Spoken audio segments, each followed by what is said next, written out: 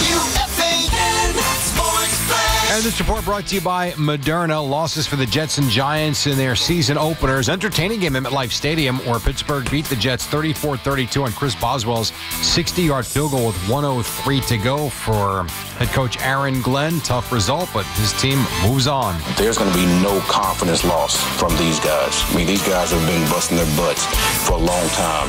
And again, there's no such thing as more victories in my eyes. All right, but there's some things that we can definitely build on both sides of the ball. Even though there's some things we got to fix on defense, but there's some things we can build on. Next up for the Jets will be the Bills on Sunday. The Bills last night scored 16 unanswered points in the final 4 minutes of the fourth quarter and beat the Ravens 41-40. As for the Giants, the loss in Washington, Dexter Lawrence knows need more and better efforts. We just got to tackle.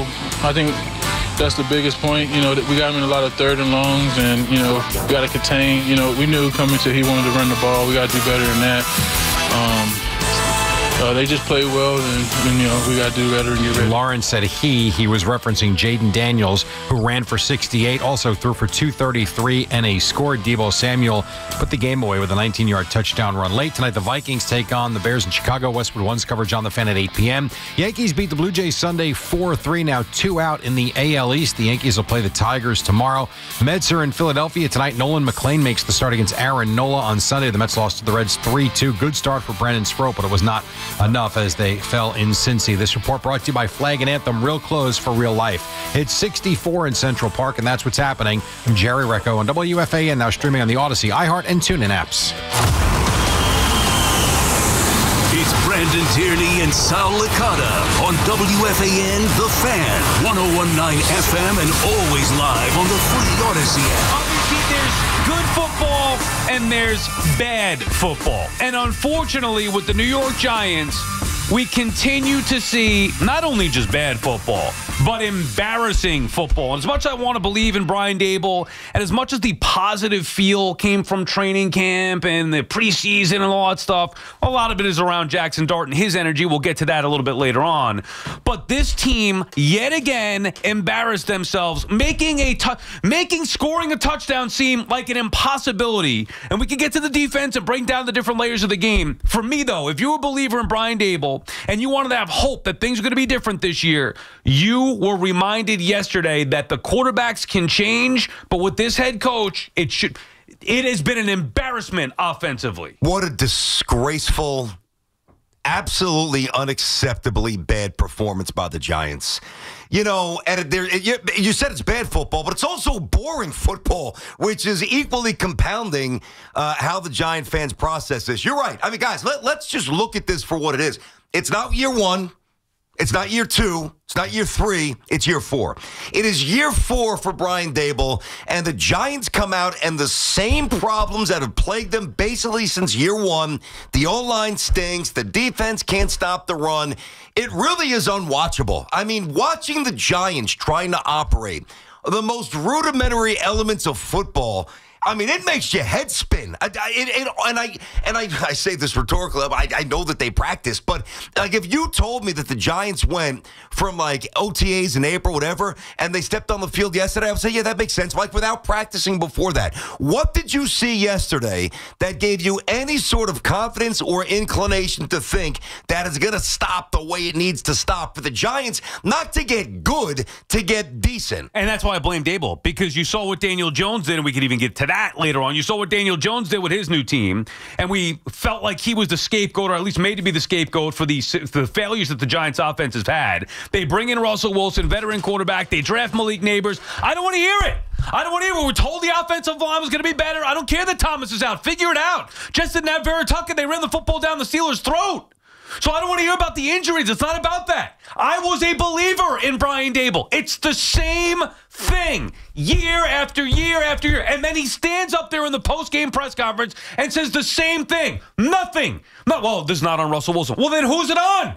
If it's not on Russell Wilson and it's not on Malik Neighbors and it's not on Theo Johnson, who's it on? It's on you. This is on Brian Daboll. Even the worst offenses in the league score points. He is an offensive guy. How many different quarterbacks does he need to score a touchdown? They can't run it, BT. Sorry. They can't run the football. They can't protect the quarterback. quarterback. They are a total mess. Yeah. That has to be on the head coach. I don't know that I've ever seen a more fragile unit. I mean, I remember saying last week, you and I went through our most important football players in New York, and obviously we'll get to the Jets later, but one of the names on my list, and I had mostly Jets, but Andrew Thomas, and I've said this for a while, it to me has been and will continue to be the most important New York football player that's out there. Offense, defense, special teams, coaching, whatever, schematics. I mean, the Giants can't even look. They don't even resemble a competent outfit without their starting left tackle. Now, I understand it's one of the most important positions in football. You got to have a corner, you got to have a quarterback, you got to have a left tackle, and ideally you have a playmaking wide receiver. Like, that's the short list of things that you pretty much have to have if you want to be a good football team. But good God, I mean, the guy's always hurt. How do you bank on Andrew Thomas with the Linz Frank injury? He's 300-something pounds. That is a bad injury. We got the news on Friday, and I think I was even a little more perplexed than you.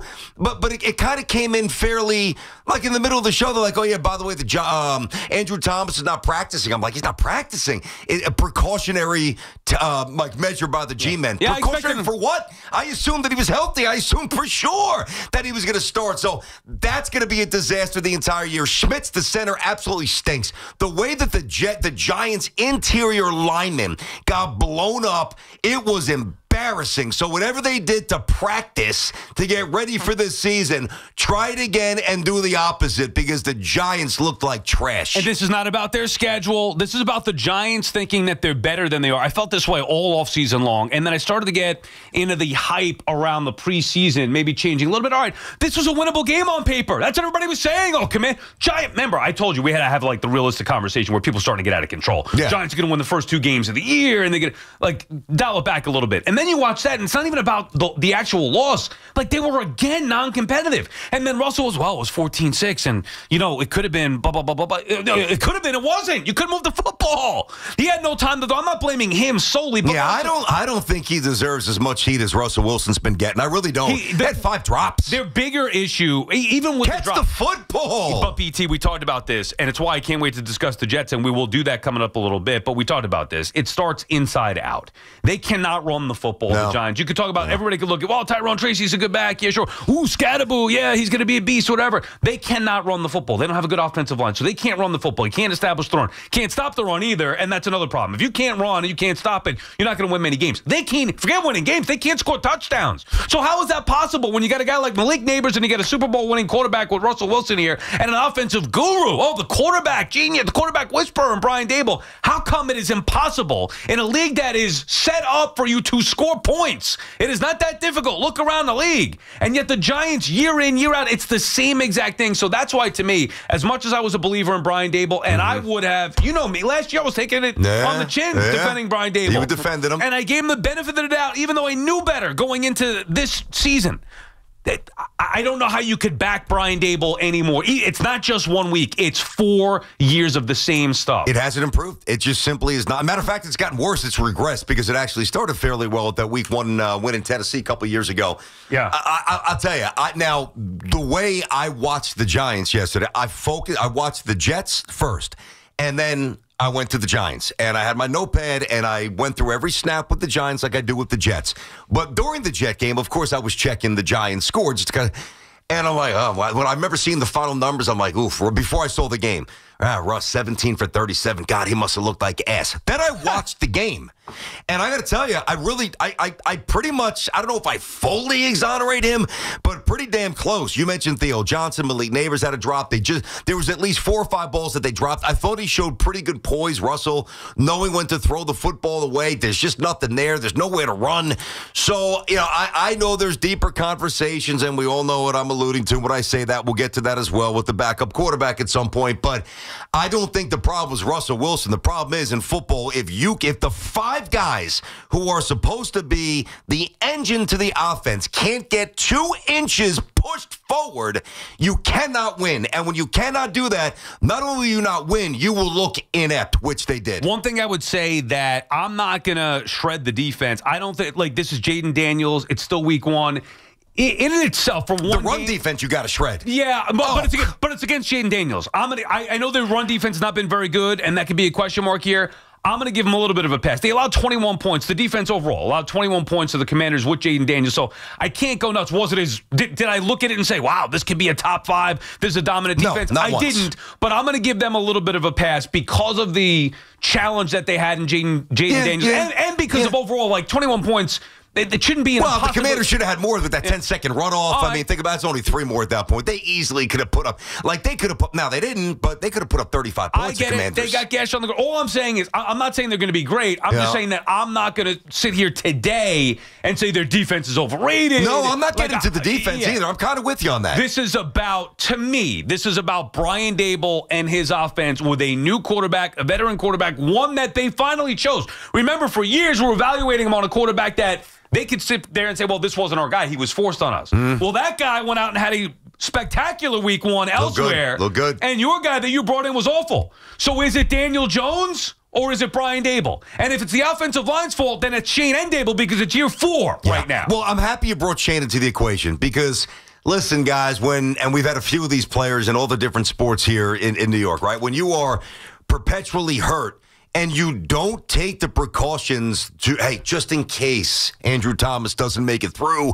and in this case doesn't start the season, what's our plan B? Because this is what has sabotaged every single New York Giants season, which is why I make him the most important football player in New York. Like, they can't even represent a team that looks as if they can function on the most basic level of functionality, going back to the 40-zip loss to Dallas. I mean, they have gotten their face kicked in basically every single September because they can't protect the quarterback, they can't get the tough yard, they can't crank out drives to keep the opposing offense on the field because they don't have an offensive line. And Joe Shane started this season understanding, now listen, that Lynn Frank injury to Andrew Thomas was in October. It didn't happen after the draft or during training camp or last week when there's not a whole lot of options. So there's a lot of blame to go around. Now listen, I'm not a Giants fan by birth or by trade, but if I'm pissed off as it is. I got to watch this for a living. If I'm a Giants fan today, I am livid. I am absolutely disgusted with what they put out there. BT and Sal on the Fan. Our friends at Town Fair Tire remind you that at Town Fair Tire, you always get the guaranteed lowest price on name brand tires from Connecticut to Maine. Nobody beats Town Fair Tire. Nobody. WFAN NFL football is powered by Verizon. Get to your local Verizon store today. Bernie's calling from Belmore. What's up, Bernie? Hello, Bern. Berkey? I'm sorry, Berkey. Berkey's calling from Belmore. What's up, Berkey? Okay, is Berkey not? Doesn't matter who it is. He's not there. Ed is calling from Bergen County. What's up, Ed? How you doing, BT and Sal? How you doing this morning? What's up, Eddie? How are you, pal? So after watching the Giants opener, I thought there was a little bit of overhyped false optimism.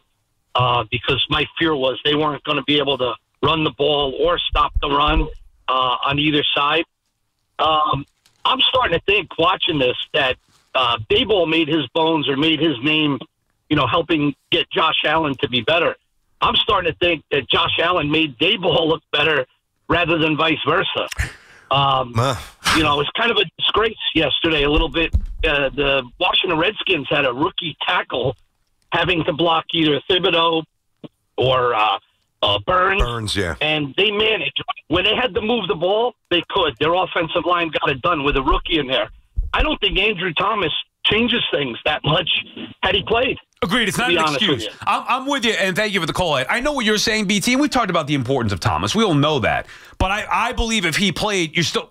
So what are they going to score? Maybe a touchdown? Either way, that's not good enough. And even if he did play, I'm not so sure they would. It's been the one. Like, you can't just blame one player. Again, use the Jets as an example with Vera Tucker, a very good guard, integral to what the Jets are trying to do. Did you even miss him yesterday? Did you even notice that he was gone? I did. Actually, on the right side, I did. Good. I mean, they got most of the for the Jets was on the left side with Simpson and Olu. But they ran the foot. I know. In totality, okay, so but most of it was on the left side. They got to figure it out. See, but here's the thing. I'm not saying that if Andrew Thomas is on the team or if he's playing, that the Giants are elevated 2 or 3 tiers into a Super Bowl contender. What I'm clearly saying is that without him, they can't even do the most basic things. Like, they can't. You can't open the playbook. You can't extend drives. You can't extend drives. You can't score. You can't score. You can't win. I mean... But is that Andrew Thomas not being there? I think it's a lot. I think he changes so much. You think if you put Andrew Thomas there, all of a sudden the Giants are moving the football well yesterday? A lot better than they would have. I don't believe so First of all, at I think all. the play calling changes. Yeah. Like when the Giants were inside the 10 and inside the 5, they're so limited into what they could do. That's why most of the throws by Russell Wilson were out of the end zone. Right, and when they did throw it to the receivers' hands, like Malik Neighbors and Theo Johnson dropping it, well, is Andrew Thomas going to fix that? No, but to think is he going to fix running the football? Because I don't believe so. Well, then why the hell do you pay a left tackle $35 million I know, a but year? BT, it's not about one player. I know it's not, but when the other guys suck the way they do, you can possibly and listen, this is not Andrew Thomas he's not always good.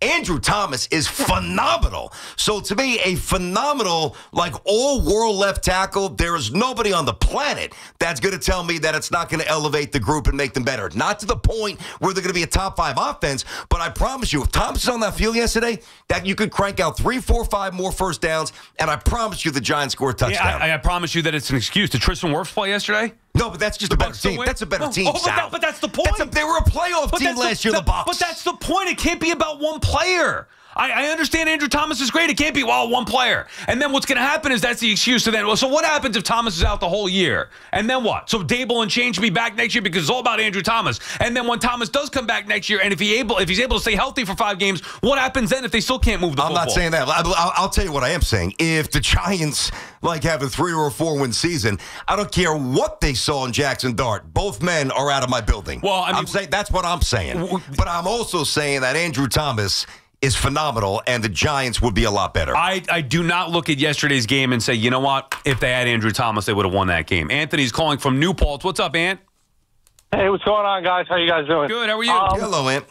I'd be better if I wasn't a Giants fan. So I'm calling about Joe Shane. To what you're saying, we've missed on almost every draft pick he's had, on top of his signings not being that great. And, I do believe Dayball should get some scrutiny being a, offensive guru since we haven't seen anything. But at what point do we really start putting holding Shane accountable for him missing? Because we should have depth on the O-line. We should have a backup left tackle that can slide in and play right away with Andrew Thomas's track record. Well, I am. And by the way, I'm not alone. It's common sense. Yeah, others have gotten on Shane. Yeah, no, I'm not saying you guys. No, I know you're I'm not. just saying in general, when we miss our 3rd round pick in Jalen Hyatt and, Wandale Robinson's dropping passes, and you see every other offense is to 1,000 How yards. about Evan Neal? Where's Evan Neal? Evan Neal, exactly, yeah. I mean, we can't even plug him in at guard if we needed to put Rotten at center. And, the problem? Here's the problem. Thanks for the call. The problem is, and there's a lot of problems, which is the problem. But when you're as bad as the Giants have been, and what is that? I just said this stop before. The last 3 week 1 games, 0-3, outscored 89-12. That is expansion level. Are you kidding me? But when you're that bad, right, Sal, it's not just like the left tackle or the quarterback or the coach or the GM. When you're that inept, when you're that substandard, it's pretty much everything. Well, that's kind of my point. I'm not trying to minimize the importance or impact that Andrew Thomas is. We all know how impactful he can be. I do not believe that he is the difference maker. I've heard every excuse for 4 years. I've heard it all. Saying the same thing with Daniel Jones. Offensive line. Oh, it's this, it's that. Now it's Dable needs a new quarterback. Jones wasn't able to pull the trigger, which, by the way, I agree with to a lot of extents. But how come in 1 week we could see his new quarterback with Thomas or not? Their offense alone, forget even just about the quarterback. They cannot run the football. That's number one. You would think one way to maybe negate not having your superstar left tackle would be to run the football to the right side then, right? Well, they can't do that. The Giants can't run the football consistently, and they haven't been able to do that for years. Even with Saquon Barkley. How many examples do we need? Saquon Barkley, they have him here. The Giants couldn't utilize him. He goes to Philadelphia. He's the MVP in the league. Wins a Super Bowl. He has a historic season. Daniel Jones, 1 week with the Colts, is lighting up the scoreboard, throwing dimes all over the damn field to receivers nobody's ever heard of. And yet you got Russell Wilson and Malik Neighbors. Neighbors yelling at Dable. Neighbors dropping balls. Theo Johnson's dropping balls. Russell Wilson scrambling for his life. The one constant is Shane and Dable. That's the constant. I'm not trying to be I believed in this regime. I believed in Dable. This is year 4. It's the one constant with this team. I'm going to let that rant just fly on its own because that was good. You ain't wrong. How many examples do we need? You're not wrong. You are BT and Sal right. on the Fan. We will get to the Jets. Can't wait to get to them. A little bit different feel with the New York Jets, even with the loss there. We'll continue with the Giants conversation. 888-808-1019. All right, Sal, stop dealing with your neck pain, backache, sciatica. I had sciatica. Oh, my God. It was the absolute worst. It absolutely, before I had the back surgery, sciatica shooting down my leg, brutal. And if you have that, you know what I mean. Go check out my guy, Dr. Jay Shah. He's at the Samwell Institute for Pain Management, a migraine and nerve pain specialist who gets you back to feeling like yourself again, which is awesome. Minimally invasive and non-surgical treatments as well, so you don't necessarily have to get cut open like I did. There's other ways to get it done. So there's thousands of 5-star reviews who trust Dr. J for pain-relieving solutions. Same day, next day appointments, so you get in, you get out. Available with offices in Colonia, Livingston, New Jersey, and Inglewood as well. Turn to Samwell Pain for effective pain-relieving solutions. Visit SamwellPain.com. The home of the NFL on Westwood One is WFAN. He is in for the touchdown. It's an NFC North clash with the Vikings and Bears. 8:15 tonight. Monday Night Football on the Fan. 101.9 FM and always streaming on Odyssey, TuneIn, and the iHeartRadio app. FanDuel's getting you ready for kickoff with an offer you won't want to miss. New customers can bet $5 and get $300 back in bonus bets if you win. That's right. Pick a bet $5, and if it wins, you'll unlock $300 in bonus bets to use all across the app. Build parlays, bet player props, ride the live lines, whatever your style is, FanDuel's got you covered. The NFL season is officially here and back. The only question is, are you ready to play? Visit FanDuel.com/BT and download the FanDuel app today and get started. That's FanDuel.com/BT. We love the app around here. It is safe and secure, and when you win, get paid right away. FanDuel's the official partner of us here at WFAN. 21 plus and physically present in New York. First online real money wager only. $5 first deposit required. Bonus issued as non-withdrawable bonus bet that expires 7 days after receipt. Restrictions apply. See terms at sportsbook.fanduel.com. And for help with a gambling problem, call 877-8-HOPE-NY or text HOPE-NY. Our friends over at Flag and Anthem have the best officially licensed Ryder Cup gear on the market. From polos and vests to quarter zips and hoodies, every piece is built with premium performance fabrics for all-day comfort. Shop the official Ryder Cup collection today. Flag and Anthem, real clothes for real life. This is the story of the one. As a maintenance supervisor at a manufacturing facility, he knows keeping the line up and running is a top priority. That's why he chooses Grainger. Because when a drive belt gets damaged, Grainger makes it easy to find the exact specs for the replacement product he needs. And next day delivery helps ensure he'll have everything in place and running like clockwork. Call 1-800-GRAINGER, click Grainger.com, or just stop by. Grainger, for the ones who get it done. Nationwide is so much more than a great insurance company. They're one of America's largest financial services companies. Like how I'm more than just Peyton Manning. I'm also motivating Manning. When I say insurance, you say financial services. Insurance. Financial services. Insurance. Financial services. Now when I say nationwide, you say is both. Nationwide. Is both. Nationwide. Is both. For your insurance and financial needs, Nationwide is on your side. Nationwide Investment Services Corporation, member FINRA, Columbus, Ohio. Hear that? That's the beginning of a journey powered by the confidence that comes from driving a vehicle so reliable. It's backed by a 10-year, 100,000-mile limited powertrain warranty. Where your journey ends? Well, that's up to you. Visit your local Kia dealer today.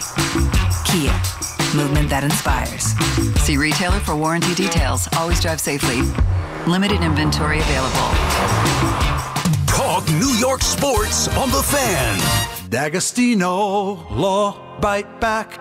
I'm injury attorney John Ryan D'Agostino, nicknamed The Closer, continuing D'Agostino and Associates' legacy of helping the injured for over 35 years. My father, John D'Agostino, built this injury firm to help accident victims. This is John D'Agostino, and this is a family firm. For us, it's about doing what's right and making sure somebody pays for your pain. Call us first at 1-800-BITE-BACK. That's 1-800-BITE-BACK. They call me The Closer because big or small, in court or out, I'm fighting to get the job done, to win, to get you every dollar you deserve. D'Agostino and Associates has offices throughout New York and New Jersey and will come to you. I've been there and I'll be there for you. Call us first at 1-800-BITE-BACK. 1-800-BITE-BACK. That's 1-800-248-3222. mNEXSpike COVID-19 vaccine mRNA by Moderna is now available and easy to find near you. To learn more, visit mnexspike.com. That's mnexspike.com. Recovering from an addiction is an individual accomplishment. A young mother who chose recovery to care for her family. A high school athlete overcoming opioid addiction. A couple celebrating his recovery. Everyone's recovery is different, and there's no shame in asking for help. Call 844-REACH-NJ. Trained counselors are available 24/7 to help you find the recovery option that's best for you. Tell us your story, and let's begin your recovery today. A message from New Jersey Human Services. For over 100 years, Sloman's has been your trusted partner in comfort. When it comes to home heating oil, they deliver more than just quality fuel. They deliver peace of mind. With price protection, automatic deliveries, and 24/7 service, their dedicated team is just a call away, ensuring you stay warm and comfortable all winter long. Sloman's, the Tri-State's largest heating oil provider, proudly serving their community for generations. Give them a call today at 866-GET-HEAT or visit oil.slomans.com. 1-877 Cars for Kids. KARS Cars for Kids. 1-877 Cars for Kids. Donate your car today. Call 1-877-CARS for Kids to reach a friendly live agent. Donation's super easy, and your car can be picked up as soon as tomorrow. Call us now. 1-877 Cars for Kids.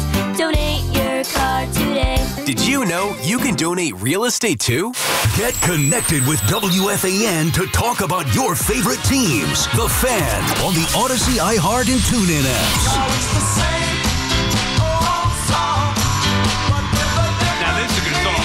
Turn it up, Joey. Yeah, this is good. It's the same old song. Unfortunately, it is. Like, we're not trying to have fun at the Giants' expense here. We're rooting for the Giants to do well. I mean, I wanted a competitive football game, for God's sakes. And we thought it was going to happen. Like, the schedule's not going to get any easier, as you know. At Dallas week 2, okay, that was another quote-unquote winnable game. Right now, I don't think it matters who the Giants play. They do not look like they can play competent football regardless. It's about them. They are their toughest opponent. And not only that, BT, you get also the side note with Neighbors and Dable. Now, I'm not going to try to go after Malik Neighbors on this, but this is becoming a little bit of a pattern to a point where I'm starting to get Odell Beckham Jr. vibes a little bit, where there is a lack of... I'm not saying he's wrong either, by the way. He could be... Like, Neighbors could be right, but there is a lack of maybe respect for what's going on with the play calling, the hierarchy, and that can lead to a bad environment, especially when you're losing and you put up 6 points and no touchdown. What do you think is going to happen? It's going to snowball and potentially could get to a point where, again, it's out of control. Yeah, I understand why you would say that. I'm not going to go there yet. I think that Dable is obviously much more than Tom Coughlin, just based on his age and his attitude, the way he comports himself. I think that Dable is fine with Neighbors. I think that they've got a good relationship. I saw what happened yesterday. If he left him hanging, by the way, he still never got that dap. Never dapped him up, you know. I don't know if Neighbors really saw that. I just think that Neighbors is incredibly competitive, which I love. I think that Dable appreciates that, Dable. And I think that he knows that there's frustrations that are going to boil over when you're not getting the football, especially when you're open, which has happened since he was drafted here, as good as he was a year ago. So I don't think it's that big of a deal. But it really doesn't matter what I think. It's the optics. And when you're losing, right, which they are, and now forget about us, because I think we see it fairly clearly and a pretty we're not looking to start trouble between the coach and player. And I don't think that it's between the two. I'm just saying that I think Neighbors in isolation, the way he's reacting, and you're right, Dable likes his competitiveness. It's one of the reasons why they wanted him here. I'm not saying, it's a big blow up on the sideline and they hate each other. No, not that at all. What I'm saying is Neighbors has shown in now 2 years. A little petulance. Getting frustrated visibly on the sideline. And that, to me, is more of a selfish thing. And just, it's not going to do any good to the team. Even if it's not just about him and about the frustrations with the offense or not getting the ball, that is not going to do any good. And that's what I'm saying. It's not him versus Dable. I'm saying it brings a negative energy and cloud around a situation that is obviously frustrating to begin with. Well, I think on the national scene, which we don't really care about, but I think that's where it becomes more problematic. So you're going to have all these debate shows that when they get to the Giants and the Commanders, they will say, oh, look, here we are. Giants look terrible. And look, the head coach of the star receiver, not getting along. When I don't really think it's that deep. But I do agree with you on this. When you don't get the football and you show that outward frustration, it seems selfish. It really does. It comes across as selfish. You don't want to see that. If Garrett Wilson did that to Aaron Glenn, what would you want to see Aaron Glenn do? Snapping, let him vent for a second. This is not the 1950s. Let him air it out a little bit, and then if it became too much, now you've got to have a different tone and a different exchange and let him know who the boss is. Correct. Yeah. Because it's about hierarchy and order and those things. That's what I'm saying. It's not a personal thing with Dable and Neighbors. At least I don't believe it to be I don't think it is either. I'm talking about respecting authority and a structure thing and who's leading the way. When you have players, and in this case, Neighbor, and he's done this multiple times, your Neighbors since he's been here, when you have players that are undermining the head coach, even just visibly showing frustration and disrespecting the head coach, be like, oh, come on, man, this is embarrassing. Like, we get it. It is embarrassing. I understand, Malik Neighbors, but that to me is undermining the head coach, which is just not a good look for anybody. And here's the other problem, too. We'll get back to the calls. Obviously, Giant fans want to let it rip. 888-808-1019, Jets later, BT and Sound on the Fan. But the other problem, real quick, is that they have not had a quarterback who's got the presence and the chops to diffuse that. Where Daniel Jones was very much to himself, very vanilla, didn't say a word. Whereas, Russell Wilson, he's got maybe the league cred, but he's got no equity here in that locker room. He just got here. But he's supposed to be a leader. I know he is. No, it depends on who you speak to in Seattle. Like, there was different versions. Won a Super Bowl. I'm a Russell Wilson fan. I get it. I'm not even saying you have to be. I'm just saying part of the appeal to bringing a veteran quarterback would be cleaning up little things like that. Yeah, but did you ever see him getting between, people? Like, remember when the defensive players were all over him? He just kind of kept his mouth shut. He's not that demonstrative, fight back verbally. I don't mean a fist fight with your teammate, but verbal pushback like a Brady or a Peyton Manning who would basically say, dude, shut the bleep up and get rid of me. You just get lost. Also, maybe because of where he's at in his career. We saw similar with Aaron Rodgers last year with the Jets, where even though he was saying the right things and trying to get these guys to buy in, some of the younger guys just either don't respect it or don't care, and maybe that's the case. And again, I'm not trying to create problems. I'm not saying that it is a big problem. All I'm saying is I don't think that type of attitude or frustration shown on the sideline is healthy. And when you're losing and you're only scoring 6 points, we all know it. Neighbors doing that to me is not going to help out the current regime. BT and Sal on the Fan, 888-808-1019, the number to call. Scott is calling from Rockland County. What's up, Scott?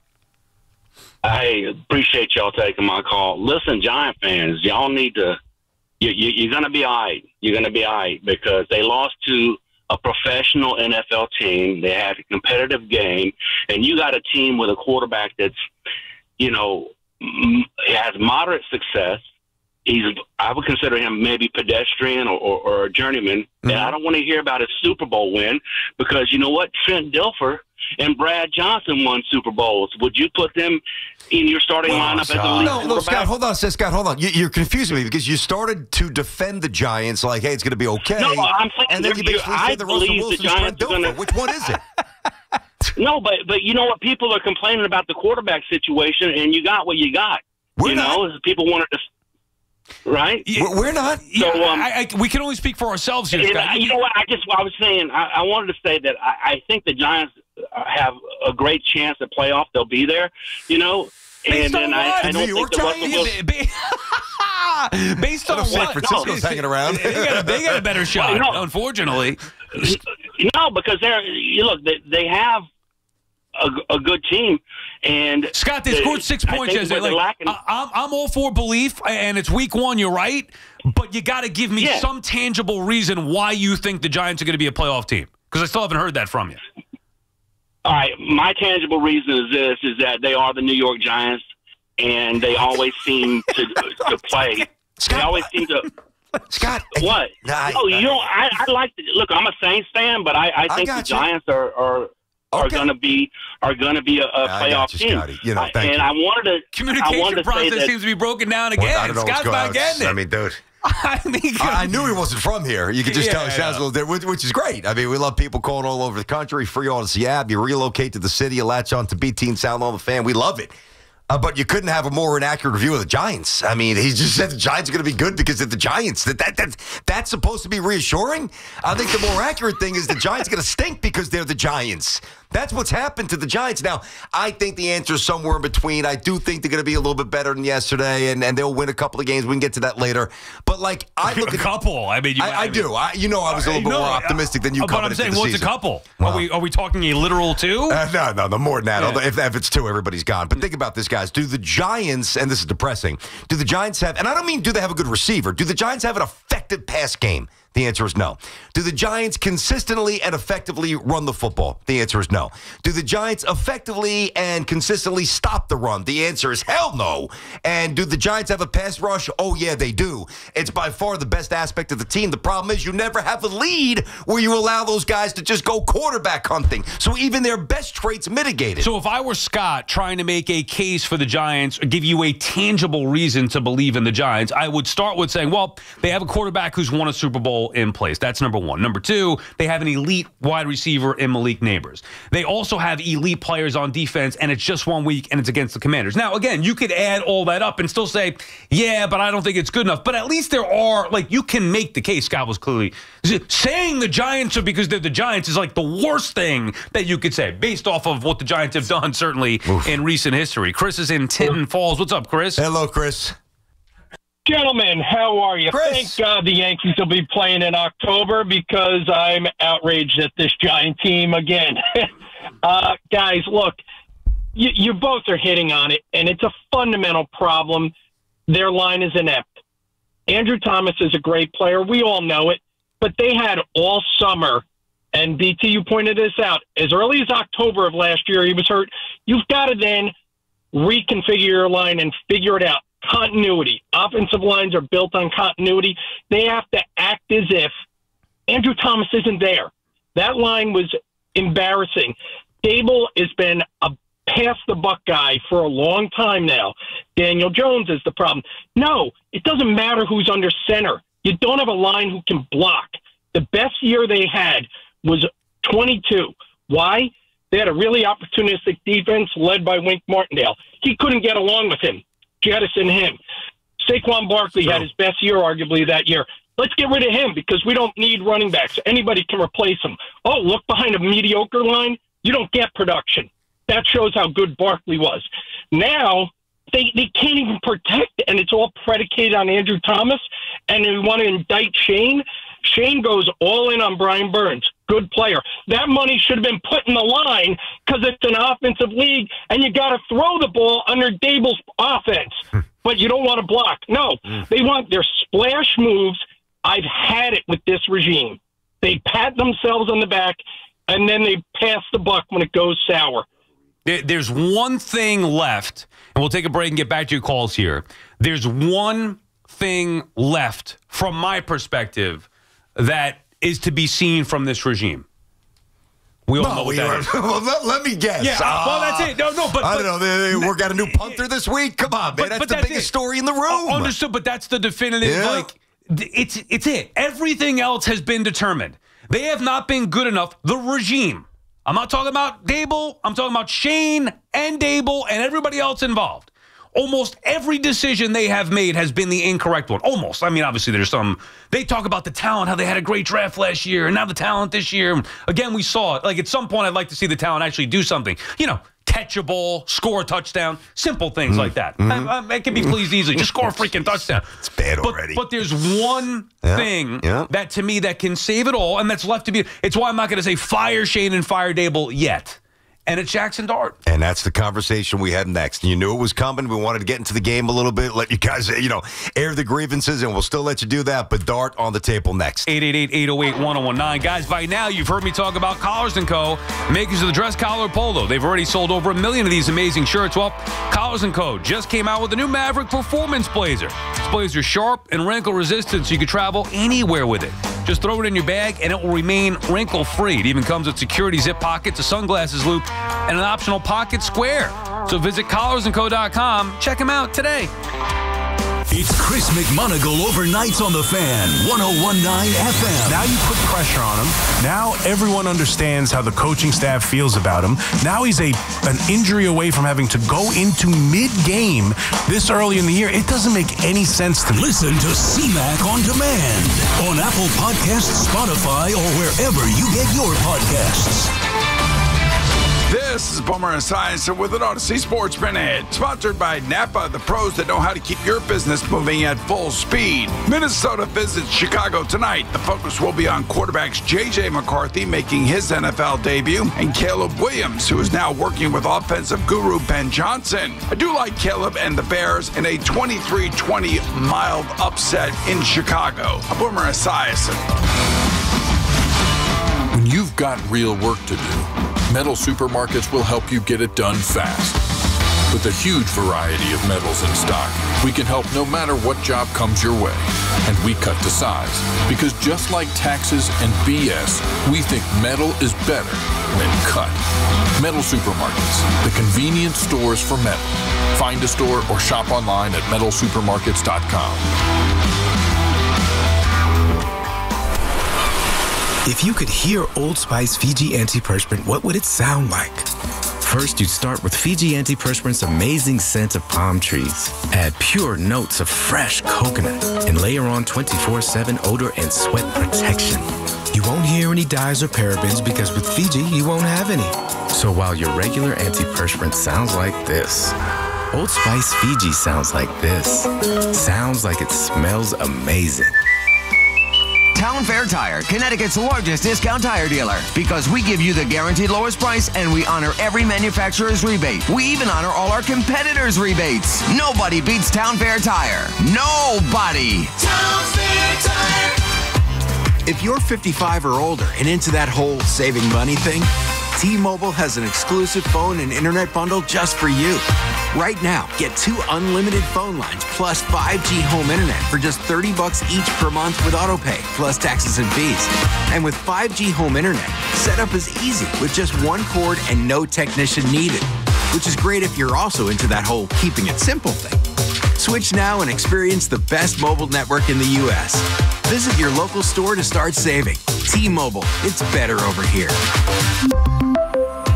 Based on analysis by Ookla Speed Test Intelligence data Q4 2024 to Q1 2025. Ookla trademarks used under license. Unlimited on our network. Customers on voice plan may notice speeds lower than other customers and further reduction if using more than 50 gigs a month due to data prioritization. Video streams and SD on this plan. Home internet pricing after $20 a monthly bill credit plus $5 per line without autopay. Debit or bank account required. See 5G device coverage and access details at T-Mobile.com.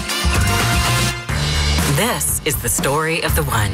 As a custodial supervisor at a high school, he knows that during cold and flu season, germs spread fast. It's why he partners with Grainger to stay fully stocked on the products and supplies he needs, from tissues to disinfectants to floor scrubbers. All so that he can help students, staff, and teachers stay healthy and focused. Call 1-800-GRAINGER, click Grainger.com, or just stop by. Grainger, for the ones who get it done. Get ready for more BT and Sal on the Fan. So my mother is thinking of switching from Verizon to Pure Talk, but she's worried the deal sounds too good to be true. Michael, she said, how can those Pure Talk people offer me the same basic service as Verizon for so much less money? I said, Mom, go ask Google how much Verizon spends on advertising and promotion. A few seconds later, my mother said, oh my goodness, $12 billion a year? That must be a typo. I'll tell you what I told my mom. It's not a typo. Verizon spends $12 billion a year on advertising and promotion, and their customers are paying for it. Well, Pure Talk doesn't spend that kind of money on commercials. Trust me, I would know. Consequently, they can offer you and my mother unlimited talk, text, and plenty of data on a blazing fast 5G network for just $25 a month. Dial pound 250 and say the words Mike Rowe, and you'll get an additional 50% off your first month. That's pound 250 Mike Rowe. Pure Talk Everything you need and nothing you don't. HL Gross Jewelers of Garden City is Long Island's premier engagement and wedding ring destination. Visit HL Gross today or online at hlgross.com. Game day starts with the right truck, and Arnold Chevrolet has yours. Over 50 Silverado models in stock, from the family-friendly 1500 to the heavy-duty 3500 built to tow, haul, and handle any job. And right now, save up to $7,500 off MSRP. That's right, $7,500 off on select Silverado models. Our loyal sales and management team has been helping Long Island drivers for decades. And this season, we're serving up tailgate deals on our full lineup of trucks and SUVs. Visit Arnold Chevrolet in West Babylon or online at arnoldsautos.com. Because nobody discounts like Arnold. Include Chevrolet. Select market purchase. Loyalty to qualify. Want to turn up the heat and turn up the savings this winter? Go with Petro. Switch now and get $125 free heating oil with reliable delivery in any weather, flexible pricing plans, an easy budget plan, and live 24/7 service and support. Go with your local HVAC pros at Petro for best-in-class service and comfort you can count on. Use propane? Ask about special offers. Go to petro.com now to get your $125 free heating oil or call 1-888-PETRO02 today. Propane not available in all areas. Fans, step up to the plate this fall with Primo Brands home water delivery at water.com. Whether you're hosting the big game or keeping the whole house hydrated, water.com brings your favorites. Poland Spring, Pure Life, and even Saratoga straight to your door. No heavy lifting, no last-minute store runs, just the refreshment you need when you need it. Signing up is easy. Pick your water, choose your schedule, and enjoy. Use code BASEBALL for 50% off your first order, plus free delivery. Stay refreshed all season long. Order now at water.com. Get the scuttlebutt on your favorite team, the Fan, on the Odyssey, iHeart, and TuneIn apps. Just to numb the pain a little bit if you're a Yankee Giant or a Yankee Jet fan. Wendy's Yankees turning point of the game contest here on the Fan, BT and Sal. Wendy's, the official hamburger of the Yankees. So the first one to identify correctly yesterday's turning point of the game, give us a buzz at 866-540-WFAN. That's 866-540-9326. And you'll receive 2 pairs of tickets to a 2025 Yankee regular season game. So the Yankees now 80-63, 2 out in the East, 5 up in the wild card, 19 to go. And slowly, and I mean slowly because there was a lot of evidence to the contrary, but slowly for me dispelling the notion that they can't beat good teams. 2 out of 3 in Houston, 2 out of 3 against the Jays. Up next, Detroit, good, then 3 at Boston. Boston's punked them all year, 19 to go. We're down the home stretch here, Sally boy. All right, and the Yankees the only team to win yesterday out of obviously the 4 that were in action. So you mentioned it. We'll get to the Jets coming up in about 15 minutes or so. You mentioned it about Jackson Dart, and we teased it before the break. You know, for me, it's the only thing left. It's the only thing left to determine what Brian Daboll is definitively. If Shane and Daboll can draft and develop their quarterback in Jackson Dart, then it could change the entire outlook of the franchise moving forward. And if not, that's it. They're toast. I don't need another year to evaluate it. It's got to happen this year. I'm not saying it's got to happen in week 2. I would not do that myself because I don't think that's conducive to developing Jackson Dart the right way. I would stick to the plan as long as they could. We had Baldy on a week ago. We'll have him on, I think, tomorrow and every Tuesday moving forward so we could ask him more about it. He had said week 5 initially. He thought that. That's the Saints game. Yeah, I thought that was too early. But, I mean, if we were talking about, I wasn't thinking worst case scenario right out of the gate. If the Giants lose the next 3 weeks, which is very possible, I mean, then I think with each loss, the calls are going to get louder and louder and louder for Jackson Dart. My thing is, if I'm Shane and Daboll, or Daboll specifically, I'm waiting, BT, till I know when it's definitively the right move and I'm firing my last salvo to prove that I deserve to stay with the New York Giants. Okay, so the reason you deploy Dart is solely for, like, job or self-preservation? No, it's for, to me, he's got to show that. And I'm sure I'm not alone. Like, I guarantee you, nobody's happy about what they saw yesterday. Yeah. Why would we expect that to change? I think the hope is going to be that it could change. I wouldn't expect it to change. What I'm saying is, if I'm Daboll, I wouldn't do it. Like, I'm not doing it now like, oh, crap, I got to save my job. I wouldn't do it until I know he's ready. Yep. And then when I do deploy that, now it's, here we go. I got you. And then that's a parachute to a softer landing potentially if he looks good, which I think he's going to. I'm not playing him for a while. See, the noise around, and it's going to be pretty loud on the station today. There's been some juice really the last month or so because he had a very good summer. So I get it. I think the Jackson Dart's going to be good. I really do. I'm looking forward to watching him play eventually. But The reasoning to me is not logical, nor is it sound enough, because I hear a lot of people say, including people who do this for a living in terms of former players, well, he's a better athlete than Russ at this point, so he can work around the patchwork offensive line. That's the last reason why I'm playing him. Right. So let me get this straight. You're going to throw him out there and have him run around and get popped by linebackers and safeties coming up in the box, and not to mention defensive ends, when he's not necessarily like truly ready. You don't do that. It's counterproductive, it's dangerous, and it's dumb. Now, this also goes back to the conversation. Now, we don't know exactly what was said, but you and I both thought, to varying degrees, but kind of on the same page, that at some point Merritt told Dable and Shane, hey, listen, you don't have to play him to say, like, there's no guaranteed win total. Like, that's what we kind of surmised was said going into the season. Because if you allow them to draft a quarterback and then in the first round, and then you don't bring him back in 2026, it doesn't make a lot of sense. Right. So I don't think that they've got to win 6 games or 8 games to keep their job. But I hope that that's true, because if they rush this kid out there the way the O-line is, that kid will get ruined. And I don't think they will rush him despite the calls. What I'm saying is it was so ugly yesterday that now, it's no more, let's see what Dable can do with a different non-Daniel Jones quarterback. Mm-hmm. I've already made my decision based on what I've seen for 3 years plus yesterday, and plus what Daniel Jones did, plus what Saquon Barkley's done. Like, there's enough evidence to say this guy may not be the guy who we thought he was, but there's one thing that could save him. The proper, A, Shane has to draft the proper quarterback. B, the proper development of that quarterback. Now, does that mean that it's going to be week 5? Does it mean it's going to be week 10? That, to me, though, that would be the one thing if I'm evaluating Brian Dable. Yep. This is ugly. It may get uglier in the coming weeks, but I'm not going to make a definitive, final, end decision on this regime until I see what they can do with Jackson. I think that that's fair. I really do. I think that that's a good way to look at it, because this man's an offensive, coach, a quarterback background, and to not give him a quarterback of his own volition and then ultimately judge him on the job that he does, to me, seems very unfair and stupid. But listen, I know, dude. Here's the one thing that can't happen, Sal.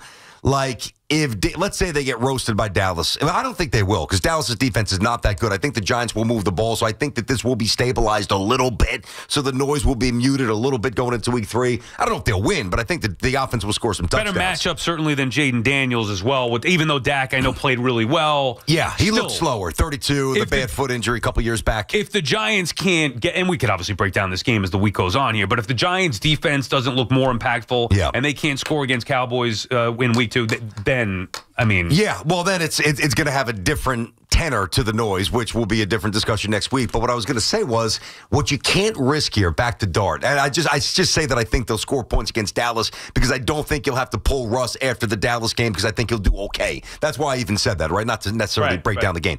But if you go, or when you go to Jackson Dart, and if he's swimming, and if he doesn't look good, and then you have to pull him, then that might be worse for Dable. Well, that's why I say you can't do that. And I was like this before they played a game.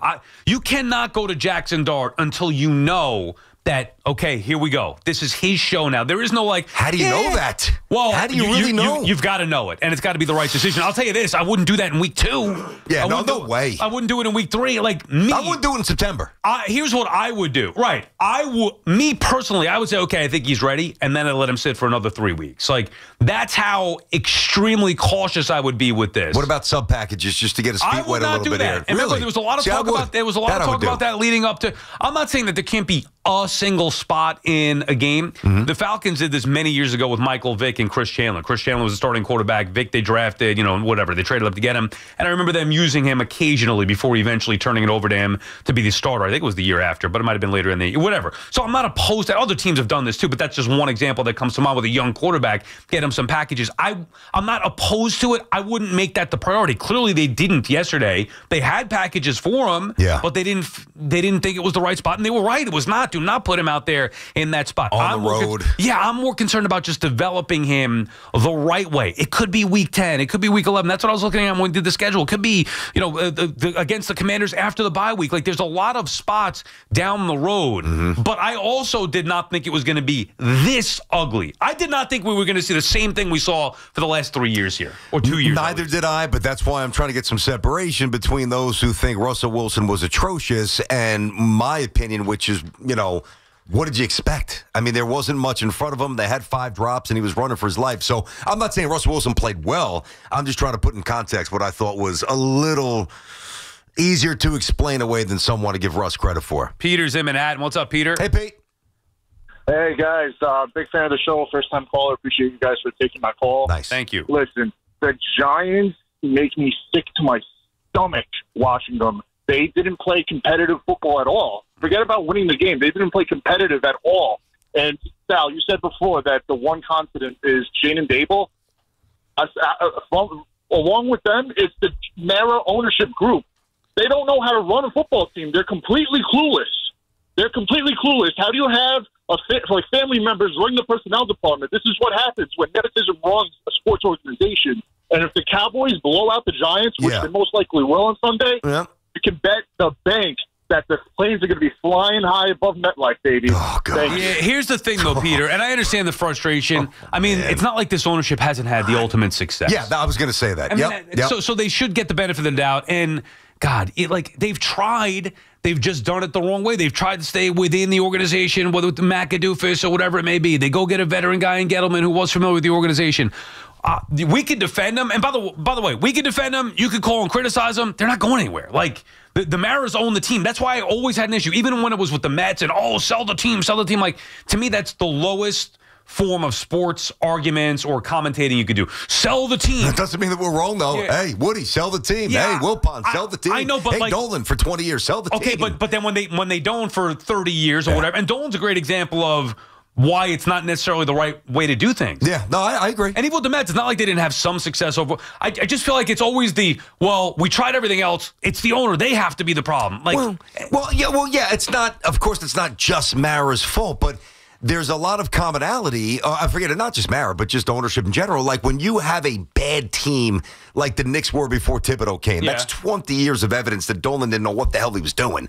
And then they stumbled upon a fixer in Thibodeau who changed the culture. Well, he hired Leon Rose. Dolan tried, whether it's Phil Jackson. Oh, he tried. Yeah. No, and by the way, just hiring the wrong guys. Well, that's true. And that's different than like maybe the Mets going 50% on free agency with Wilpon. That's different. You're right. That's what I mean.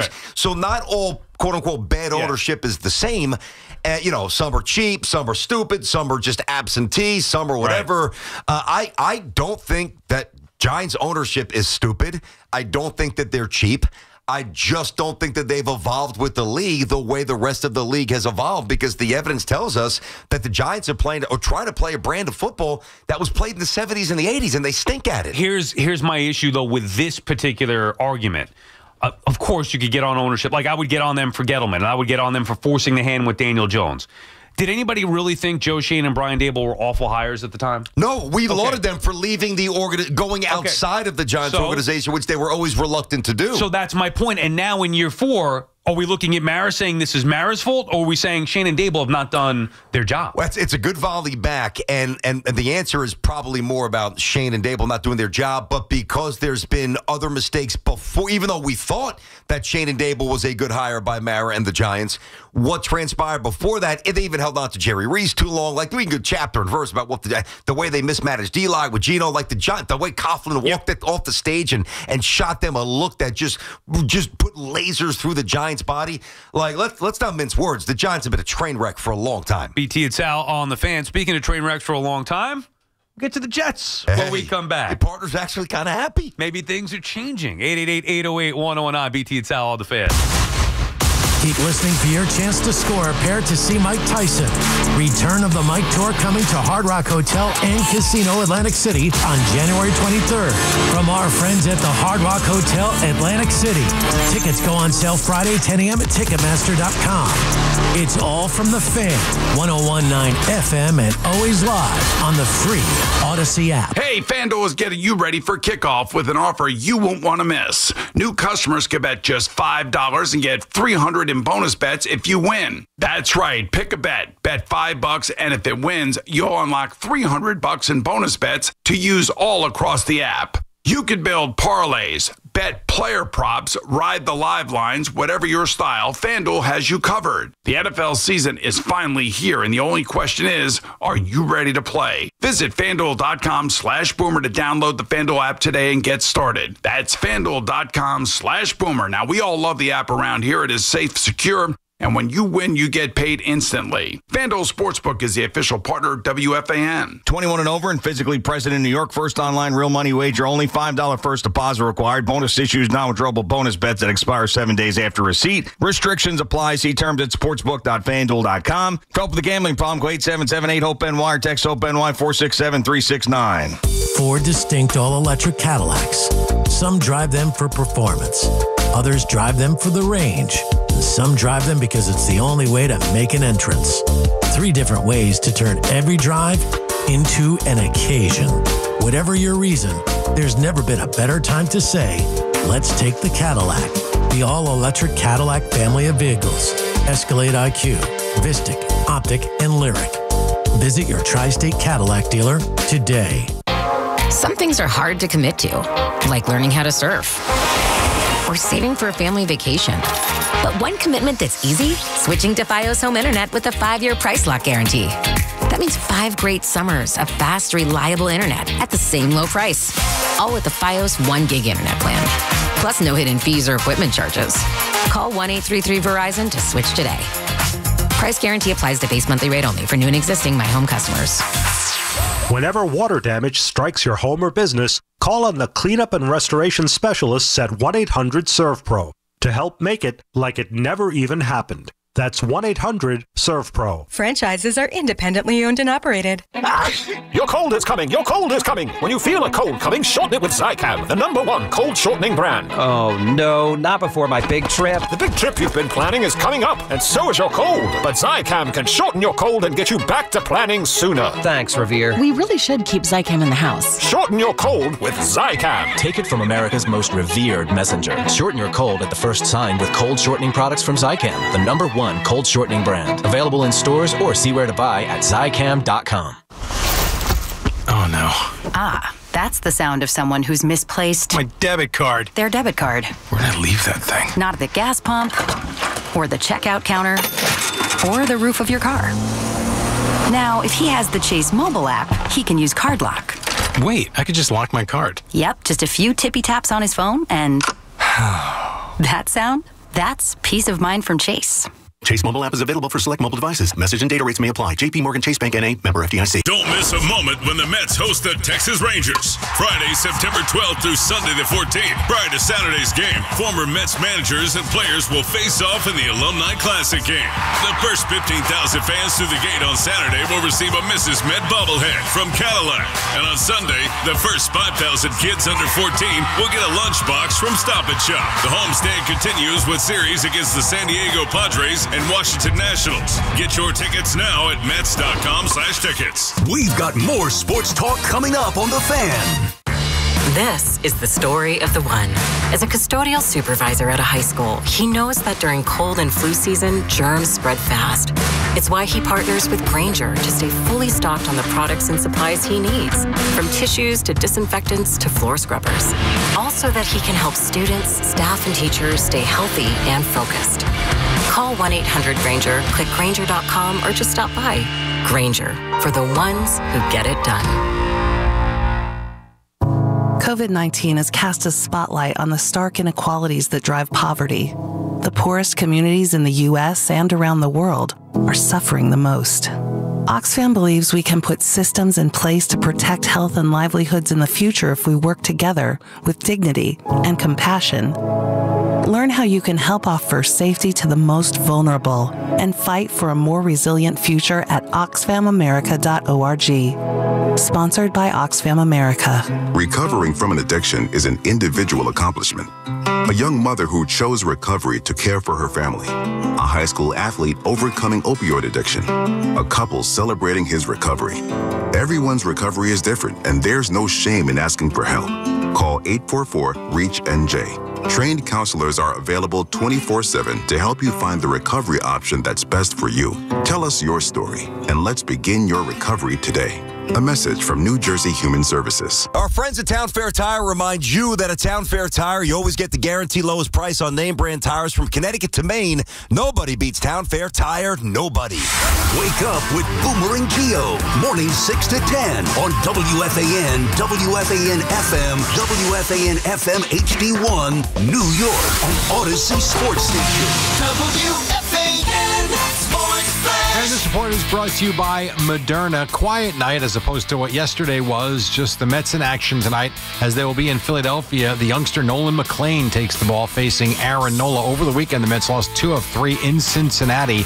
Carlos Mendoza's team is now 0-59 when trailing after 8 innings, and he's kind of puzzled by it. They lost 3-2 on Sunday. It's hard to explain, because with the type of offense that we got, you would think that we should be able to get to some of their bullpen, but I'm pretty sure we'll get someone here, because like I said, we're too good, and we're creating traffic. We just haven't been able to get that big one late in games. The only offense the Mets had on Sunday, solo home runs by Brett Beatty and a late home run from Juan Soto. Brandon Sproat pitched well, but not enough to gain a win. Mets in Philly later tonight. Meantime, the Yankees are off. They will take on the Tigers tomorrow as it stands today. The Yankees 2 out in the AL East after taking 2 of 3 from the Blue Jays over the weekend. The Jets will get set for the Bills on Sunday after falling to the Steelers in their opener by 2. The Giants will be in Dallas on Sunday. The Giants falling in Washington Sunday afternoon. Sunday Night Football, the Bills did score the final 16 points in the final 4 minutes of the fourth quarter, stun the Ravens 41-40. Monday Night Football wraps up Week 1.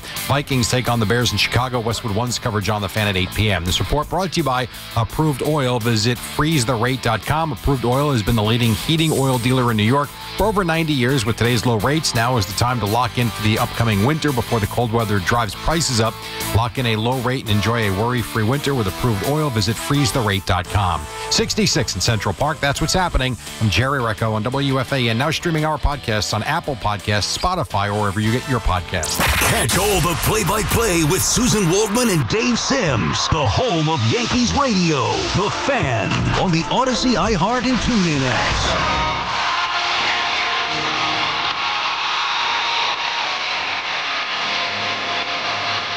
It's also on the Fan, presented by your Tri-State Cadillac dealers. Cadillac, the official luxury vehicle of the New York Mets. We'll get back to the calls on the Giants, 888-808-1019. But BT, been waiting an hour to talk about the Jets, and I started the show by saying there's good football and there's bad football. Well, the Giants played bad football. I thought the Jets played good football yesterday. I'm very excited about the future. Listen, of course you want to win the game, and of course it stings when that 60-yarder, which could have been good from 70, that thing was drilled by Boswell. It hurts for sure, but I look at it a couple of ways here. Number one, the Jets were ready to play. They were ready to play in the first half because the stats told us that. The Jets did not punt on offense. They didn't commit a turnover. This is the first half. They didn't allow a sack. They had just 2 penalties, one of which was on Simpson, which was going to get Fields' back, which I have no issue with. They ran the ball 20 times, which showed me that they were going to, follow through on their commitment to run. I thought their play calling was very good. They put Fields in good spots.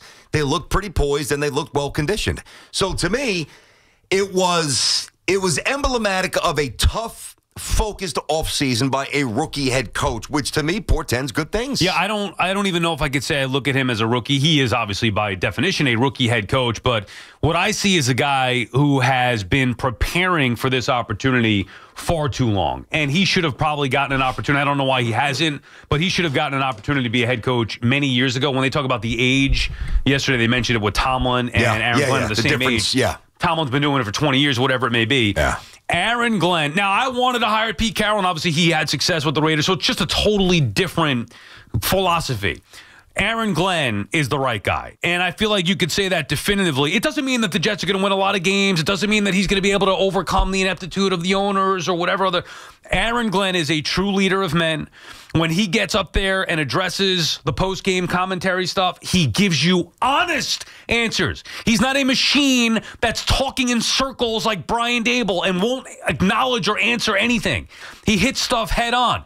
Hey, you guys are talking about the penalties because people were getting on them for... I got into this actually last night on Sports Night with Eamon McEnany, where I was like, to me, it's not about moral victories, but I was not judging the Jets on wins and losses this year. Certainly not yet. I wanted to see a team that they could be proud of, like Aaron Glenn said. That's a team you can be proud of. The Jets competed at the highest level against the Steelers. All right, they lost a couple of plays, fumbles on kickoffs. That happens. Like, I got news for you. Mistakes happen. Derrick Henry fumbled the game away last night. Yeah. Anybody want to cut him? That happens. Now, where you got to get to eventually, BT, is a spot where one mistake is not going to kill you. But they also talk about the penalty on Quincy Williams. Like, okay. That was a dumb one. Yeah, both feet still, are out of bounds. That was stupid. That was the one penalty I couldn't say. And the procedurals thing as well. You're in real time there. Like, you're trying to make a play. You don't know where the out of bounds. Yeah, all right, you can clean that stuff up. That's your job to know where it is, though. Well, I mean, but you got to know that was the right call. It was a bad penalty. I'm not saying it was the wrong call. I'm saying that I'm not going to say that the Jets showed a lack of discipline because of the fumble or the Simpson penalty or even that Williams penalty. Yep. I think the other stuff that Glenn talked about, the false starts, all those little things being cleaned up. Justin Fields was fantastic. So I looked at a team that clearly we talked about what they were supposed to do with Aaron Glenn. What he wanted to do, they did it in week one. They did. And if you told me that they would score 32 and give up 34, I would say I don't see that script. Not that the Jets defense is going to be amazing because they do have a real issue at corner opposite Sauce and even their third level. You know, Adams missed a ton of tackles. Cisco, I don't love him. Like the Jets are a work in progress still. But, you know, the one thing that is very interesting to me about where this goes, and who knows, maybe it was just one terrific game by Justin Fields, and he kind of goes back to what maybe some of you think he's going to go back to, which I don't think, because as I pointed out a few times here, you know, each year completion percentage got a little bit better. He went to a situation like Zach Wilson here and Darnold here and all the other quarterbacks that died here. His destination just happened to be Chicago with no offensive imagination, no offensive line. So he's out there making mistakes, trying to be an athlete. So he has gotten better. But what is appealing to me about him is that this year is about culture and just transitioning from Loserville to expectations and accountability, all the things that we demand as fans. And it's a low-risk financial commitment to Justin Fields to see what he had. And the thing that needs to be said, I think they said it on the broadcast yesterday, Justin Fields, when he used to leave the pocket in Chicago, he would just try to, you know, make something happen and run for his life. When you see him scrambling now, his eyes are downfield trying to make a play, trying to make a throw. And that tells me that he's grown, that he's matured, that he sees the field better. I can't wait to watch him play again. I need to see more of Justin Fields, but he was spectacular yesterday. And his first touchdown throw to Garrett Wilson had some touch on it. Yeah. It was thrown perfectly. Yep. So he was good. But my thing, he was great yesterday. I don't know if he could continue that. And if he does, the Jets are going to win a lot of football games. My bigger thing is that they said they were going to run the football, and they did that. And they did it on the Steelers' big, bad defense.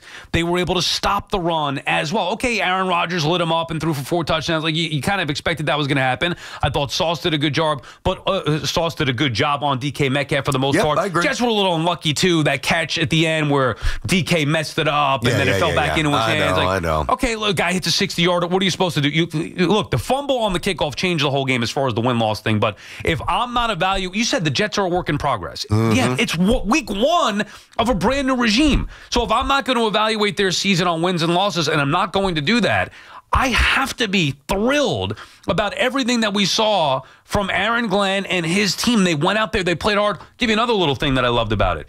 Even where maybe the play was blown dead, any loose ball that was around, the Jets were swarming to it. You know, sometimes, okay, well, was it behind the line of scrimmage? Yeah, it was, or it wasn't. It was a forward pass. But if the ball was out there or somebody puts the ball down and he wasn't touched, the Jets were around it. Yeah. That, to me, just shows you're in it. You're there. Where you look at other games around the league yesterday, guys just don't do that. So the Jets look to me like a well-coached, prepared team that was going to play the game hard and that's still learning here in week one. I do think that Glenn's going to clean up even some of the other stuff that we saw yesterday. I can't say how many times I and we, by extension, have sat on our couches for almost a decade and a half, and literally as the game's going on, if you're not asleep, right, from a food coma, you're sitting there saying, all right, there's going to be a run, all right, and there's going to be a pass. Like, it was so obvious what the Jets were going to do all these years. Not an ounce of imagination from a play calling perspective.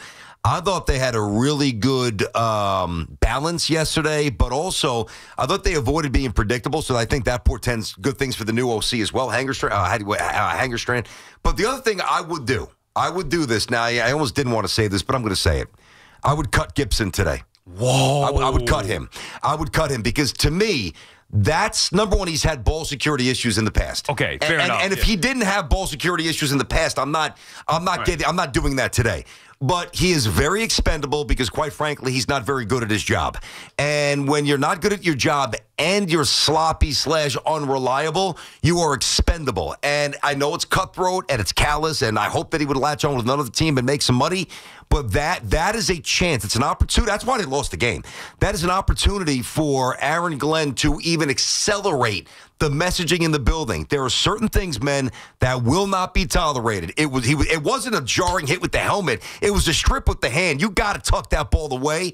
I would cut him today. Yeah, I'm not going to be that drastic. Now, based on past performance, sure, that's a different issue. Oh, he's done it before with them, Sal. Yeah, he's been a problem. I get it. He's had it. I never really liked him to begin with, but I wouldn't do it. And if you thought it was good enough to be on your team week one and return kicks. Well, the kid hurt his hamstring. Who was supposed to take his job? I mean, Gibson. Well, where is he now? He got hurt. Okay. Gibson, I don't know if he's going to be on IR, but he was out. Yes, he got hurt early in the game. Then who's the alternative? It's Gibson. Yeah. But you know what? If Gibson stinks, there's always another option. I'm saying who's the alternative to Gibson right now? I'm forgetting his name. The kid who they brought in to take his job, who hurt his hamstring early in the game. Like, Gibson was not supposed to be back there. Right. But if he's supposed to be the other kid. But if he's not healthy, that's my point. Like, I would. No, I know. But what I'm saying is Gibson's not good, so I don't really care who it is.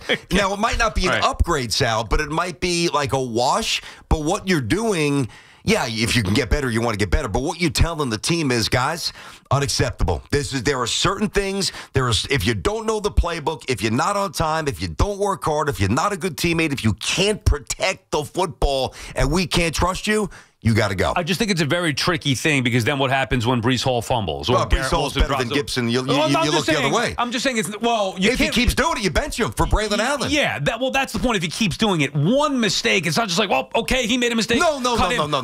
Fumbles happen, and yes, Gibson's a different issue because he's had issues in the past. Whatever. I'm just saying in general, it's not about he fumbled. We're not going to tolerate that. Yeah, there are ways to do it. Whether you bench guys, sit guys, mistakes are going to happen. Fumbles happen. There's no way to completely clean that up. Same thing with penalties. Penalties are going to happen. You're going to have some late hits, unfortunately. To me, there are different type of the penalty in the Titans-Broncos game, late in that one, where the Titans were about to get the ball back, and they made a stupid play. A late hit on the quarterback. I forget exactly what it was, but they made a stupid play. Like, there's a difference between a stupid late hit and what happened with Quincy Williams yesterday. I think that was just he made a mistake. He made a bad play. He's got to clean it up. That wasn't a stupid penalty where we've seen the Jets make so many selfish penalties. Yeah. But now, I would differentiate and say that it was still a stupid penalty, but not born out of being selfish. It was born out of being aggressive, which I can live more. The only reason I say that, Sal, is, you have to know the boundaries. It's like if you're a base runner in baseball and you can't run outside the line, you got to have spatial awareness. And I know that things are moving fast in bodies and 80,000 people, 46,000 of which were Steeler fans, of course.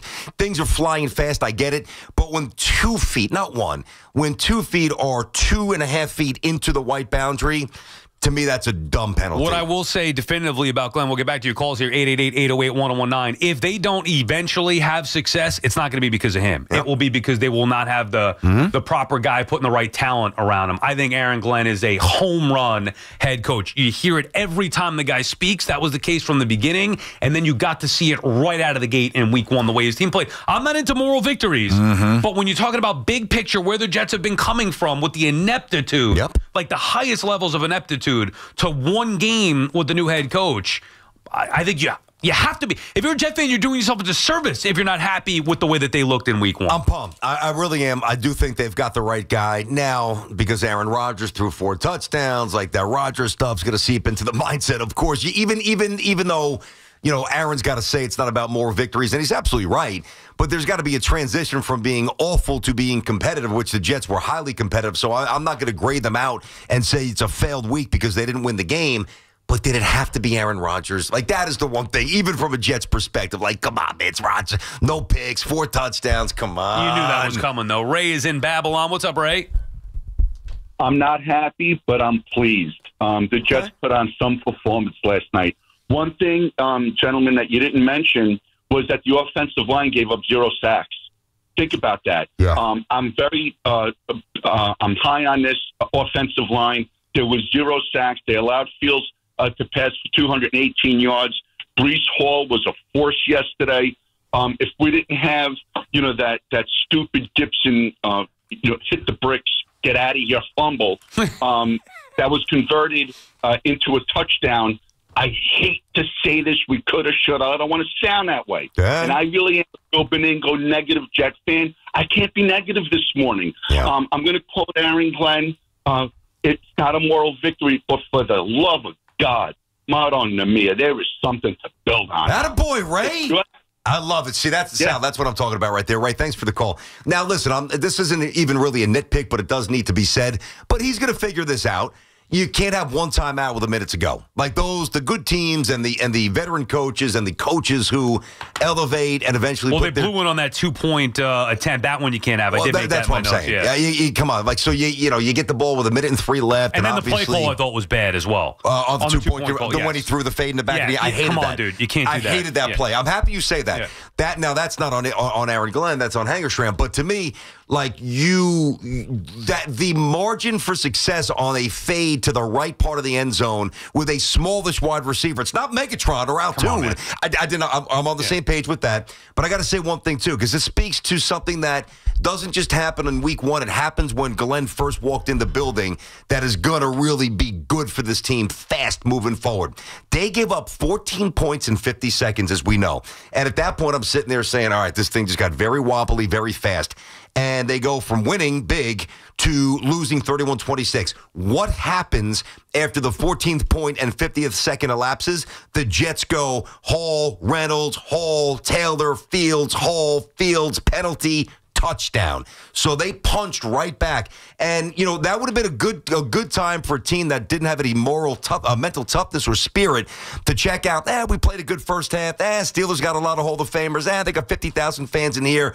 Let us tap out. We played a good half. They fought back, and they scored again after what was a very tough situation. So they're 0-1, but boy, it doesn't feel like they're 0-1. It's crazy. Defense, and obviously they had a lot of points defensively, a lot. They allowed a lot of points defensively and Rodgers with the 4 touchdowns. But still, even with that, remember I talked about with the Giants, I wanted to see if they were going to look dominant at times.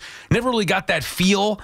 But with the Jets, whether it was Quinnen Williams, whether it was Will McDonald, Will looked good. You got to see a defense with some potential there in week 1 that can be. Again, I know they allowed a lot of the points. Stop the run with the Steelers. They did. They did. And the knock on Will, he was always like a wiggle and burst guy, but he won a couple of matchups because he, you could tell he put the time in. BT and Sal on the Fan Warrior calls when we come back, 888-808-1019. Membu, he graded out phenomenally, no pressures, no sacks. Yeah, there's a lot to like, so we'll get back to the calls, Jets and Giants. All right, FanDuel's giving you, I took the Jets at 2.5. I want a little something. Not that it takes away the loss, but I want a little something. FanDuel getting you ready for, then I lost with the Ravens last night, if you didn't want me to be honest. Anyway, here's an offer that you don't want to miss. New customers can bet $5 and get $300 back in bonus bets if you win. That's right.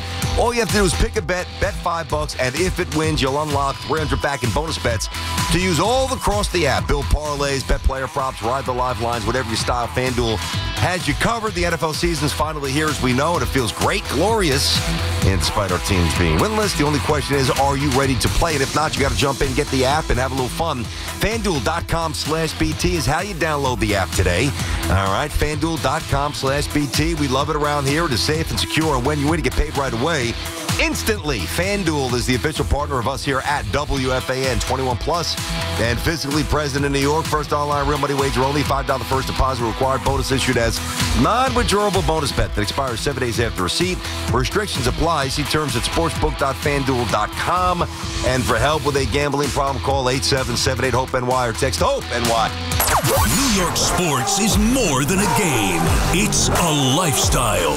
WFAN is the only place where Yankees, Mets, Giants, and Jets fans come together and sound off. I like Soto. I mean, I like his attitude. The Fan, 101.9 FM, and always streaming on the Odyssey, iHeartRadio, and TuneIn apps. We could tell you what it's like to drive the Nissan Rogue and tell you all about its performance capabilities, like its VC turbo engine. It's I can go virtually anywhere type of freedom. Nice. But you don't have to take our word for it.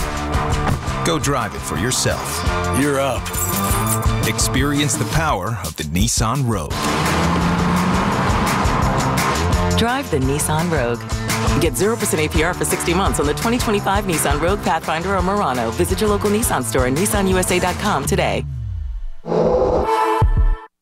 For well-qualified buyers, example, 0 down payment, 60 months financing at $1,667 per month per thousand financed. Actual down payment may vary. Subject to Nissan Motor Acceptance Company credit approval, not all buyers qualify.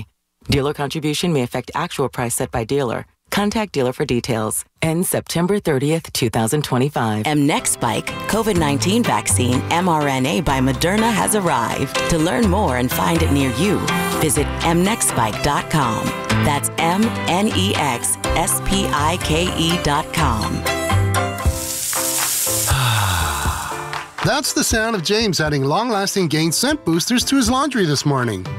Several hours later, James sniffs the irresistible scent of Gain on his shirt. Gain. Several hours later, James has even caught the attention of his mother-in-law, and she never gives him attention. Ooh, you smell amazing, James. Oh, thanks, Mom. I love you too. I never said that. Add Gain scent boosters to your laundry. Add joy to your day. At Straight Talk, we get it. You say no a lot. Mom, can I get a tarantula? No. Coffee? No. So we're giving you more reasons to say yes, like a free 5G phone with real unlimited data with select plan activation. Can I use the free phone? Yes. See? Doesn't it feel good to say yes to more? Absolutely. Face tattoo? Absolutely not. Available at straighttalk.com and Walmart. Taxes and fees apply. In-store activation of Gold Unlimited plan or higher required. For network management practices, visit straighttalk.com. Oh no. Stomach issues again? Stomach issues? Who are you? Your pancreas. I could be the real reason for your diarrhea, gas, bloating, stomach pain, or loose oily stools. I thought it was my stomach. People often do, but any of these symptoms could mean having a condition called exocrine pancreatic insufficiency, or EPI. With EPI, the pancreas doesn't release enough enzymes to break down food, but EPI is manageable. Use the symptom checker on identifyepi.com and speak with your doctor. That's identifyepi.com. Sponsored by AbbVie. We're always talking New York sports on The Fan. Hey, it's John Gallucci Jr., President and CEO at JAG Physical Therapy. When I was a young clinician practicing as a physical therapist, I used to see people come into the clinic and say to myself, these simple injuries can all be prevented if you visit your physical therapist before the injury, such as strengthening, flexibility, balance. My physical therapist and myself are here to treat you. If you get injured with a slip or fall around the house, or you strain your low back, or you happen to hurt your knee golfing, JAG Physical Therapy has state-of-the-art facilities where our physical therapists have top-notch equipment to help you recover from your injury or illness as quick as possible and ready to go back into the game of life. JAG is the only outpatient physical therapy and occupational therapy provider that serves the 5 boroughs, Long Island, Rockland, Westchester, New Jersey, and Pennsylvania. Schedule your visit today at jagpt.com. That's JAGPT.com. Get back the life you love at JAG Physical Therapy. Lowe's knows that free makes everything better. That's why rewards members get free standard shipping starting at Silver Key or Gold Pro status. Not available in Alaska and Hawaii. Exclusions and more terms apply. Loyalty program subject to terms and conditions. Details at lowes.com/shipping. Terms subject to change. It's time for an AFC East showdown. Be at MetLife Stadium for Week 2 as your New York Jets face the Buffalo Bills Sunday, September 14th at 1 p.m. Presented by Visa and Cash App. Fans in attendance will receive a Jets rally towel presented by Pepsi to cheer on the Jets. Lock in your seats now at nyjets.com/tickets. Once again, that's nyjets.com/tickets. If you've been waiting to update your home, don't wait any longer because Macy's Labor Day sale has our lowest prices of the season on everything, from our exclusive Radley sectional in so many fabric and leather options to our beautifully crafted Headworth Queen bed, plus top mattress brands like Sealy and Beauty Rest for that new bed, all at 20 to 60% off, over half off. But don't wait any longer. Our lowest prices of the season won't last forever. Hurry into Macy's today. Savings off already reduced prices. Exclusions apply. Hey everyone, Boomer here. I had a tomahawk steak last night that was absolutely cooked to perfection. Now, you already know how it was done with the Chef IQ Sense, the wireless thermometer that eliminates under or overcooking your chicken, fish, or meat, whether you're cooking on a stovetop, oven, or grill. It is built to withstand extreme heat, and the app alerts you when to take the steaks off the grill and even when to flip them. Order the newly released 3rd generation Chef IQ Sense right now at chefiq.com and make sure to put the code word Boomer in for 20% off. Talk New York sports here. The Fan.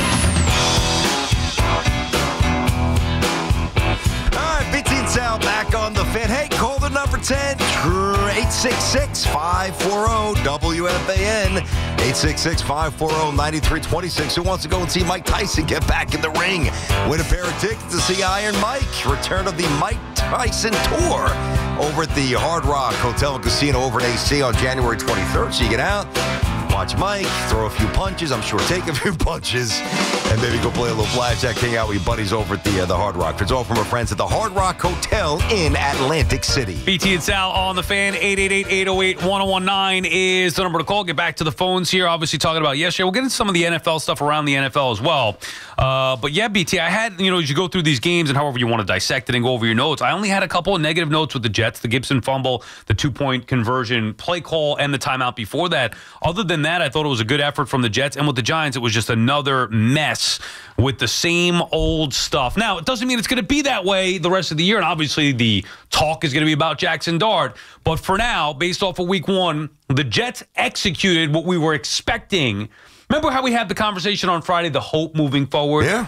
Not about the results this year, but about the hope, reason to believe in each of these teams. We saw it in week 1 with the Jets, and in week 1 with the Giants. The biggest reason for hope, he was glued to the bench, rightfully so in Jackson Dart, but everything else was awful. I think it's a pretty good encapsulation. I agree with most of that. The penalty by Quincy, that's a small thing in the game. Yeah. I'm fairly small. I mean, we see that a little bit differently. But no, I mean, listen, let's also understand, we should probably weave this into the conversation, like, if, let's say this is year 3 of Aaron Glenn, and they take the steps and the strides and the progress and the accountability and all those things that we talk about as when he was hired and other coaches, if that's very apparent and they start the 2028 season this way or the 2027 season this way and they lose at home, because they muff a kick return, a couple of bad penalties or a couple of questionable calls, it will be utterly unacceptable. So admittedly, the bar is incredibly low.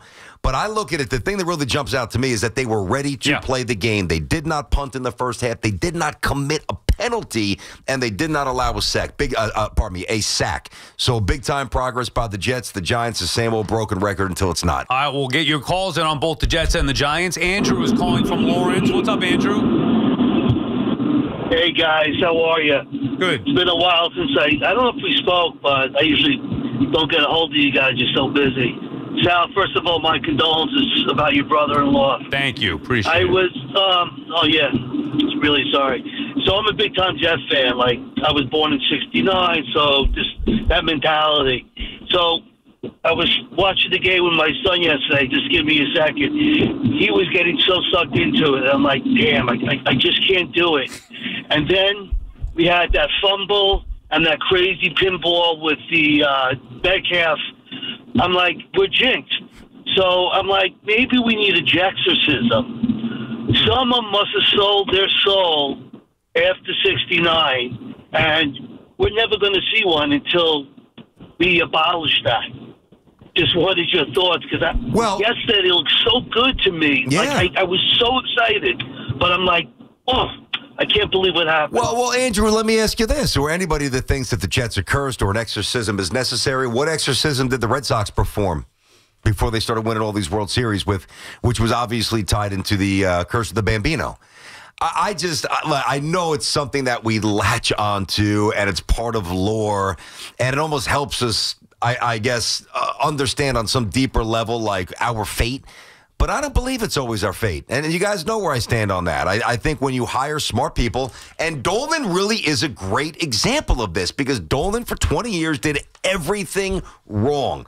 He finally he went a different route, an agent who he knew had ties around the league and had juice, let him cook, stayed out of his way, and here we are, the Knicks are a top 3, top 4 team in the NBA and have a championship window for a couple of years. Dolan didn't get smarter. Dolan didn't look in the mirror and changed how he operates and runs the Knicks. He just kind of stumbled upon somebody who was good, then he stayed out of his way. It always comes down to that. You have to hire smart people. Yeah, and we'll find out if Muji and Glenn are the right guys. I think Glenn is definitely the right guy, but we'll find out about Muji and Glenn, and we'll find out then if Woody stays out of their way. But I don't...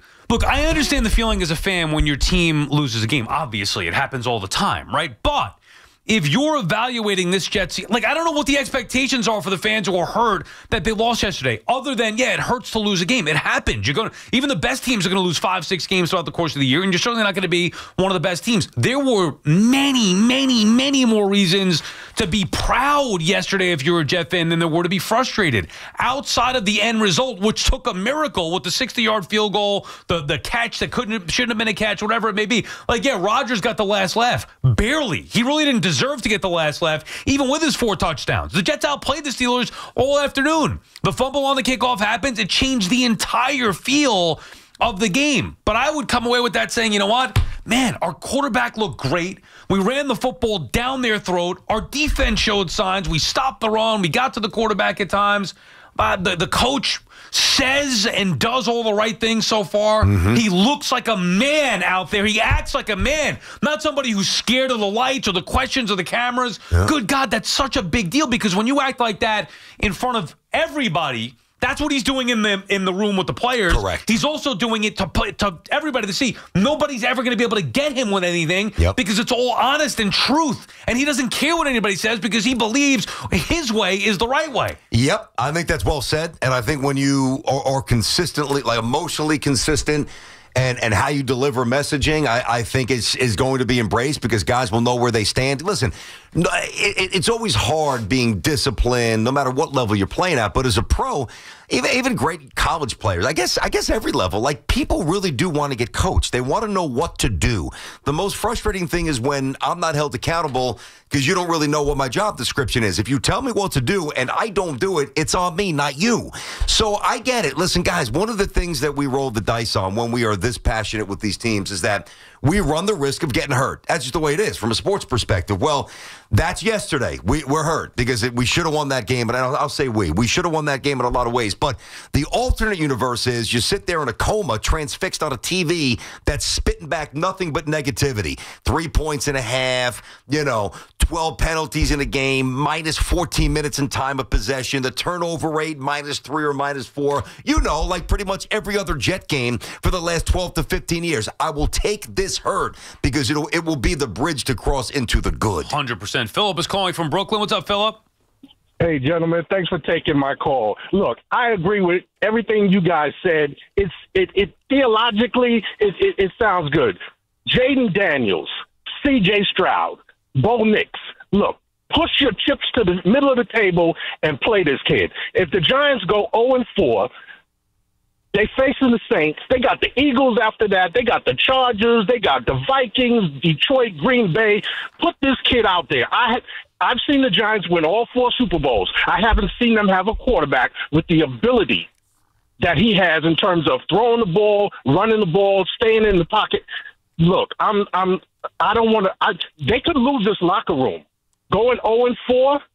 I think they could lose the locker room. And then what are you doing with the coach and the GM if this team doesn't win 3 or more games? Well, they're out. And it's a good call, Philip. Now, first of all, even if you did lose the locker room, and it's a little bit too early for that, but I hear you. I don't think it's crazy talk. I think that it would be won back when they give the football to Jackson Dart. Because that youthfulness and that brashness, and let's face it, the kid's a 21-year-old rookie out there looking like he's a hell of a player, rocking this platinum fat chain. This guy's going to fit in the locker room, man. He's going to fit in with that team. So even if there's an element of, here we go again, Russ doesn't really have it, when he gets the football, I think the entire room, or at least most of the room, is galvanized, and they fight for the kid, and they play ball. Right, but we as fans may want to see that now. You have to make sure once Dable decides to go with Jackson Dart, there is no going back. Who's to say that Jackson Dart's going to go out there and be a stud? Nobody knows. You know what? Because we saw him had some success in a preseason game? That's all of a sudden the answer now? Jackson Dart's everybody's going based off of the assumption that Jackson Dart is it. You don't know that. We got to learn about what Jackson Dart is. Yeah, we all want to learn. Of course, I'd rather watch Jackson Dart than I would Russell Wilson because we know what Russell Wilson is at this point. There's a plan in place. You have to trust them to develop this plan or execute the plan for at least a few weeks, I would think. Then they will eventually go to Jackson Dart whenever that is. Then we could decide. I wouldn't worry about them losing the locker room because what? Because Malik Neighbors wants to see Jackson Dart in there? I mean, if you get to that point, then it's so fractured that there's no way to repair it. No, I guess it might not matter. You know, it's funny, too. Les Kohler said that, and at least in terms of the skill, I think he's right. Like, they haven't had an athlete that can throw the ball like this kind of profile of athleticism. I mean, obviously, Phil couldn't run. Like that, obviously. And neither could Eli, so on and so forth. But you know the irony? Guess who they did have, who was probably the second, or maybe even slightly more? They had Geno. Yeah. Geno was that guy. Geno could move. Geno could spin it. And the Giants, Jones, give him too. credit. They tried to play him. Yeah, but Jones... He did, but I don't look at Jones. He had the movement. Yeah. I just don't think Jones had the zip and the throwing. Did you see any of the highlights? He did yesterday. I mean, well, then why couldn't Dable unlock that? Like, how come in 3 months Daniel Jones has already exercised his demons and his reluctance to throw the ball downfield, but actually take shots and execute? But in 3 years, Dable couldn't get him to do that. Yeah, that's on Dable, not Jones. But that's the point. I know. I'm not 100% sold that Daniel Jones is going to be great with the Colts anyway. But the fact that he could do what he did in week 1 with them, when he couldn't do that here in basically 3 years, throwing the football down. He had his success in 2022 running the football. 100%. They didn't let him throw the football down the field. 2023 was supposed to be the year we were told by everybody, okay, they're going to open up the offense now. They have the weapons in place. They trust the offensive line. He's got some weapons to work with. And it was awful. Obviously, he got hurt. Thomas got hurt. Never got to see it. Okay, 2024. Reset. Let's find out. It was awful yet again. 1 game with the Colts. He did what he couldn't do in 3 years here. You want to go beyond that, but I'm just going with Brian Dable. With 3 years under Brian Dable. Unbelievable. BT and Sal on the Fan, 888-808-1019, the number to call. Get back to your calls. After this, the city's biggest indoor pickleball event is coming back October 10th and 11th, and it will sell out. Sign up for the fun or for the cash prizes. Those are good, too. Go to 1010wins.com/pickleball for all the info. The pickleball tournament is presented by Nissan. At Nissan, we make cars that thrill. Experience the thrill for yourself today. Shop NissanUSA.com. It's Boomer and Gio. Mornings on the Fan, 101.9 FM. The Dodgers were a better matchup than the Padres were for the Mets, and obviously the Dodgers go on and win the World Series and beat everybody. So just get in there, and I feel really, really confident about where they are right now. I don't think that they're going to fall apart. Listen to Boomer and Gio on demand on Apple Podcasts, Spotify, or wherever you get your podcasts. This is Maggie Gray with an Odyssey Sports Minute. Aaron Rodgers says week 1 wasn't about revenge, but after 4 touchdowns and a 34-32 win over the Jets, he admitted he was happy to beat everybody tied to his old team. Classic Rodgers, quick to talk receipts, slow to own how things fell apart. He frames the Jets breakup like it just happened to him. No blame, no reflection. If he's really moved on, then why is he still keeping score? I'm Maggie Gray.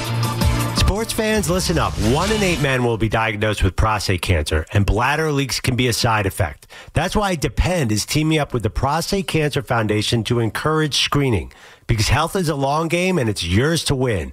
Now, here's the cool part. Through November, Depend is contributing up to $300,000 to prostate cancer research by donating 25 cents for every purchase of Depend shields, guards, and Real Fit products. Void in Mississippi? Learn more at depend.com. This is the story of the one. As a maintenance supervisor at a manufacturing facility, he knows keeping the line up and running is a top priority. That's why he chooses Grainger. Because when a drive belt gets damaged, Grainger makes it easy to find the exact specs for the replacement product he needs. And next day delivery helps ensure he'll have everything in place and running like clockwork. Call 1-800-GRAINGER, click Grainger.com, or just stop by. Grainger, for the ones who get it done. Partly sunny, a great day to be outside. High 73. Weather brought to you by Robert Half. Our recruiters' expertise and award-winning AI will find you the skilled candidates you want. At Robert Half, we know talent. Visit roberthalf.com/talent today. If you're 55 or older and into that whole saving money thing, T-Mobile has an exclusive phone and internet bundle just for you. Right now, get 2 unlimited phone lines plus 5G home internet for just $30 each per month with autopay, plus taxes and fees. And with 5G home internet, setup is easy with just 1 cord and no technician needed, which is great if you're also into that whole keeping it simple thing. Switch now and experience the best mobile network in the U.S. Visit your local store to start saving. T-Mobile, it's better over here. Based on analysis by Ookla of speed test intelligence data Q4 2024 to Q1 2025. Ookla trademarks used under license. Unlimited on our network. Customers on voice plan may notice speeds lower than other customers and further reduction if using more than 50 gigs a month due to data prioritization. Video streams and SD on this plan. Home internet pricing after $20 a month in bill credit plus $5 per line without autopay. Debit or bank account required. See 5G device coverage and access details at T-Mobile.com. Town Fair Tire is New England's largest volume discount tire dealer with over 100 locations. So we sell Michelin tires for the guaranteed lowest price. Like Michelin tires with all-season capabilities and maximum performance. Plus, Town Fair will give you more free services for life on your Michelin tires for longer tread life and reliable traction in both wet and dry conditions. For the guaranteed lowest price on Michelin tires, nobody beats Town Fair Tire. Nobody!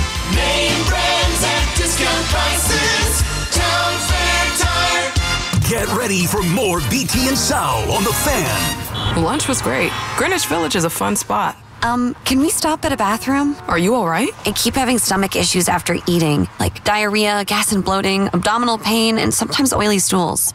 Sound familiar? Those stomach issues may actually be a pancreas issue called exocrine pancreatic insufficiency, or EPI. Creon pancrelipase may help manage EPI. Creon is a prescription medicine used to treat people who can't digest food normally because their pancreas doesn't make enough enzymes. Creon may increase your chance of fibrosing colonopathy, a rare bowel disorder. Tell your doctor if you have a history of intestinal blockage or scarring or thickening of your bowel wall. If you are allergic to pork, or if you have gout, kidney problems, or worsening of painful swollen joints. Call your doctor if you have any unusual or severe gastrointestinal symptoms or allergic reactions. Take Creon as directed by your doctor and always with food. Do not chew capsules as this may cause mouth irritation. Other side effects may include blood sugar changes, gas, dizziness, sore throat, and cough. These are not all the side effects of Creon. Call 800-633-9110 or visit creoninfo.com to learn more. That's CREONinfo.com. I'm asking my doctor about EPI and if Creon could help. Come visit the engagement experts at London Jewelers at any one of their 6 locations. This sandwich, it's a complete game changer. Hello, this is Mike, and a little thing I love about the Chick-fil-A Pretzel Cheddar Club is that juicy chicken with that toasty pretzel bun. That bun, it's crispy, cozy, just amazing. With the pretzel bun, the Dijon mustard, and the chicken, it makes that sweet, savory kind of combination. It's everything that you love about food rolled into one. It looks phenomenal. It tastes great. It's delicious. Order the Pretzel Cheddar Club with Cherry Berry and Sprite for a limited time on the Chick-fil-A app. Real guests paid for their testimonial.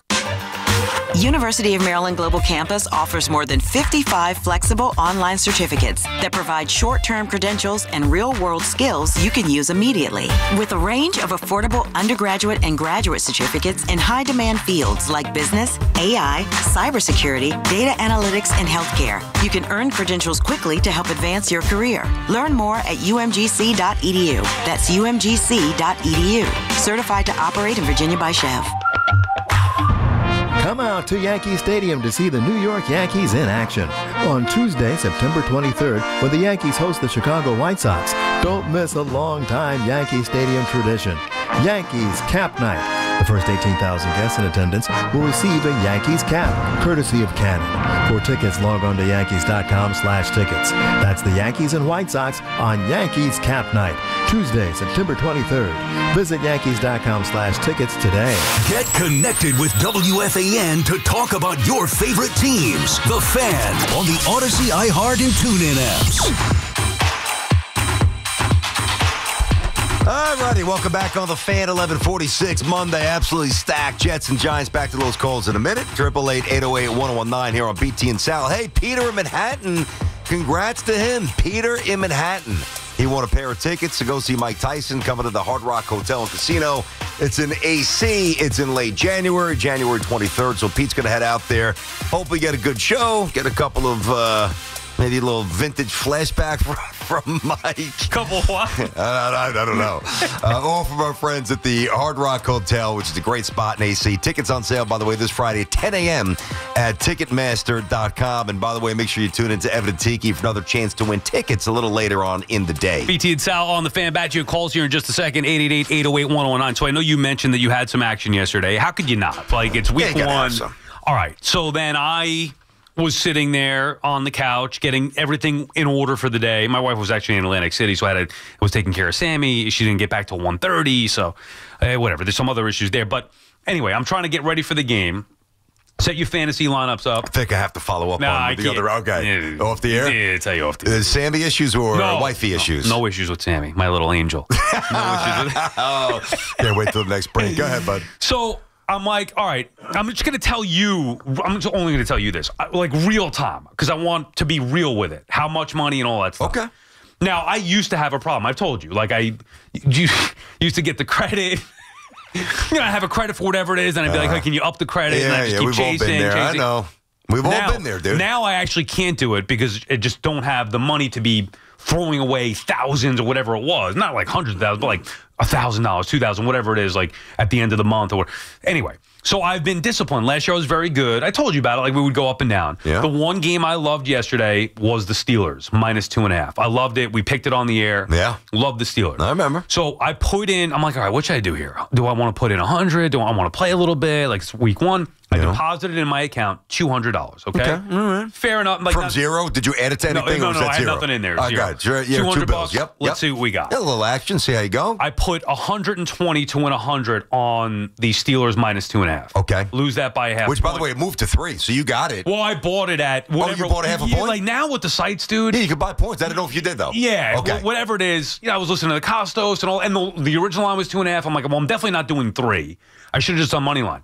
So then on top of that, I do parlays. This is how I usually bet. Oh, sucker bets. I know, parlays. but I went Steelers money line, Commanders money line, Jaguars money line. There we go. Falcons money line. Koo misses the field goal to tie late, whatever. Lose that. I also did a small, like this is $20, like $20 parlay, whatever. Did a small parlay as well with the spreads because you usually get better bang for the buck. I'm like, well, if I'm going to hit it, at least I went in on the 4 games. I wasn't all over the place. Went on the 4 games. Tough loss, whatever, no problem. Had $30 left for the night parlay. Okay. For the night game. So you lost 170, boom. 170 out, $30 to recoup. All right, do I want to play this game? You texted me you love the Ravens. I was like, I don't know, man. -1.5, I loved them. My feel was Bills at home, but I really didn't have a gut feel. I wasn't going to bet Lamar against Lamar, so I didn't pick the game. Did a same game parlay, which I usually don't do. Okay? Went in on Josh Allen. Instead of going like Allen and Jackson, I just wanted to keep it concise, stick to basically one team. Because otherwise you need so much stuff going on. Josh Allen over 200 passing yards. I saw that. You tweeted that, right? Yeah. I saw that. Josh Allen, 2 or more touchdowns. Josh Allen over 30.5 rushing yards. And Josh Palmer to over 30.5 receiving yards. Yep. I'm losing the entire game. But I'm still within striking distance to a point where I don't go to bed because of it. And this shows you, like, if I didn't have action on the game, I would have been in bed at 35, 20, whatever it was. But I'm like, nah, one more. I'm just one drive away. A big run, a big scramble, a big touchdown pass to Josh Palmer. Yeah. So the final drive of the freaking game, Allen scrambles for like 6 yards. He goes over the number. So I've got the 200 passing yards well in the bank. I've got the 2+ passing touchdowns in the bank. Now I've got the rushing yards in the bank. All I need is a completion to Josh Palmer for whatever, I want 10 yards, whatever it is. He throws a pass, completes it to Joshua Palmer. Big time gain, 15 yards, whatever it was. Boom, I win. I'm like, holy crap, I can't believe this. It's almost midnight. I'm not going nuts. But now that, by the way, that $30 bet. I was going to ask you, how much would you have won? $200. So I'm back back to I would have had 200 back to fighting weight. Yeah, back to what I had. Live another weekend. Yeah, exactly. That's I what get you really action want. all day long, and I'm good to go. That's it. Game over. Done. He makes another big pass. He completes to Kenyon. I think it was Kenyon. Whatever his name is, Clark down the middle of the Keon. Whatever his name is, Coleman maybe down the field. Yeah, Coleman. Yeah, big play. He gets tackled just before he can go in the end zone. And now we're in a spot where the clock is running. They don't want to score because you don't want to give the Ravens the ball back. I know. He starts taking knees. -2. Dude, -3. 3 knees! He took 3 knees! And that counts as lost yardage. I didn't know that. I usually don't do this. Yes. Come on, man. He went over. He rushed for over. Not to mention that he got screwed in a play earlier in the game where he slid for a first down. They marked him down short. It was 9 yards. Should have been 10. That's a yard right there. Dude, man. I lost by half a point again. Half a yard. Yeah, really? Half a yard, right. Half a yard. He went 30. It was 30 and a half. He should have had that extra yard, and he saw 3 knees. One was 2. Lost to 2 yards. Yeah. The other was 1. I'm like, all right, for the love of God. It's go up tackle, will you? Whatever, just anything but a 2-yard loss. 2-yard loss. Like, that just shows you why. I feel like you have to reach out to Scotty Van Pelt, and maybe he can give you a little love on a bad beat. Now, you didn't stay up. Rough one. You didn't stay up for the game. The Ravens loss was that was just as bad. Yeah, but I had a pretty good day. I jumped in on the Jets. I jumped in on the. Remember, I told you I think the Dolphins are going to be terrible this year, and I actually put a little money behind some of my picks for the perfect parlay. Right. So I had the Browns at +5.5. Got that. Right. These are all separate bets. Right. I don't parlay much, and not that I never do, but these were straight shots. I had the Browns +5.5, Jets +2.5. I had the Colts, which I won. They killed them, and I lost the Ravens game. And I was winning. Did you put it all in the Ravens game? Or no, I went small sprinkle. Yeah, See, here's the thing. Once you get a taste, it's like I say, Pookie with the crack pipe in I'll tell you New this, Jack though. City. I will never bet that again. Quarterback rushing yards, that's just not right. I did everything right. I had the bet 1. He's taking knees at the end of the game. 3 knees going backwards. Well, you understand that sometimes that's called winning formation. It's going to happen. You got to factor that in there. It's on you. Yeah. Not his fault. They weren't not my fault. Think about this. 3 knees. 3 knees. They won't even win in the game. I know. I'll tell you, though, man, that's ridiculous. That is about as bad a beat as you can get. Imagine if you had real money on that. Exactly. I'm real money. Well, that's why I can't do it anymore. No, dude, real money. What do you got tonight? No, I'm out. That's it. No more deposits. You taking the Bears tonight? Maybe, what are you doing? Maybe the week 2. I got. By the way, the perfect parlay. I have a 10. I got 10 for the correctly predicting the winner of the Commanders and Jets See, this game. is what I mean. This is what I mean. I said this on Friday that, when you go with the heart over the head, because I want the Jets and the Giants. Like, I research this stuff. Like I dive into these picks. And obviously I'm not going to win them all. But when I give you picks on Friday, the totals or the over-unders are you know what I mean, the size of the totals. Those are researched. I'm putting money behind that stuff. Like the Jets and the Giants, which is less, but it adds up over 17 games in 18 weeks. You just picked the winner. I know. But did you get? I forget who you picked. I picked the Jets and I picked the Giants. Oh, so you got a Ziggy. I got a Ziggy. You got the Ziggy on the board. Hoff split it. So I have 10. Hoff has 5. BT, even though you won where it counted with the money. Yeah. Again, leading the perfect parlay after 1 week. It's very early, and the way you lost that parlay, the other parlay that I know you would probably prefer more to win. I give up my 10 points now. I wouldn't brag too much on getting the Steelers and the Commanders, but no, you guys jumped ahead, and it's all right. It's early. I can make those up. All right, PT and Sal on the Fan. More your calls. We come back, reset down with the king topic of the day. Of course, both the Jets and the Giants yesterday, both losing, but different ways of losing and a different feel after the Week 1 games from each of them. 888-808-1019. Going on a drive deep to left. Got a chance. Giddy up, baby. The Yankees take on the Tigers. 7:05 tomorrow night. Driven by Jeep. And it is gone. That was an extraordinary play. Susan Waldman and Dave Sims call all the play-by-play on the home of Yankees baseball. The Fan. 101.9 FM and always live on the free Odyssey app. FanDuel is getting you ready for kickoff with an offer you won't want to miss. New customers can bet just $5 and get $300 in bonus bets. If you win, that's right. Pick a bet $5, and if it wins, you'll unlock $300 in bonus bets to use all across the app. You can build parlays, bet player props, ride the live lines. Whatever your style, FanDuel has you covered. The NFL season is finally here. The only question is, are you ready to play? Visit FanDuel.com/Gio. That's G-I-O to download the FanDuel app today and get started. That's FanDuel.com/Gio. We just love the app around here. It's safe and secure. When you win, you get paid instantly. FanDuel Sportsbook is the official partner of WFAN.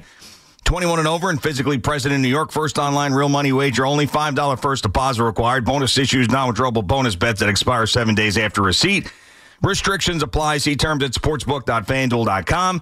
Cope with the gambling problem. Go 877-8-HOPE-NY or text HOPE-NY 467-369. Tune in to the BT and Sal Show weekdays from 10 to 2 on The Fan. Presented by your Tri-State Cadillac dealers. Cadillac is the official luxury vehicle of the New York Mets. Now at Verizon, lock in our low price, plus free roaming included in Puerto Rico. Discover the best mofongo, post that perfect sunset on La Isla, and save big with Verizon while you do it. Switch and get 4 lines for just $30 per line.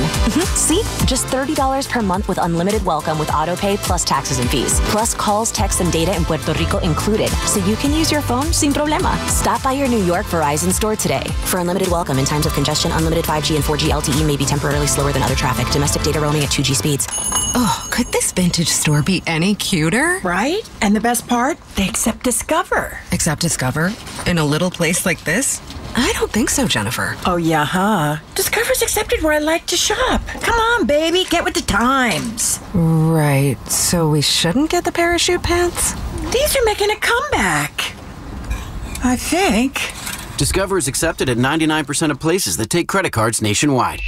Based on the February 2025 Nielsen report. Here we go! Count on Sundays with the NFL on CBS and Paramount Plus. This is incredible! Watch your local NFL game live all season long. And he's in for a touchdown! Visit ParamountPlus.com/NFL to get started today. For over 100 years, Sloman's has been your trusted partner in comfort. When it comes to home heating oil, they deliver more than just quality fuel. They deliver peace of mind. With price protection, automatic deliveries, and 24/7 service, their dedicated team is just a call away, ensuring you stay warm and comfortable all winter long. Sloman's, the Tri-State's largest heating oil provider, proudly serving their community for generations. Give them a call today at 866-GET-HEAT or visit oil.slomans.com. This is the story of the one. As a maintenance supervisor at a manufacturing facility, he knows keeping the line up and running is a top priority. That's why he chooses Grainger. Because when a drive belt gets damaged, Grainger makes it easy to find the exact specs for the replacement product he needs. And next day delivery helps ensure he'll have everything in place and running like clockwork. Call 1-800-GRAINGER, click Grainger.com, or just stop by. Grainger, for the ones who get it done. All right, gentlemen, this is Emmett Smith on behalf of Depend, and I've got the perfect play.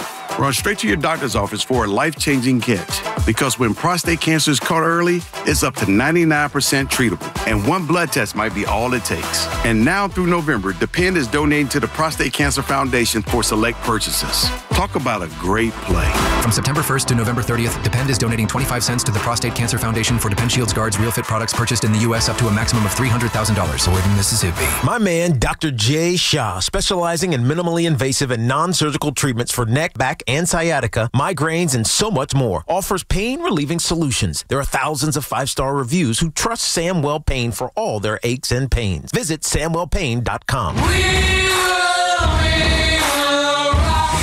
Talk sports with Evan and Tiki. Afternoons from 2 to 7. WFAN, WFAN FM, WFAN FM HD1, New York, and Odyssey Sports Station. WFAN Sports Flash. Good afternoon at 12 o'clock. I'm Andrew Bogish. Your Sports Flash is sponsored by Dr. Jay Shaw at Samwell Pain Management. Visit SamwellPain.com. It's another Monday after the Giants and the Jets lost, but Gang Green at least feeling much better about its QB situation. Aaron Glenn the morning after Justin Fields' first regular season game. This is a step-by-step process, and we know that he's not done with his progression as far as getting better. So the only thing that we're looking at is, man, just continue to be efficient, continue to be yourself. Brian Dable doesn't speak to reporters until 1:30, so nothing new yet on Jackson Dart and Russell Wilson. Week 1 ends with the Vikings and Bears tonight. Westwood One coverage at 7:30 here on The Fan. The Mets' last chance, presumably at the NL East, begins tonight. First of 4 with the Phillies in Philly. Nolan McLean's back on the mound, opposing veteran righty Aaron Nola. First pitch is 6:45 on Odyssey Mets Radio. And the Rangers announcing a slew of front office promotions and hires this morning.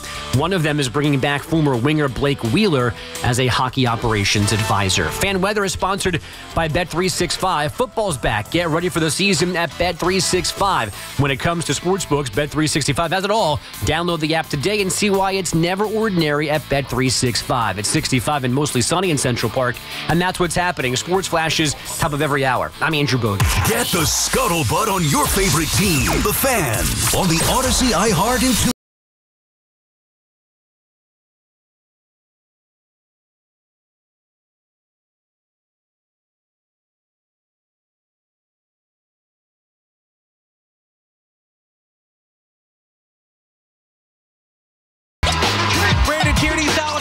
on the Fan, down with the king topic of the day. Really, it's two topics of the day. We started the show, though, BT, talking about the Giants, and just it's the same old story with the New York Giants here. And the only thing that's left to be seen from my perspective, I know I'm skipping over a lot from the game yesterday, would be Dable and Jackson Dart together. That's really it, because we've seen it now with Daniel Jones, and then you see Jones have success in week one with the Colts. We saw it with Saquon Barkley. When he left, he becomes the MVP of the league, and Brian Dable couldn't make anything of it. Now it's a new quarterback with Russell Wilson, and again, the Giants make it seem impossible to put the ball in the end zone. So offensive line issues, they can't run the football, too many drops, scheme, whatever you want to say. Poor quarterback. I'm not even blaming it all on Russell Wilson. It can't be everybody but Brian Dable. He's the one constant. For me, he's the biggest focal point of the game from yesterday. What did the Giants do well? Like, if you sit here and just have an intelligent, non-biased football conversation, what can we objectively state that they do well? Or have done well under Brian Dable? Yeah, that too, to kind of fit where you're very, very little. I mean, they don't have a passing game. I mean, there's nothing vertical. They don't run the ball incredibly well.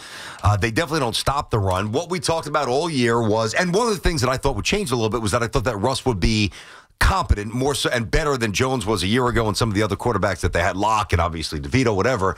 And, he would put a couple of touchdowns on the board here because I assumed Andrew Thomas was going to play. And I didn't think that Wilson would be phenomenal, but at least with a little bit of a lead, or at least being within shouting distance, I thought it would enable and unlock the Giants' best asset, which at this point, until proven otherwise, is their only asset, the pass rush. But that has been minimized because they never have a lead, etc. So that's all tied into one big messy subplot that really doesn't give you a lot of reason to hope. Having said that, and this is for a middle-of-the-week thing, I think it's going to change a little bit this week against Dallas, but until it does, it hasn't changed. Yeah, and it's only 1 week, so this season in isolation, this is not just, oh, my God, the Giants are the worst team ever because they only scored 6 points against Washington. It's the culmination of multiple years with the same offense from an offensive head coach with now multiple quarterbacks. So I don't know what's got to change here before we realize that Dable's the problem, but before we definitively say he isn't it, I do want to see what happens with Jackson Dart. I would not give up hope about the defense. I thought there were some signs. Look, Jaden Daniels is going to make most defenses look bad. So I thought there were some positives with the Giants defense. I wouldn't go over the top saying they're an awful football team just yet. The frustration comes from the team, again, not being competitive and not moving the football or scoring enough points to truly be competitive in a back-and-forth game like we saw with the Jets. And the reason why it feels like deeper today is because we talked all summer in glowing terms about the positivity and like the Giant vibes and what was going on at camp, and it smelled a little different, it felt a little different, it tasted a little different, and then you sit down, 103, the ball's up in the air, game starts, and you're eating the same meal. It's the exact same, like I was going to say bologna and cheese sandwich, but I don't want to be disparaging to bologna and cheese. I like bologna. I haven't had bologna in a long time. You get bologna with some good mustard on a little rye, it's phenomenal. Yeah, I would go bologna and American cheese, a little mayo on white bread. You going mayo on the bologna? Yeah, that was old school, yeah. I mean, now I probably just have it plain. But anyway, yeah, I don't want to be disrespectful to that kind of sandwich because I like that sandwich. It's the same old stuff that you don't like the taste of it. Now, it doesn't mean it can't get better, to your point, in week 2. The schedule's only going to get more difficult. Remember, too, these were winnable, quote-unquote, winnable games to a point where people were so excited they were over the top saying that the Giants were going to win the first 2 games and beat the Commanders. As we got closer to the game, the reality hit me that they're just not even on the level of Washington. And because they played close with them last year, I think that gave a lot of us reason to think like, oh, you know what? They were close last year. They should be better this year. Yeah, exactly. But no, you saw the difference on the field, and it wasn't even like Washington played a great game. The Giants couldn't stop the run, can't run the football. Many, many issues there, and the hope is going to be, okay, well, Jackson Dart's going to be the savior at some point down the road. He's going to play, and hopefully he looks good. Otherwise, it's going to be massive change. I'm sure you heard this coming in dry. Listen to Boomer and Gio. I don't know if everybody did. The Giants are the first team to not score a touchdown in 3 straight openers. You heard this, right? No. I might have saw a graphic yesterday somewhere. The Giants are the first team to not score a touchdown in 3 straight season openers since the Detroit Lions from 1940. 1940. Yeah, I remember 1942. Yeah. 1940. That's ridiculous. I saw that, I think, on Football Night in America last night that they had that. So that was the bad from our 2 teams here in New York. The good even resulted or also resulted in a loss. But I think from a Jet fan perspective, and I certainly am not into moral victories, but I've said this before, I'm not judging Aaron Glenn and the Jets based on their win-loss record this year, which may sound crazy, but I'm thinking bigger picture. Now, Fields was terrific yesterday, and if he plays like that more often than not, they are going to win more games than I thought they could win. But I think everything else was in place. If not for a fumbled kickoff return, the Jets would have won that game. They should have won that game 99 out of 100 times. Okay, they lost it. It happens. But I thought they played a good, for the most part, smart, tough brand of football, and something that, as Aaron Glenn said, he wants the fan base to be proud of. If I'm a Jet fan, I'm proud of their effort in week 1. I was very proud, but it was also, a tough way to end the game after all that because there were so many ups, and I just thought they're going to find a way to win this. But I'm largely with you here. There's a lot. I don't need to spit it all back out. I mean, I told you what I thought about the game and what I liked. The thing that jumped out to me the most, I will reset this, is that it was very clear that the Jets were ready to play football because the entire conversation from Aaron's press conference, where a lot of old Jets were there, and he had great demeanor and great conviction and great poise, to the press conferences during the summer where he never took the cheese, never took the bait, very, very much in charge, the exact opposite of a few of his predecessors here. They had no penalties in the first half, and they just did things that the other Jet teams in recent years did not do at all. Put it this way. Say if you have a young child who struggles in math, all right? They're not a very good math, 7, 8, I don't mean like high school, but young. And they're just fundamentally not getting the foundation of math. And they're bringing home 60s or 70s, unacceptable stuff, but they're young. And you get a tutor. And let's say the 67s suddenly turn into 79s. Well, I mean, 79s are not A's on the report card, but there's palpable progress because then the next step would be a 79 can become an 85. And now you start getting in the B territory, and then if you keep working, you get in the A territory. So I kind of look at yesterday as like a tough math test, or if you're not a good speller, whatever it might be, where the Jets, they didn't get an A because they didn't win the game, didn't get a B because they didn't win the game, but there was so much evidence that what they're trying to change is there. And for me right now, today, it's enough. BT and Sal on the Fan. Our friends at Town Fair Tire remind you that at Town Fair Tire, you always get the guaranteed lowest price on name brand tires from Connecticut to Maine. Nobody beats Town Fair Tire. Nobody. 888-808-1019, the number to call. David calling from Maplewood, New Jersey. What's up, David? Yes, good afternoon, gentlemen. How are you? What's up, Dave? How you doing, buddy? I just wanted to throw in my 2 cents of the positives that I saw and the negatives that I saw from the Jets game. Okay, Jets, go ahead. First of all, I've been told for weeks on your station that Fields can't throw the ball. He threw the ball really well yesterday. I mean, I thought he was right on the money on most of his throws. Yeah, I mean, if Justin Fields could do that the rest of the year, I mean, he's going to be in the MVP conversation. That's how well he played yesterday. He made one throw to Rucker. The offensive line, I thought, played very well also. And I thought the running game was good also. However, the secondary stinks. Yeah, I don't like it. They made a lot of mistakes. I mean, Rodgers looked like a ballerina out there getting, the guys were so wide open, and they say that he can't run anymore. Meanwhile, he ran pretty good yesterday. Rodgers? Well, he didn't run. He I thought he manipulated space fairly well, but no, he didn't run. He didn't run at all. He still looks old, and thank you for the call, David. He still looks old and immobile to me. I mean, he can still sling it with the best of them. His arm's still really good. Yeah, and by the way, I thought a lot was made of that quote. It was misinterpreted, where somebody asked him, they played it on the morning show today, but before that, like, people were just going nuts about it. Somebody asked him if it felt extra special to beat Aaron Glenn specifically because Glenn said he couldn't play anymore. Yeah. And instead of taking a direct shot at Aaron Glenn, he said, it feels good to beat anybody associated with the Jets. That's the right answer. And it was made out to be like Rodgers was ripping the Jets, saying like it feels good to beat anybody within the Jets organization. How did you take it? I mean, that's how I took it, but it didn't bother me because if I was Aaron Rodgers, I'd say the same thing that you sent me packing. You basically told me I wasn't good enough. So for him to take a shot at the entire Jets organization, I think he's certainly well within his right to do that. How did you take it? But to me, it wasn't that shot. What was it? He was specifically asked about Aaron Glenn. Yeah. Did it feel extra special to beat him because of what he said to you? And he said, no, I feel good to beat anybody associated with the Jets. So he avoided making it personal. Correct. Or as personal. And yet it was taken in the context of it was personal.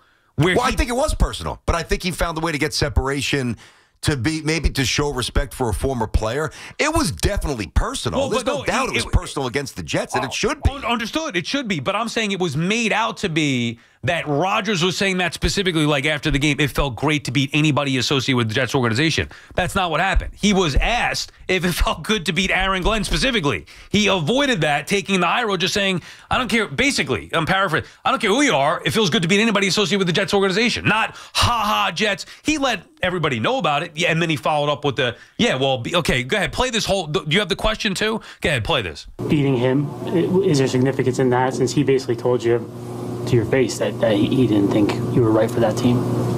Yes, that's what he did. So there's significance in beating him for you? I was happy to beat everybody associated with the Jets.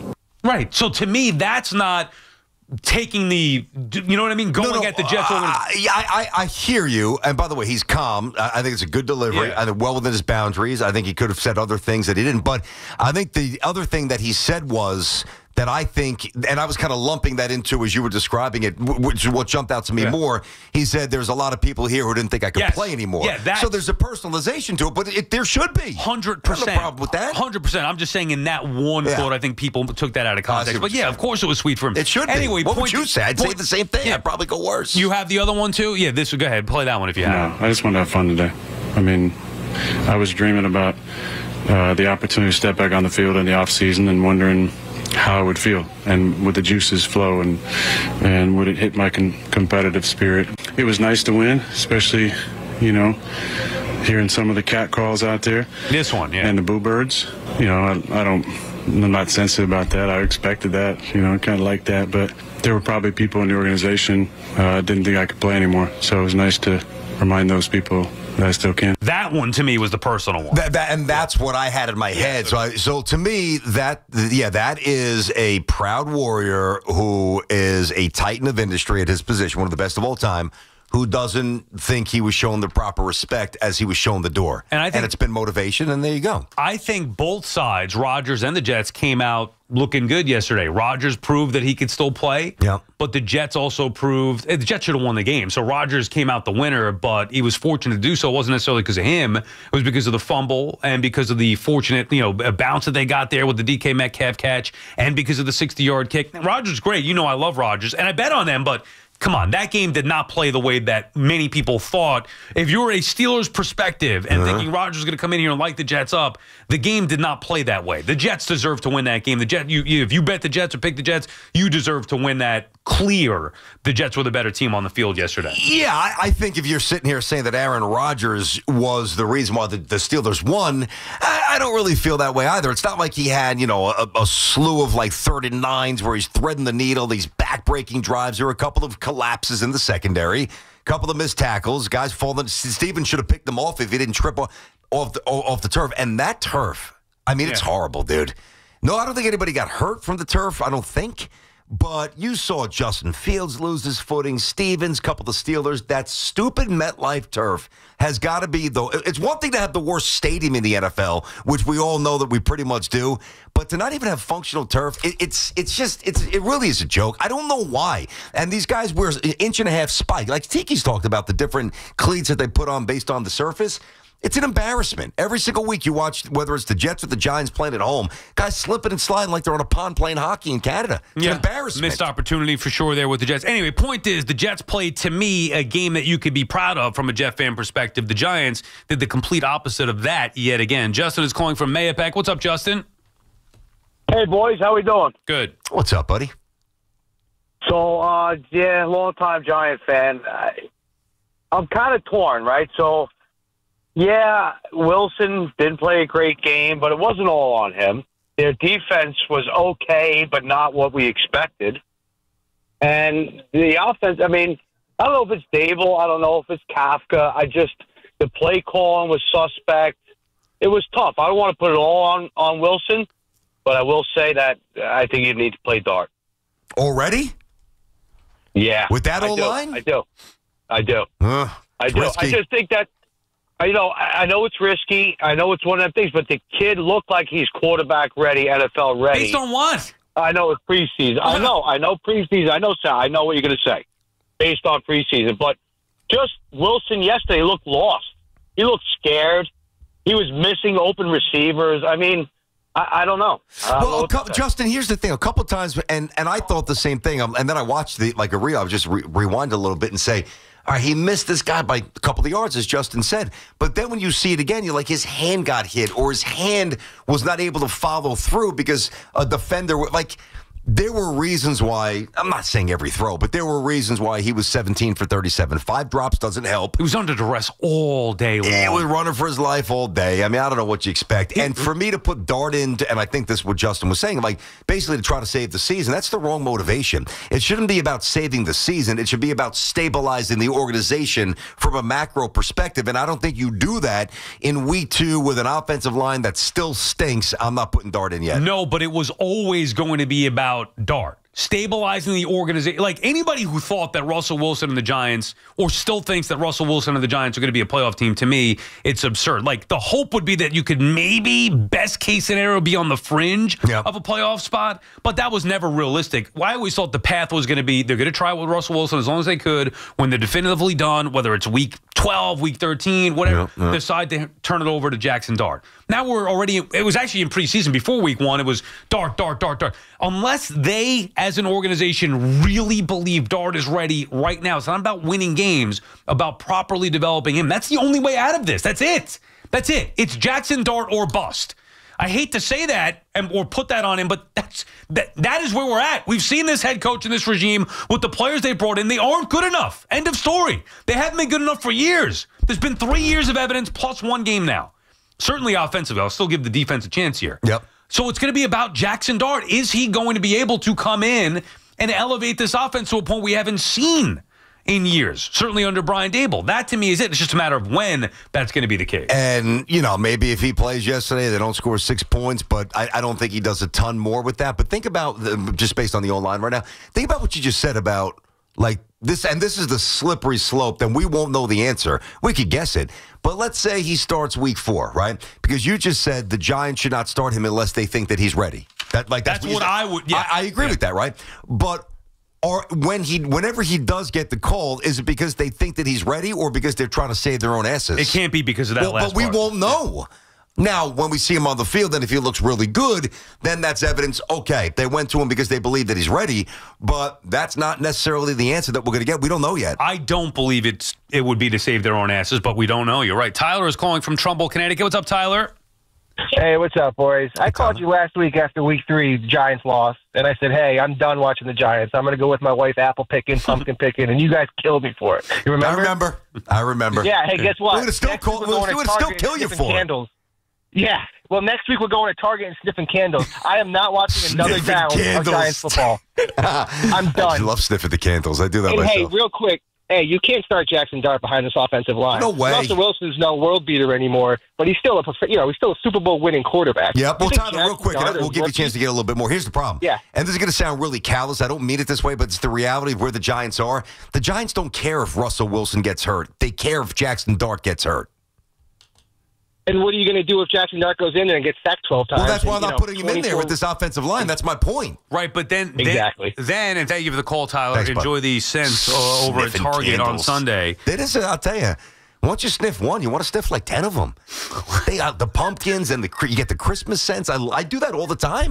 Love candles. Yeah, I don't mind the Christmas smelling ones. But I would never in my life made a point to go to Target and sniff the candles. Certainly not on a football Sunday. Giant fans going to be sniffing glue soon if this doesn't keep up. Here's the better, if this does keep up. Here's the better alternative to that. Just get DirecTV and watch a different football game. Well, that's what I was going to say. That's right. You can still make some bets, order some food, do the fantasy. You got endless games going on. Yeah, come on. What the hell? Oh, dude, the excuse can't always be, well, the offensive line's not ready. That's why I like the way the Jets are building this thing. It's not about Justin Fields, although he played terrific yesterday. It's about building it the right way, inside out. Let the other pieces then fall into place. Now, they have a great offensive line, and if they did have a younger quarterback, we could maybe eventually be saying, well, you want to have that young quarterback come in and now transition to be the quarterback of the future because they've built the foundation. With the Giants, they've been trying to build the foundation for years. So it can't be, well, the offensive line's not good. It wasn't good enough for Daniel Jones. Yeah. So now what? So what? You can't start Jackson Dart until the Giants who knows when they're going to find an offensive line? Well, it's not like the Giants haven't devoted resources here. They just, one guy is amazing. He's injury prone in obviously AT. Neal is a stiff, and he was a top 10 pick.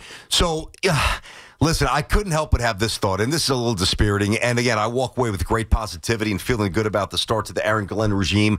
Excruciating loss aside, I'm watching this game, and every time they ran left or left center, it was something positive. It was much less on the right side, and that's where AVT would have been. And eventually, teams will now stack up and know where they're going to run, and they'll make some adjustments. I don't think it's going to be as easy running the ball the rest of the year as maybe some people think. Now, I think the Jets will be one of the best rushing offenses in football, top 10, but I think yesterday was like a little more than you'll probably see because that right side, and Membud is a pass protector, no sacks, no pressures, no hurries, nothing. Like very clean. But in terms of the run, it's not going to be the same as the left side. And I would say that I would bet more that the passing game is not going to be the same. I don't think Justin Fields will play a game like that. No, I agree with that too. That was almost obvious. I hope he does, man. He was great yesterday. He was good. He was good. I liked what I saw. BT and Sal on the Fan. Warrior calls when we come back. 888-808-1019. Approved Oil has been the leading heating oil dealer in New York for over 92 years. And right now, rates are low. It's time to lock in for this upcoming winter before the cold weather drives prices up. Call today to lock in your low rate. While there's no guarantee your team will win every Sunday, we know that's the case around here. It is a lock that Approved Oil will have you feeling worry-free this winter. Approved Oil has been delivering a brighter and warmer tomorrow for almost a century. If you want a lower heating bill, it has to be Approved Oil. Visit freeztherate.com. And those heating bills are going to be going up before you know it already. Like 51, 52 in the morning, down at night, a little chill there. So it's coming. Hey, this fall, hydrate like the pros with home water delivery at water.com from Primo Brands. Water.com features your favorite Primo products from Poland Springs to Pure Life to Saratoga, all delivered right to your door. Get a couple of cases for the big game or a 5-gallon bottle for the whole household. Get what you need when you need it. No heavy lifting, no last-minute store runs. At water.com, signing up is easy. Just select your water, choose your frequency, and enjoy the delivery. Use code BASEBALL, get 50% off your first order, plus free delivery. Step up to the plate, stay refreshed all year long. Order now at water.com. Baseball heartbreak, football glory.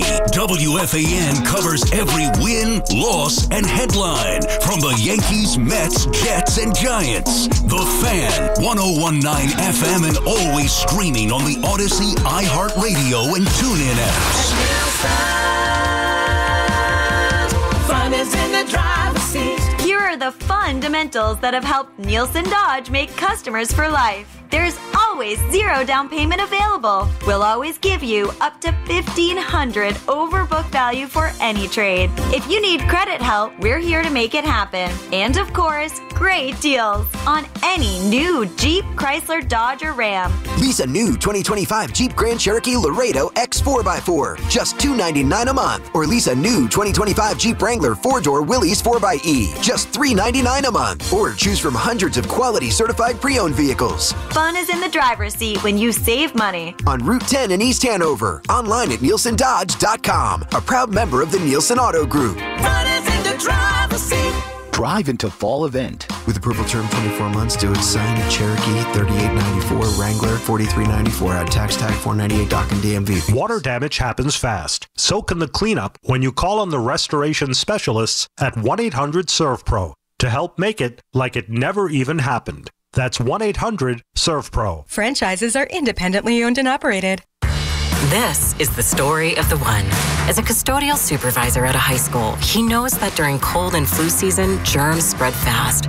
It's why he partners with Grainger to stay fully stocked on the products and supplies he needs, from tissues to disinfectants to floor scrubbers. Also that he can help students, staff, and teachers stay healthy and focused. Call 1-800-GRANGER, click Grainger.com, or just stop by. Grainger, for the ones who get it done. Let me tell you about this new pretzel cheddar club.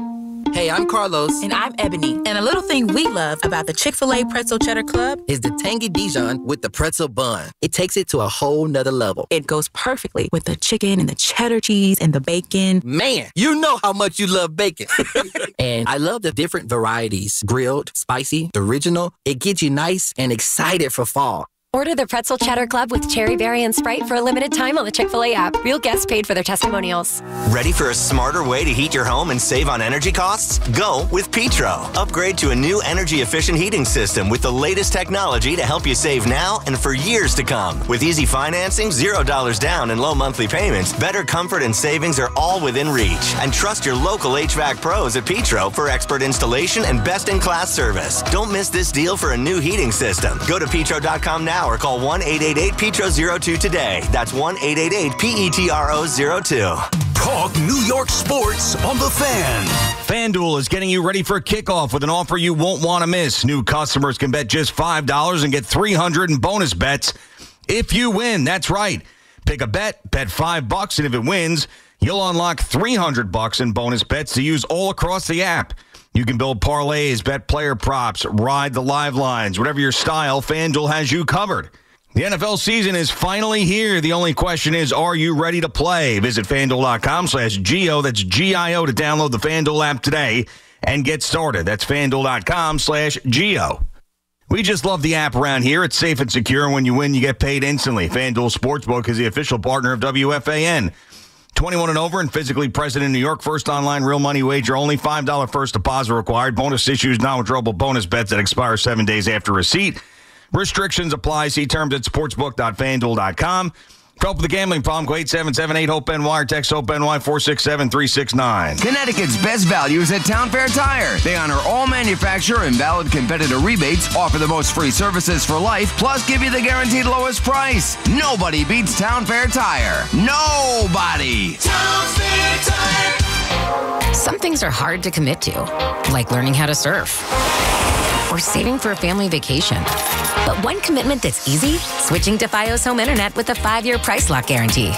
That means 5 great summers of fast, reliable internet at the same low price. All with the Fios 1 gig internet plan. Plus no hidden fees or equipment charges. Call 1-833-VERIZON to switch today. Price guarantee applies to base monthly rate only for new and existing My Home customers. Partner with the business that's ready to work for yours. The Home Depot. We supply the support your job needs with the level of service your business deserves. Streamline operations and get more done with the Home Depot. How pros get more done. Luxury just got tripled with Mercedes-Benz of Edison, Mercedes-Benz of Union, and Ray Cattina of Freehold. 3 powerhouse locations in New Jersey. 1 legendary name, Ray Cattina. More inventory, featuring one of the East Coast's largest selections of new and pre-owned Mercedes-Benz vehicles. More convenience with 3 state-of-the-art service centers to keep your Mercedes-Benz running like new. And of course, legendary Ray Cattina customer service, where you always come first. Experience the power of 3 at benzfam.com. Catch all the play-by-play with Susan Waldman and Dave Sims. The home of Yankees radio. The Fan on the Odyssey, iHeart, and TuneIn apps.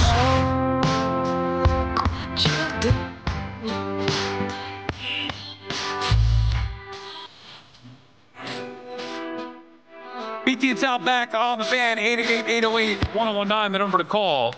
We'll continue with your calls here with football.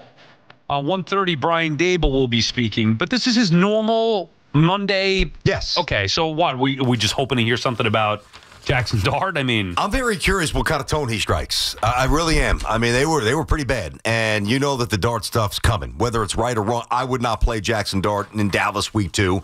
I'm on the record. I don't even think I'd play in week 3 or week 4. I've got to give this offensive line a chance to gel if it could, to get Thomas back if he does. But you know, the number one mission with the Giants and people who cover them is Jackson Dart.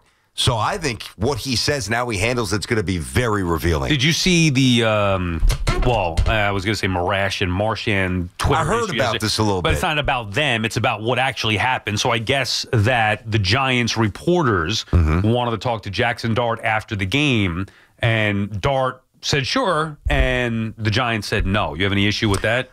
I honestly, I don't. I have no issue with that. Now, I hesitate because in my mind I'm saying, well, he's on the team. Through the proper channels, the interview was requested. The player was willing to do it. But let's face it, if I'm the Giants PR and I'm in charge of that at this point, what good will it come, the franchise, to have Jackson Dart out there? Now, I don't think that Jackson Dart would say the wrong thing. I think he's very much on point, and he's a team guy, and I think he gets the deal.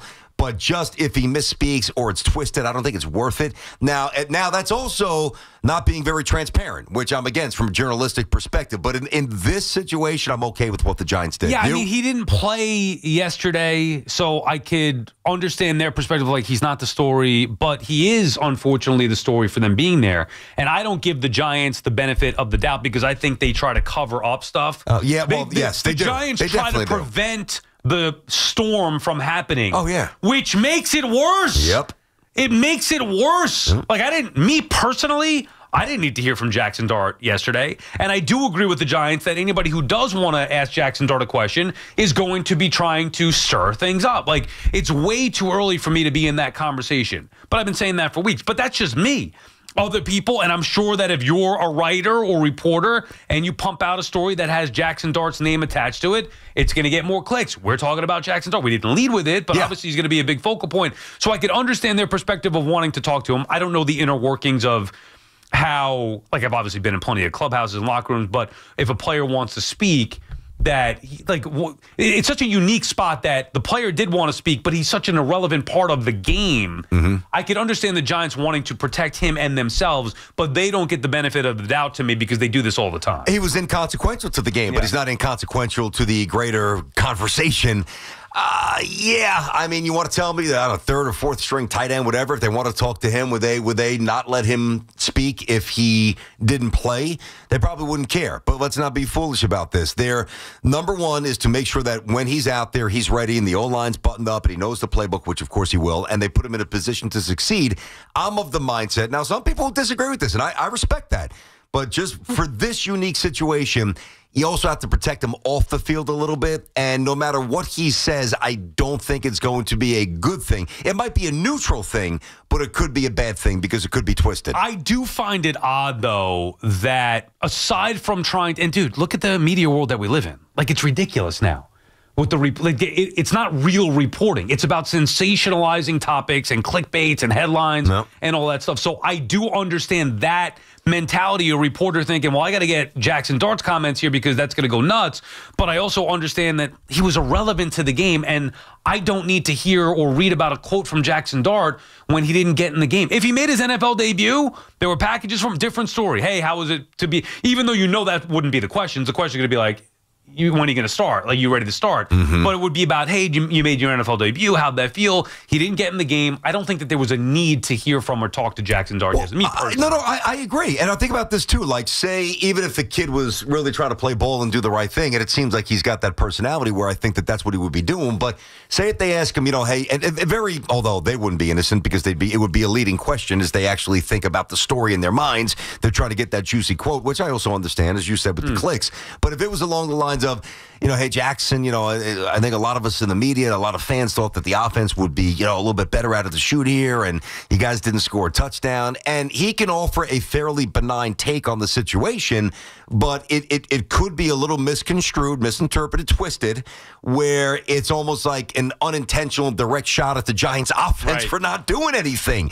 So, and that wouldn't be Dart's motivation, but it could be the motivation of others to twist it. So eventually this kid's going to get the ball, and this kid's going to have 20 mics shoved in front of his face. Yesterday was not the day. It's just such a weird dynamic, though, of not only – see, because the Giants' setup is not a weird dynamic. Having a veteran quarterback come in to start while drafting a younger quarterback that you want to have sitting in the wings, that's not a bad – like, did the Chiefs – if you were covering the Chiefs years ago and Alex Smith was the starting quarterback, did they ever go to Patrick Mahomes and ask him for comments afterward? Like, I don't remember that off the top of my mind, but it doesn't seem like that would make sense, does it? No. But Alex Smith was also playing really well. He won 10 or 11 games, put up some big numbers. But it's one game. No, I know. It also just shows you – I'm not blaming the reporters and I'm not blaming the Giants. It just shows you where we're at. I do think the Giants try to cover stuff up, and then it makes it worse. I just feel like that's their MO, which they shouldn't just do. You got to just be even Dable, like the way he answers questions. Like, who are you kidding? Well, that's why I want to hear him today. I think it's going to be very interesting. He's what at do you think 1:30. He's going to say? I don't know. Here's the thing, though, Sal. Yeah. The questions that they weren't able to ask Jackson Dart yesterday, they're coming to the head coach today. And he's going to shut it down. And he might, but then if he shuts it down, then now we've got the right to react. Who do you think you are shutting this down? And by the way, the Giants kind of invited this, so let me ask you this. If Jackson Dart was QB3 yesterday rather than QB2. Yeah, they should have made him QB3. Do you think that they are asking the Giants PR to interview him? Probably I don't. not. Probably not. Can't prove it, but I think common sense would prevail and say no. But here's why I'll side with the Giants for a second. If Dable comes out today and somebody asks him flat out, when is Jackson Dart going to take over? Is he going to be a starting quarterback? And he says no. It's still going to be like if he says, we're not thinking about that right now. Jackson Dart is our number 2 quarterback. Russell Wilson is our starting quarterback. Which is what he should say. Okay. And what he will say. Okay. He's been saying that, and they're still going to say the same thing. Yeah. Like the reporters are still going to say the same thing. You know how the game works, man. They're going to be chasing that cheese. And now the onus and the impetus is on Dable to make sure that his messaging is consistent, because what he has said from minute one is that Russ is the starter. If he shows any flinch, which I don't think he will, I think he'll handle it fairly well. Maybe some interpreted it yesterday that he left it open. Yeah, I didn't. I know. I saw that. I didn't, and that was not my interpretation. If there's anything that is counter to what he's been espousing for the last 2 months, I think that that's a little damaging potentially for some people in the locker room.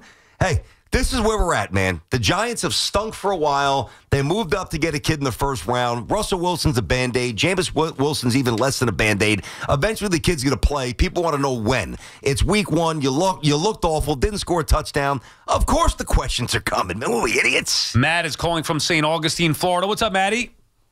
Hey, boys. How we doing? Good. How are you? Hey, Matt. Fellas, I'm doing well. I called out today. Hey, fellas, I'm watching you on YouTube. Yeah. Okay.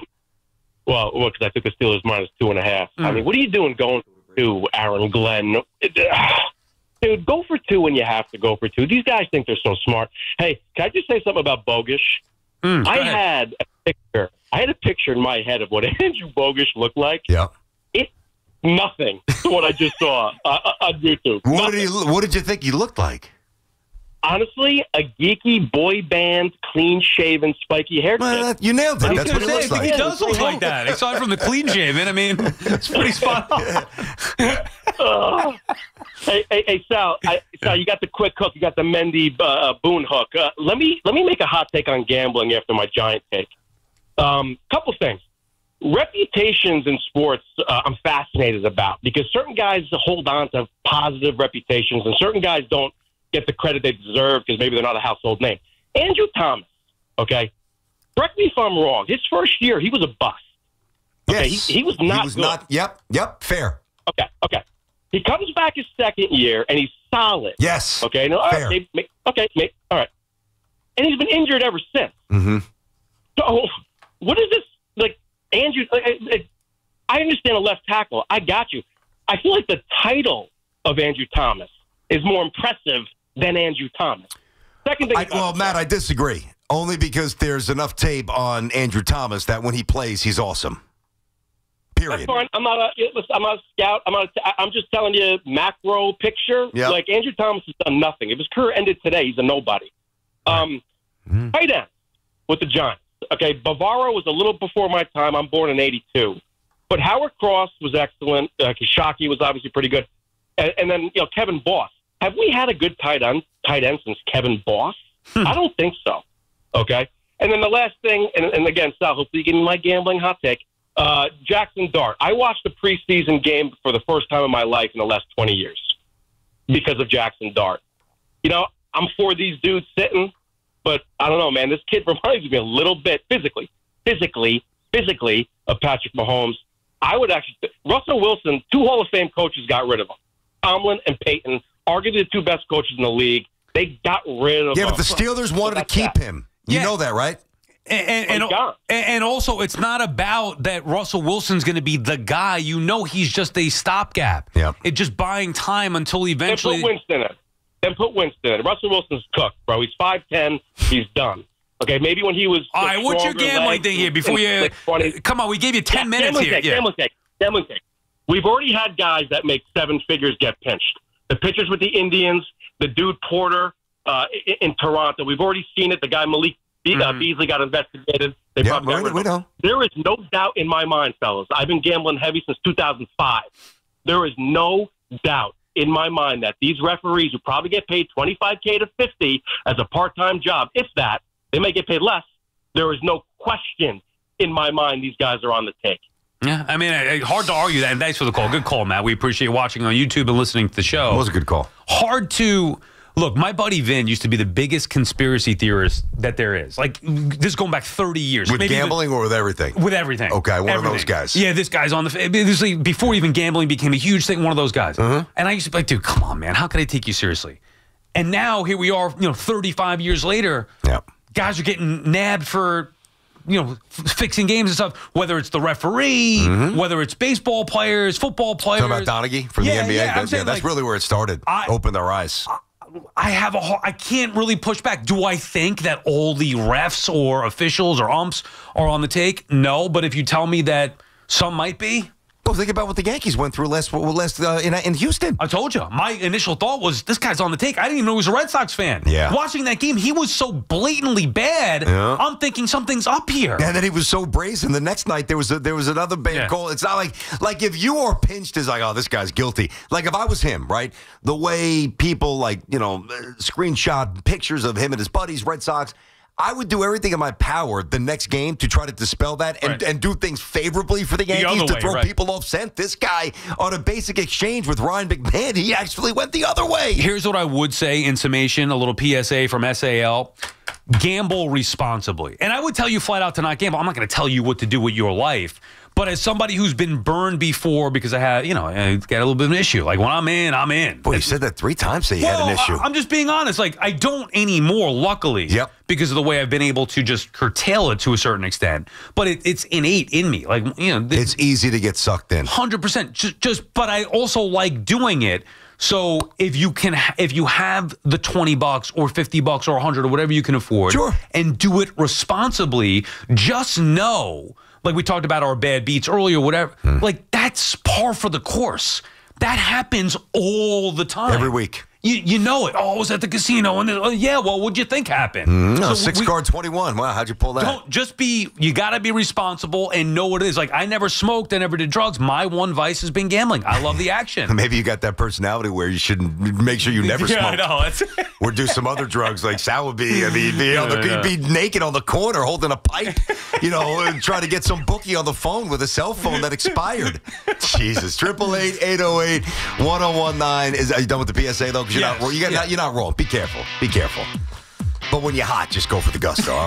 That's my PSA. When you're riding a good wave, don't get off, man. Hey, 4 distinct all-electric Cadillacs. Some drive them for the performance, others for the range, and some drive them because, let's face it, it's a nice way to make an entrance here. 3 different ways to turn every drive into an occasion. I love my Cadillac. I've had one for almost 15 years now, the XT5. Now I'm in the XT6. I got a white one, had a black one before that. Whatever the reason, never been a better time to say, hey, let's take the Cadillac. Yeah, the all-electric Cadillac family of vehicles. It's great. Last year I drove the Lyric for the summer. Can't wait to get my hands on the Escalade IQ, the Vistic, the Optic. They're all terrific. Visit your Tri-State Cadillac dealer today. The BT and Sal Show is presented by your Tri-State Cadillac dealers. Cadillac, the official luxury vehicle of the New York Mets. It's Chris McMonagle overnights on the Fan, 101.9 FM. We don't expect much from this team, and blah, blah, blah. We'll have this moral victory debate over the New York Jets. And you know what? I'd rather be having that debate than the debate we're going to be having over the New York Giants. Listen to CMAC on demand on Apple Podcasts, Spotify, or wherever you get your podcasts. This is Maggie Gray with an Odyssey Sports Minute. The Giants scored just 6 points in their opener, and Brian Daboll won't say if Russell Wilson's still the starter next week. Wilson looked lost. 17 for 37, no touchdowns, brutal under pressure, and first-round pick Jackson Dart is just sitting on the sidelines. Daboll insists he has confidence in Russ, but let's be real. When your backup's a rookie and already breathing down your neck, that leash is short. Very short. I'm Maggie Gray. This is the story of the one. As a custodial supervisor at a high school, he knows that during cold and flu season, germs spread fast. It's why he partners with Grainger to stay fully stocked on the products and supplies he needs, from tissues to disinfectants to floor scrubbers. All so that he can help students, staff, and teachers stay healthy and focused. Call 1-800-GRAINGER, click Grainger.com, or just stop by. Grainger, for the ones who get it done. I didn't ask to be thrown in the streets, but I did ask for help, and Covenant House was there for me. For these kids who didn't ask to be put in this unthinkable situation, Covenant House is there. To learn more, go to safeplacetosleep.org today. At the U.S. Center for Safe Sport, we believe athletes are defined by their journey, not the medals they win. And creating a safer stage for all levels of competition is our priority. Join the movement to end abuse at uscenterforsafesport.org. Hey, Connecticut, if you want name brand tires at the guaranteed lowest price and the most free services, then get to Town Fair Tire. Because nobody beats a Town Fair Tire deal. Nobody. Town Fair Tire. Hey, it's John Gallucci Jr., President and CEO at JAG Physical Therapy. When I was a young clinician practicing as a physical therapist, I used to see people come into the clinic and say to myself, these simple injuries can all be prevented if you visit your physical therapist before the injury, such as strengthening, flexibility, balance. My physical therapist and myself are here to treat you. If you get injured with a slip or fall around the house, or you strain your low back, or you happen to hurt your knee golfing, JAG Physical Therapy has state-of-the-art facilities where our physical therapists have top-notch equipment to help you recover from your injury or illness as quick as possible and ready to go back into the game of life. JAG is the only outpatient physical therapy and occupational therapy provider that serves the 5 boroughs, Long Island, Rockland, Westchester, New Jersey, and Pennsylvania. Schedule your visit today at jagpt.com. That's JAGPT.com. Get back the life you love at JAG Physical Therapy. 1-877 Cars for Kids. KARS Cars for Kids. Ready to get rid of that old car? Donate it to Cars for Kids. Call 1-877-CARS-FOR-KIDS to reach a friendly live agent. Donation's super easy, and your car can be picked up as soon as tomorrow. Call us now, 1-877-CARS-FOR-KIDS. 1-877 Cars for Kids. Donate your car today. Did you know you can donate real estate too? Get ready for more BT and Sal on the Fan. Do Crohn's disease or ulcerative colitis symptoms keep coming back? Tremfya, guselkumab, may help, with rapid remission achieved at 12 weeks and lasting clinical remission at 1 year. Some even saw visible improvement of their intestinal lining at 12 weeks and 1 year. Tremfya is a prescription medicine used to treat adults with moderately to severely active Crohn's disease and adults with moderately to severely active ulcerative colitis. Serious allergic reactions and increased risk of infections and liver problems may occur. Before treatment, your doctor should check you for infections and tuberculosis. Tell your doctor if you have an infection, flu-like symptoms, or if you need a vaccine. Healing is possible with Tremfya. Approximately 3 out of 10 patients were in endoscopic remission at 1 year, based on areas visualized on colonoscopy, which may not represent the deeper bowel layer or entire GI tract. Individual results may vary. Ask your doctor about Tremfya today. Call 1-800-526-7736 to learn more or visit tremfyaradio.com. Come visit the engagement experts at London Jewelers at any one of their 6 locations. What is it that makes the all-new Hyundai Palisade Hybrid an incredible SUV? Is it the spacious interior that's comfy for the whole crew? Or the capability to go off-road? Maybe it's up to 600-plus miles of range. What if it's all of that and more? What is it then? The all-new Hyundai Palisade Hybrid. So much more than just another SUV. Visit HyundaiUSA.com or call 562-314-4603 for more details. You're still glowing, flirting, grooving. You still got it. But your immune system weakens as you age, making it harder to fight flu, pneumococcal pneumonia, RSV, and COVID-19. Vaccines are a key part of any health routine and help strengthen your immune response. Ask your doctor or pharmacist which vaccines you need. Schedule in minutes at vaxassist.com. Sponsored by Pfizer. Dunkin's $6 meal deal is kind of wild. You get a bacon, egg, and cheese sandwich, 6-piece hash browns, and a medium hot or iced coffee, all for $6. That's the main character meal energy you need this fall. Get it now in Dunkin' stores or order ahead on the Dunkin' app. No substitutions. Participation and times may vary. Offer price varies in California and Hawaii. Limited time offer cannot be combined with other offers. Exclusions and terms apply. Talk New York sports here. The Fan.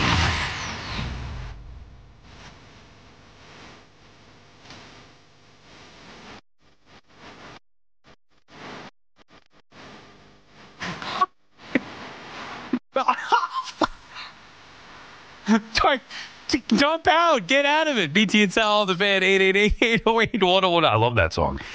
Queen Latifah.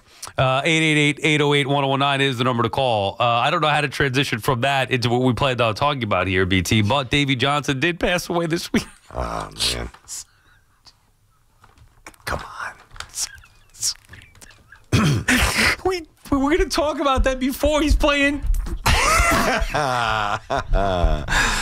Oh, man. Yeah. You know, go ahead. I guess the only way to do it is to just do it, right? Otherwise, we just keep dancing around this. I saw the news of Davey's passing. I guess that was fairly early Saturday morning, if that sounds right. I'm trying to think when I saw it in my office before the day started. And, you know, when somebody's in their 80s, I mean, it's less sadness. Not that it's ever pure joy, but it's more an acknowledgement that, wow, time's moving fast. Because it seems like yesterday, you know, my dad is a Mets fan, watching the Mets all the time, Channel 9. But really, even candidly enjoying watching those teams with Darryl and Doc and Lenny and all those studs and Keith. It was a hell of a team. They were nuts. They were fun. They were really good.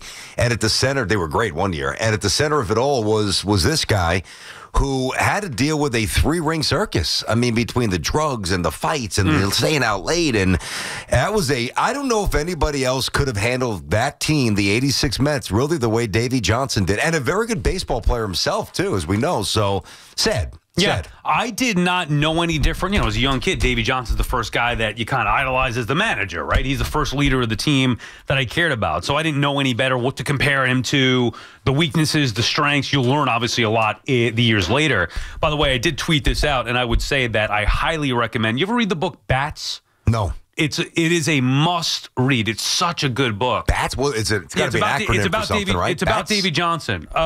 Baseball's analytical trending. Is it an acronym? I'm not sure if it's an acronym or not. I just remember that was the title of it. So I interviewed Davey Johnson years ago in studio, 2018, down when I was in the minors at WOR. And to prep for that interview, somebody either recommended I read Bats or I just found it on my own.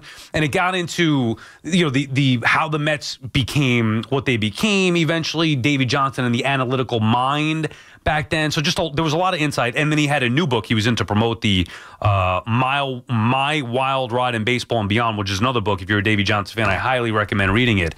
But my point is that at a young age, I didn't know any better. And then you get older and you learn, you see what he dealt with in New York with the team, with all those egos and personalities and the fighting and this and that, letting those guys be themselves, treated them like adults. All right, I don't care really what you do behind, you know, out late at night, going to club, whatever. As long as between the lines you show up and you get the job done, we're going to be fine. And also being that barrier between Frank Cashin or ownership and the players. So obviously RIP to Davey Johnson, one of the best ever to do it, certainly with the New York Mets, and the last manager to deliver the championship. That's why it's so important, you know, in New York baseball lore. And let's face it, the Mets were not too far away from having a dynasty like the Yankees had for a minute there. I mean, because if they handled the Dodgers in 1988, and we all know that they were just so much better than that in terms of talent, they were better than that Dodgers team. Like, if they were able to win the championship in 86 like they did, beat the Dodgers and get to the World Series in 88, now you don't know if they're going to win it, but and, you know, and maybe even if 87 is not a championship or a deep run, it takes on a little bit of a deeper level if you knock out 2 versus the 1. But when the 1 is the last one that you had, it definitely elevates Davey to a spot that is rarefied. So it's just a real great baseball life. As I said, a good player. You know, and I didn't really think this because I thought Davey and I learned this not when he died, but years ago. But I didn't know this when he was managing. I didn't think he was that reliant on the numbers. I didn't think that. I think he was just like a gut guy. But there were a lot of. I know. He was one of the first. Exactly right. He was one of the first to do that. And I guess I didn't really look at it that way. But if you look at the way he wrote the lineup, I mean, you had a Tim Tuffle, Wally Backman platoon at second base. You had the Mookie and the Lenny Dykstra situation. Lefty. Obviously, Mookie was also a left switch hitter, but like you had that dynamic. So he bought into it, and it just seemed like I never met Davey. But he just seemed like a good dude. Rest in peace. He was great. He let me hold his World Series ring. I was like, what? I saw that. Dude, he flung it across the table. I'm sitting there in the studio. I was like, oh, what's that? The 86 championship? He's like, yeah, you want it? Takes it off, flings it across the table. I'm like, oh, my God, Davey. It's all right. Put it on. Now, there was a great story that goes afterwards. So Davey was doing the tour, I guess, that day. First stop was OR, or at least... Didn't you text me this? Yes, I did text you. Go ahead. Yeah. So the first stop was, or whatever. My first stop seeing him that day was OR. He came in studio, did the interviews, great. And then I went over to SNY, like I do now, after the radio show. And Davey was there. And apparently he was having some issues getting into the building. Yeah, because SNY is at like 4 World Trade, so it's... Oh, this isn't the one when it was still a Rockefeller by Radio City. Down. Okay, so it's hard to get, if you had a car service getting around there, a lot of the roads are closed off or whatever. Yeah. So by the time he got there, one of the producers, this guy Mark Davis, who's no longer at SNY. I know Mark Davis. Yeah, great dude. Yeah. Did he have a goatee for long? I remember Mark. Yeah. Great guy and funny. When Davey Johnson first saw him outside, he goes, "Are you?" And I guess he's frustrated from trying to get in the building. He goes, "Are you with SNY?" Davis goes, "Yeah." He thinks he's gonna be. Yeah, exactly. Yeah, hey, that's me. Bleep you. The bleep. It just goes on a rant because he was frustrated with getting it. It was so great. Lit him up. Yeah, I had to text Davis. I was like, I'd be remiss if I didn't think of you on this sad day of the passing of Davey Johnson. But I think Davey maybe had a couple of pops along the way too. I think, that's the old school baseball manager for you. Exactly right. Are you surprised with that? No. By the way, quick note, Brandon Sproat was terrific. Mets 7 for 7 so far in these starts with their rookies. Not win losses. Fantastic. Now you guys got to start hitting again. No, I'm just saying, hit me with the good stats. You lost 2 out of 3 to the Reds. Let's go. You can't hit all of a sudden. I'm not worried about that. I would be worried about the hitting long term, sure, in the postseason against good pitching. But how about the fact that they go to the minors and call up? I know. 7 rookie starts, and all 7 have been good. They haven't won all 7. I thought Tongs was the most impressive. Yeah. And Sproat had a no-hitters, we know, but I thought that Tongs was the most impressive. Because from the weekend, you're saying. Yeah, he had every reason where things were like pitch count. I think he had 4 walks where it could have gotten ugly, and he could have been hitting the showers very early. He gave the Mets length, and to me, that's a sign of... a pitcher who's a little bit beyond his years here. Yeah, I mean, today is a massive football day. Clearly, we have another hour to go, but I mean, we're 18, 19 games to go for both of these teams, and Aaron Judge has not looked the same in right field, but they're pitching. Schlittler was awful on Friday, but the other components were there. Take 2 out of 3 against Toronto. You got some good big games coming up. The Mets pitching is really good from the young pitcher's perspective. Suddenly the bats are quiet. Like, tomorrow we're getting into baseball. It'll be a big baseball day. BT and Sal on the Fan. We'll hear from Brian Dable before we say goodbye in the final hour. Get your calls in when we come back. 888-808-1019. The home of the NFL on Westwood One is WFAN. He is in for the touchdown! It's an NFC North clash with the Vikings and Bears. 8:15 tonight. Monday Night Football on the Fan. 101.9 FM and always streaming on Odyssey, TuneIn, and the iHeartRadio app. FanDuel's getting you ready for kickoff with an offer you won't want to miss. New customers can bet $5 and get $300 back in bonus bets if you win. That's right.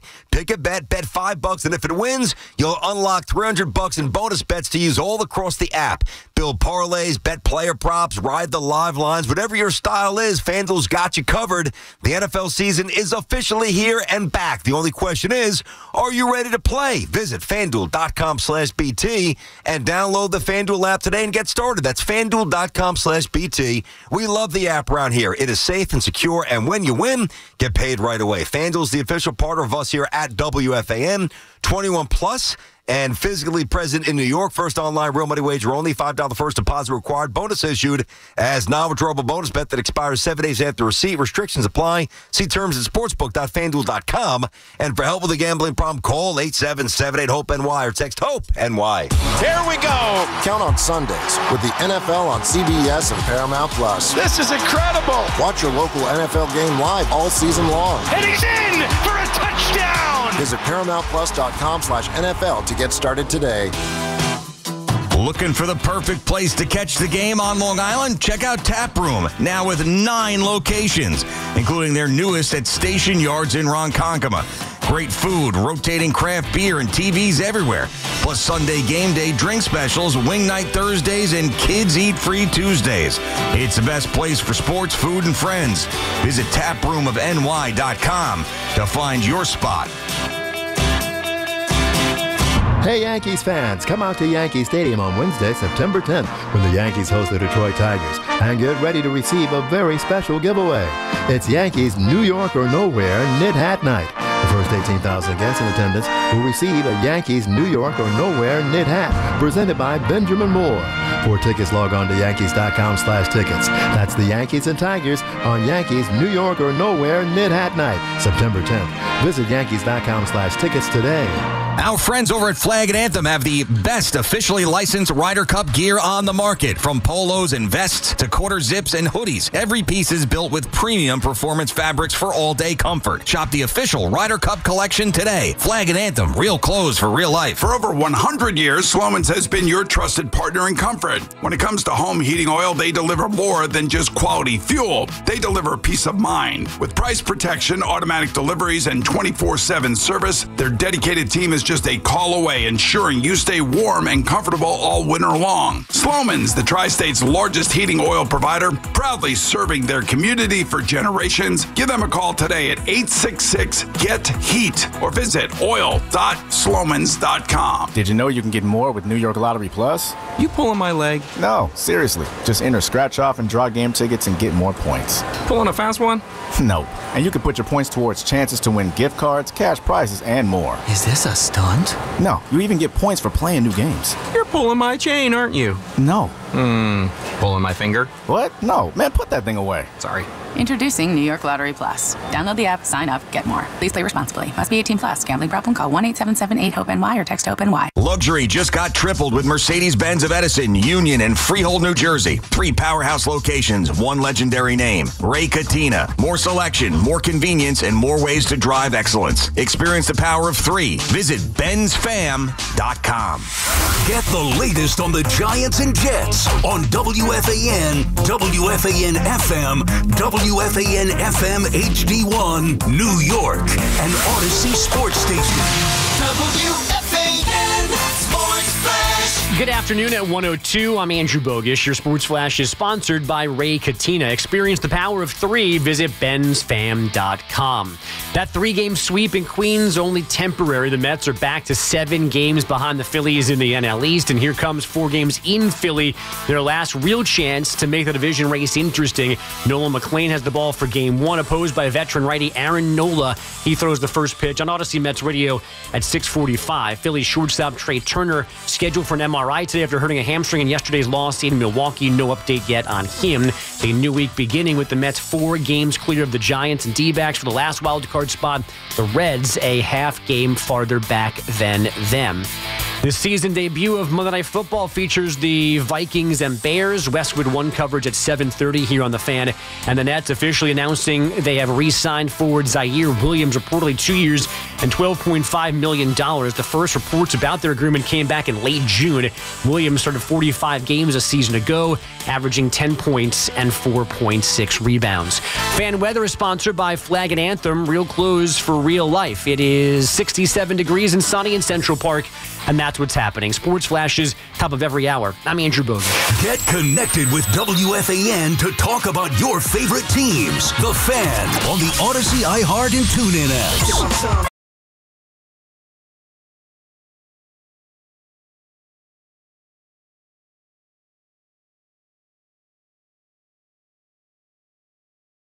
Sal Show on The Fan is presented by your Tri-State Cadillac dealers. Cadillac, the official luxury vehicle of the New York Mets. We'll hear from Brian Dable in about 25 minutes or so. I guess he's got his regular Monday press conference, so we'll hear if he has anything interesting to say, certainly about the quarterback situation. Stay tuned for that. We'll get back to your calls here, 888-808-1019. So did you watch, the Sunday night game last night was just ridiculous, dude. I told you this last year that I felt like Lamar Jackson's the best football player I've ever seen. Certainly if you want to say offensive football player that I've ever seen. He's not the best quarterback, but he is the best football player I have ever seen, definitively from an offensive standpoint, and maybe even just period, but it's hard to how do you connect defensive and offensive?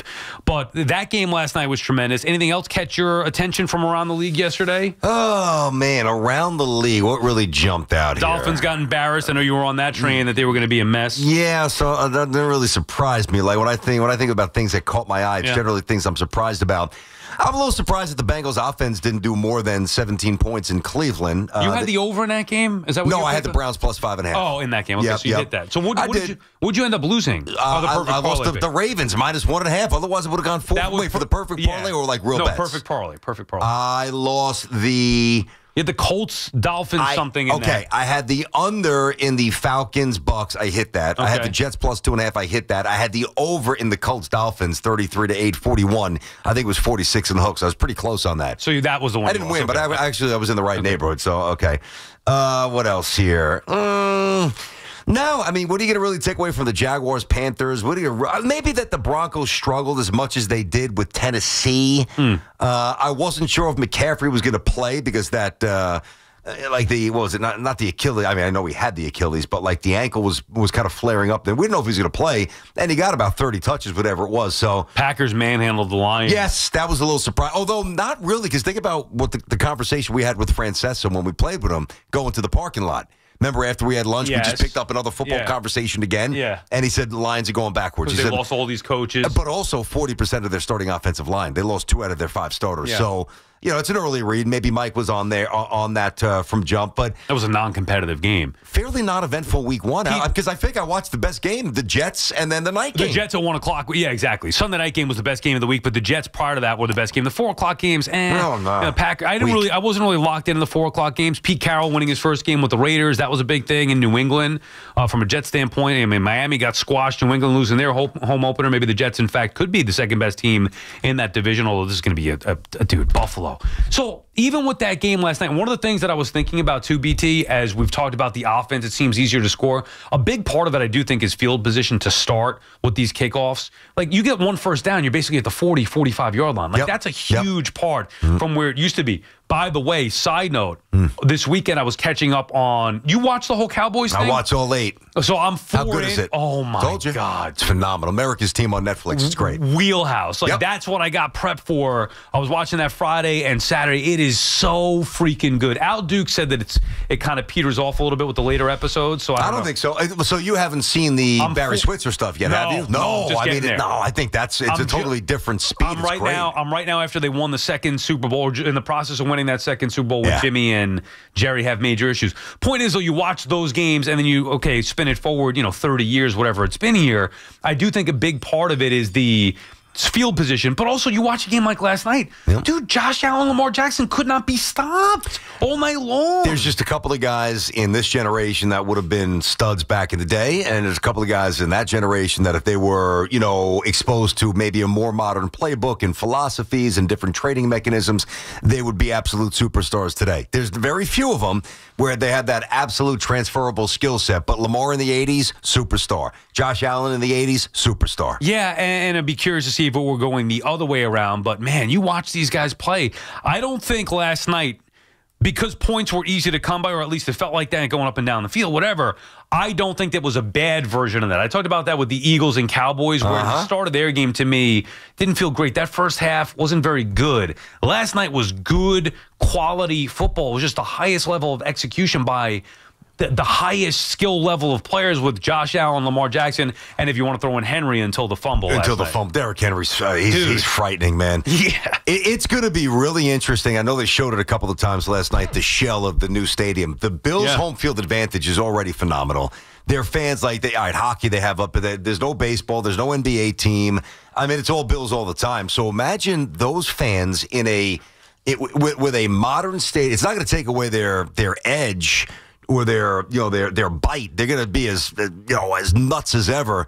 But I'm looking forward to seeing that new Bills stadium. I really am. They are out of control, the fans, though. Not just the one who I'm sure you saw, but one fan, he looked like a younger kid, hit Lamar? No, Hopkins, yes, eventually hit Hopkins first, who, by the way, made an incredible catch. I mean, that was one of the best catches I've ever seen with DeAndre Hopkins making that touchdown grab, one-handed grab.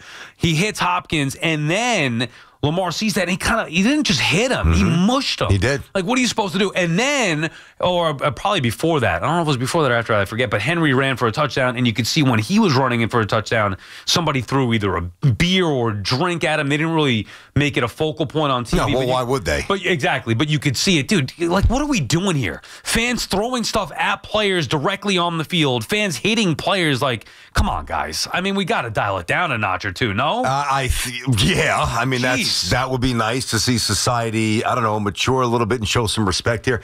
But there's so many things about the NFL. Once the games start, I love. But there's so many things about the NFL that just drive me nuts. They really are. Like, and the fans, the way they comport themselves, that's a little piece of it. But the way they like, was it during? And it's not Ian's fault, who's phenomenal. And I also thought that Watt and Ian had a pretty good debut. Although I think J.J. Watt's got a chance to be very good on TV myself. Sounded comfortable for his first game. Well, because Ian made him comfortable, and that's why Ian's great. But yeah, I think they've got a chance to be great together. And J.J. eventually by himself doing whatever he takes off and with a different partner down the road, he's going to be doing it for a while. But they were coming back from break, right? And of course they're told to do this by the directors, et cetera. I don't know, were they Germany, someplace in Europe. And they're like, oh, look at all the NFL fans congregating around outside with their drinks and their NFL merchandise. I get it. You try, again, this is not on Iron Eagle. I get it, guys. You try to shove the NFL down our throat and, further monetize and do what you can. It's so forced at this point. I don't even want to go any deeper right now because it's going to strip away my enjoyment for week one. But they think we're idiots. They don't care about us. They'd rather have European countries fall in love with the sport and take a game away from us or a home base, which they did on Friday night with the Chargers playing the Chiefs, not here. It's just a lot of things that you got to tolerate. It wasn't like this back in the day. It's annoying. And they could do it because we're going to watch regardless. People continue to watch. But I don't buy stuff the way that I used to. Like, I said, I'm done with Red Zone. I'm good. I don't buy jerseys. Santa brings some stuff, obviously. Kids are still young. But I don't spend as much money on the I'll bet a few games. I'll get something good to eat. I'll have, I'll have Fox and I'll have CBS so I can watch the Jets and the Giants. I can't waste my time watching ESPN. You're going to put on ESPN and watch Ryan Clark tell Schrager how to be a reporter. That sounds like brilliant programming. I can't wait to watch that. Are you insane? Like, some of this stuff is just, it's getting hijacked. It's stupid, Sal. It really is ridiculous, man. I can't tell. And then you get Marchand and Marash fighting last night over what reporters should do. Marchand saying more talk show hosts should go into the locker rooms and clubhouses. Oh, did Marchand say that? Yeah. I didn't see that little jab. And how did Sean respond to that? I don't think Sean. Marchand said it wasn't specific to Sean. He was saying in general. Yeah. That the younger guys want to be Mike and the Mad Dog, but Mike and the Mad Dog went out and they did things and blah, blah, blah, meaning to go on the clubhouse. I don't think he's wrong with that. Yeah. Now let's explore that. That's pretty interesting for a second here. So, Mike had his chops at CBS, and I know that Marchand did tweet something about that. Like, he had some intel and ridiculous connections. I mean, every coach you want to know. Mike knew them all, football and basketball. Tell me if I'm wrong, because you were around the show. I don't think they were going to the locker room. Like, they'll do a show from Yankee Stadium or up at Fenway Park sitting on the monster. Yeah, but maybe they did that in the 90s when I wasn't around. They certainly didn't do it when I was there. Did they go into the Nick locker room ever? No, but I think by that point they didn't have to. Like, they had... they would call the owner up and get information, or Pat Riley. But you don't think that happens with people now? No. I think that there's been a mass, for our business, I think there's been a massive circumvention of checkpoints. I remember my first job in 99, I had to go to Lehigh University. This was Andy Reid's first year as the head coach of the Eagles. I had to go to Lehigh, collect sound. And I remember being nervous, like, how do you ask a question properly? And, being around McNabb, who was just drafted, and he was, I think, second pick, whatever it was. You learn how to, I don't want to say get a story because I was never breaking news, but how to comport yourself in a locker room, how to be a pro, and then how to ask the right question, how to know what to ask, when to ask it. I think that's largely absent. And it's not even a knock on the new generation. It's really not. If you can do this, that's great. But nobody really has to do that anymore because you could fire up a podcast or get on the air quicker. Honestly, I don't begrudge people. If I was coming up now, I would do what some of the younger broadcasters are doing now. I believe that our generation has a little more, I won't even say depth because that's offensive, and I'm not trying to diss anybody, more perspective because of what we had to do when we were in the locker rooms.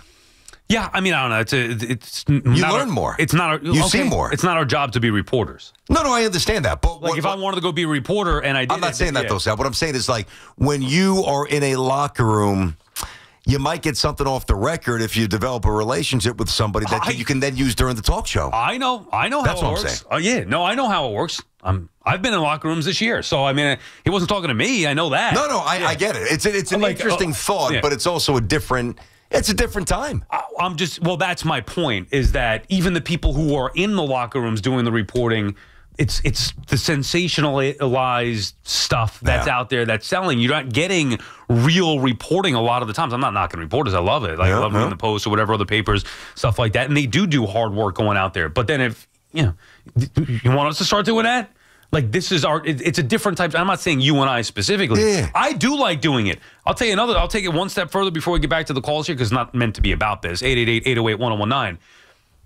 Like, nobody knows who you or I are talking to. It could be anybody. It could be Mike and Chris, whatever, Carton, whoever it may be. Like, nobody knows who people are talking to. Nope. So who's to say that some of the opinions that maybe you or I have given have not been based off of stuff that has gone on? 100%. I mean, it's just a different way to get it. And guess what? A lot of times fans don't want to hear the truth. Yeah. As we've seen. I'll leave it at that. As BT and Sal on the Fan, 888-808-1019. Chris is calling from Long Island. What's up, Chris? Hey, what's up, guys? Thanks for taking the call. How are you? You got it, Chris. I'm good, man. I just want to talk about the Jets real quick. Man, that was so nice yesterday watching that. I mean, I did not expect anything like that. It was competent football up and down the field. We didn't even punt in the first half. Did you realize that? Yeah. And you know what else was cool? When they were going into the halftime, right? You know how like the reporter told the coach his side? Yeah. And he had that stupid penalty. He's like, the emotions are high, but that will not be tolerated, and it will be taken care of. Like, he was going in the locker room Then he to dropped light the him mic up. and he said something funny. Like, not like can't wait like Bart Scott, but something like a little quip there. I'm like, that boy, it's my guy, AG. Oh, dude. Yeah, he's got energy. Yep, he does. Oh, listen, man. And listen, the Steelers are a good team. Yeah. Like, their defense is stacked, and we were moving the ball. I couldn't believe it. I'm watching a game, and I was like, I can't believe what I'm seeing. Like, listen, we lost. I hear you. That stinks. But, man, there's no reason we're not going to be competitive with all these teams. It's a good attitude, Chris. It's a good attitude. Think about it, man. Yeah. Come on. I love the call. I agree with the call. I agree with the perspective. My challenge that I'm about to issue to Jet fans, and do with it what you will, ignore it, heed, somewhere in between, up to you.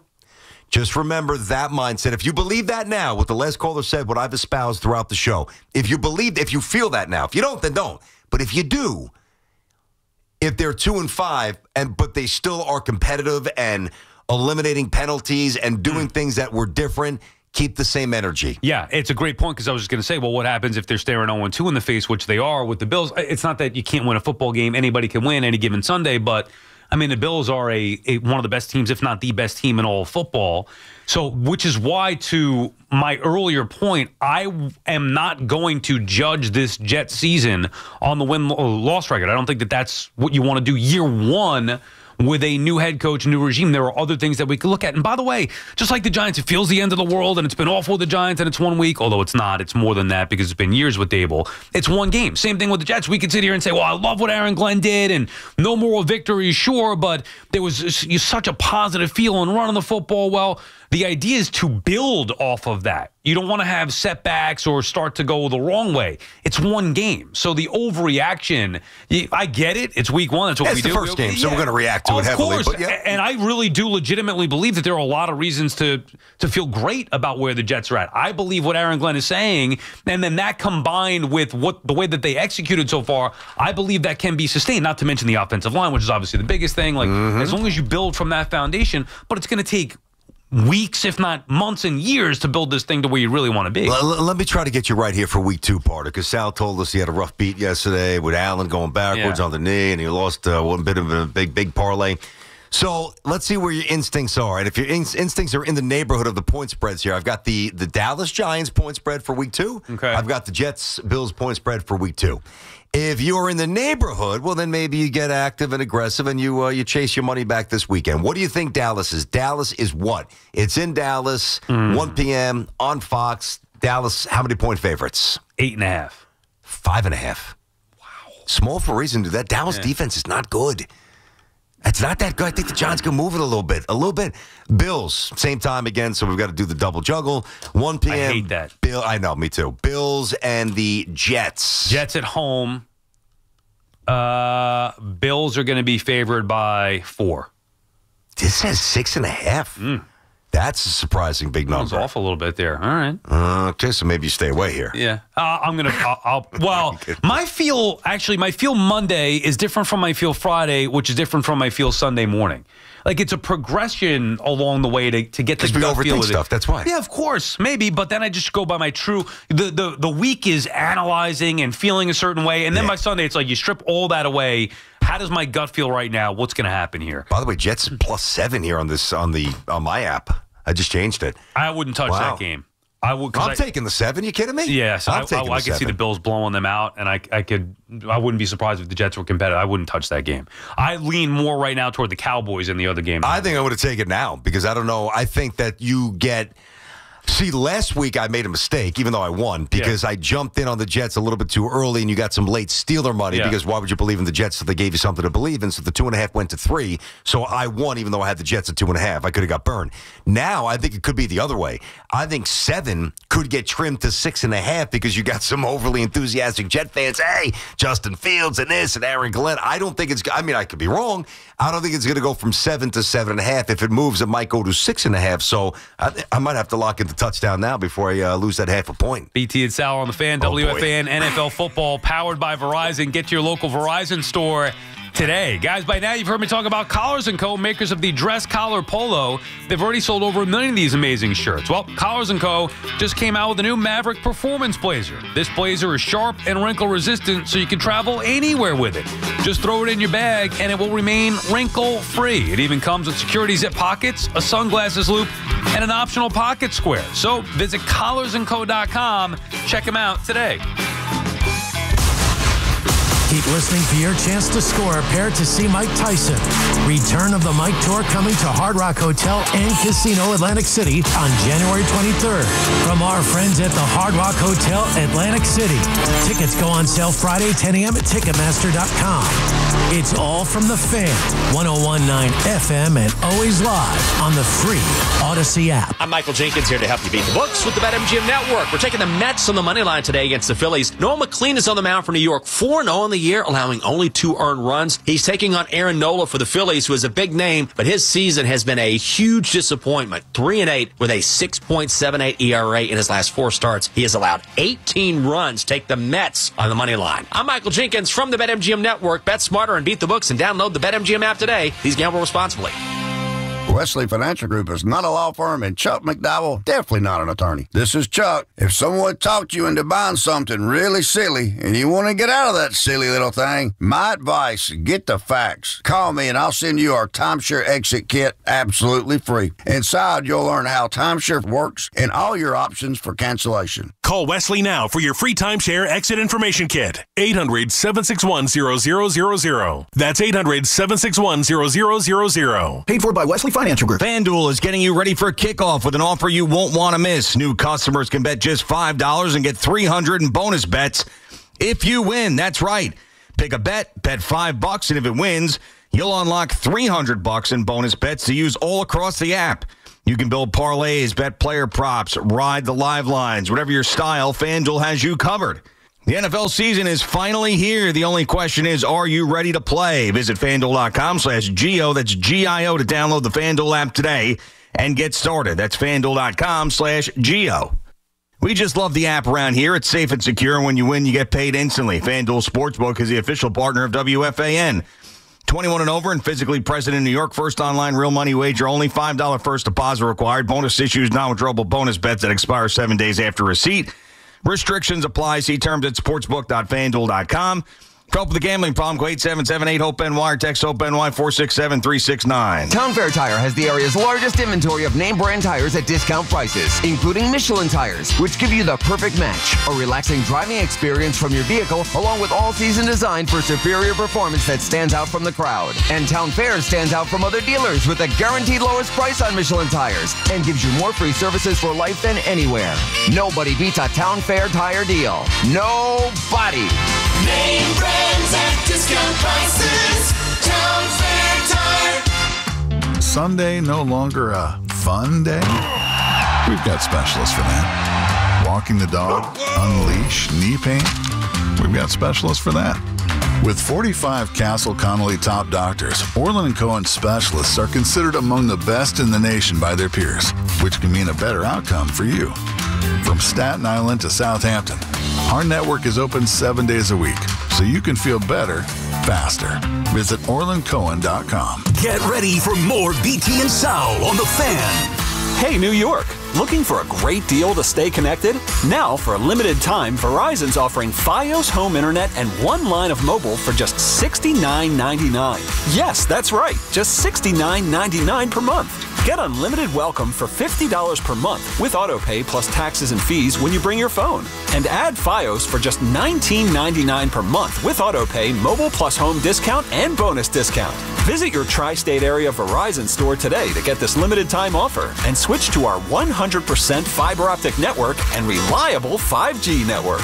Fios, for eligible new Fios internet and mobile customers. Fios $15 monthly bonus discount applied over 36 months. Mobile and home discount enrollment required. $99 Fios setup charge applies. Bring your phone. $15 monthly promo credits applied over 36 months. In times of congestion, unlimited 5G and 4G LTE may be temporarily slower than other traffic. Domestic data roaming at 2G speeds. Listen weekdays from 1 to 2 on the Fan for the call of the day with BT and Sal, brought to you by Wind Creek Bethlehem. Gambling problem? Call 1-800-GAMBLER. Oh, no. Ah, that's the sound of someone who's misplaced my debit card. Their debit card. Where'd I leave that thing? Not at the gas pump, or the checkout counter, or the roof of your car. Now, if he has the Chase mobile app, he can use Card Lock. Wait, I could just lock my card. Yep, just a few tippy taps on his phone, and that sound? That's peace of mind from Chase. Chase mobile app is available for select mobile devices. Message and data rates may apply. JP Morgan Chase Bank N.A. member FDIC. As a mom, comforting my family is what I do best. Vicks Vapor Stick provides soothing, non-medicated Vicks vapors in an easy-to-apply stick, and it dries fast, so there's no mess. I use it to comfort myself and my family. Thanks, Mom. Vicks Vapo Stick, soothing comfort for the whole family. And try Vicks Vapo Shower Max for steamy Vicks Vapors when you need more comfort for yourself. Use as directed. Dunkin's $6 meal deal is kind of wild. You get a bacon, egg, and cheese sandwich, 6-piece hash browns, and a medium iced or hot coffee, all for $6. That's the main character meal energy you need this fall. Get it now in Dunkin' stores or order ahead on the Dunkin' app. No substitutions, participation and times may vary. Offer price varies in California and Hawaii. Limited time offer cannot be combined with other offers. Exclusions and terms apply. Get the scuttlebutt on your favorite team, the Fan, on the Odyssey, iHeart, and TuneIn apps.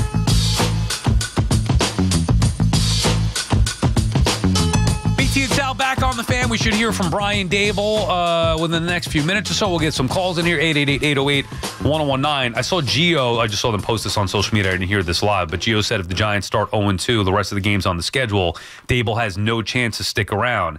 And look, I don't know what's going to happen as far as that goes. I do think it's going to get ugly for the Giants before it gets better as far as the win-losses go. But I don't think that would be the right move to just fire Dable without – I'm not saying he's saying they're going to fire him before you see Jackson Dart a little bit. But I don't think I can make that definitive statement until I see what he does with Jackson Dart. Mm-hmm. We talked about this. So then the path is going to be the predictable one that we said, draft a quarterback, have Dable here for a half a season with him, and then what? Go with a new head coach? Oh, he's on right now, so let's hear from Brian Dable, like BT. I said yesterday, that game just doesn't fall on Russell Wilson. We got to do a better job collectively, coaching, playing, but Russ will be the starter. Oh, was that even ever really a decision for you?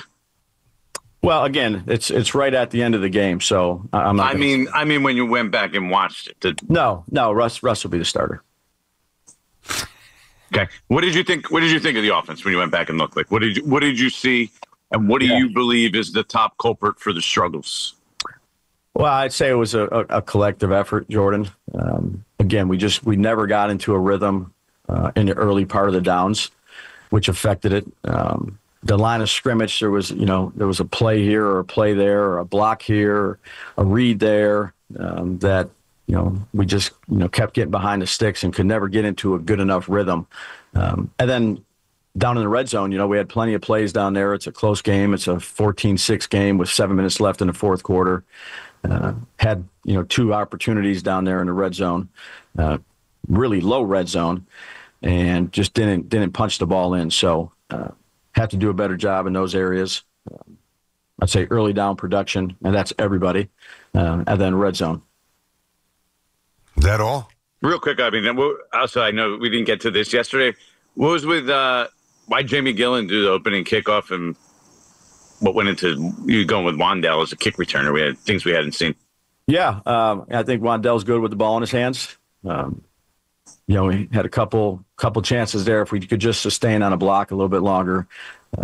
I think he's good with the ball in his hands. And then Jamie is good at some of those kicks, with this new kickoff rule and where to put it. So we've been working on that between Jamie and Graham on kickoffs, particularly for that first game. Brian Dunleavy.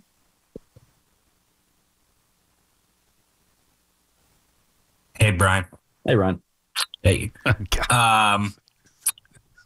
What's the update? I don't think anybody asked yesterday. What's the update on Micah McFadden? Yeah, I'm gonna talk to the medical people. I have more on that for you tomorrow. That didn't look good, unfortunately. Do you have a feeling? I mean, they put an air cast on him. You have a feeling it could be? Yeah, he didn't. I think he thought that when he was out there laying on the ground, I thought he broke his leg. I know he didn't do that. Okay. Yeah. So, but get some other things looked at here. Okay. What'd you think of the job Debo did traveling pretty much with Terry? Yeah. Again, I thought he played well. Terry's a really good player, explosive offense, but that's something we've been working on as well. I thought he did a nice job, throughout the entire game. How much of a difference does that make to have that guy? Obviously, CD's coming, and then probably 15 other great number one receivers. How much of a difference does it make to have that kind of guy for the defense? Well, anytime you can add good players, I think it helps. Again, that's what we did for this week.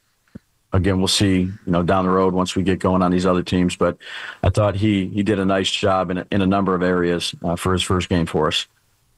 Okay, and the last one for me was, what'd you think of the edge rotation now that the snap counts are out? I think Burns played like 48. Yeah, something like that. And Kayvon played 50, and Abdul played 30-something. What'd you think of that? Abdul played 38, and then he was on our punt block team too, so he had a total of 43. Again, I think that's you want to rotate those guys, try to keep them as fresh as you can. We knew that Abdul was gonna be on that punt team, and again, just trying to keep those guys as fresh as we can with the packages that we have. Thank you. Yep.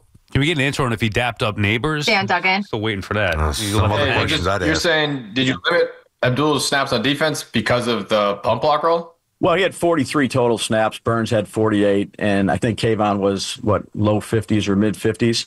So again, we want to keep those guys as fresh as we can. I think they did a pretty good job relative to the roles. A couple things we can improve on in that area, but those 3 guys are gonna play a lot. Try to balance out the numbers the best job you can so they can be as fresh as they can be. And then the punt on 4th and 4 from midfield. Just what was the thought process there? Yeah, thought we pin them down in there and have a chance to stop them and get the ball back. Paul Schwartz. Hey, Brian. Hey, Paul. A couple of things. I wasn't going to ask this originally, but with that defensive, outside linebacker rotation, yep. There were very few snaps with all 3 of them on the field together, right? Is that a good problem to have, and is that something that maybe you want to see those guys on the field together, or can they really not play all together for an extended period of time? Yeah, I think, again, that'll be dictated upon game. Again, to keep early on in the season, to keep these guys as fresh as we can keep them, that's something we were going to do. Do you think those guys can be together on the field for, multiple snaps in a game? Yeah, I think it depends, they're all capable to, play different spots, if you will. And If we think that's the best, then that's what we'll do.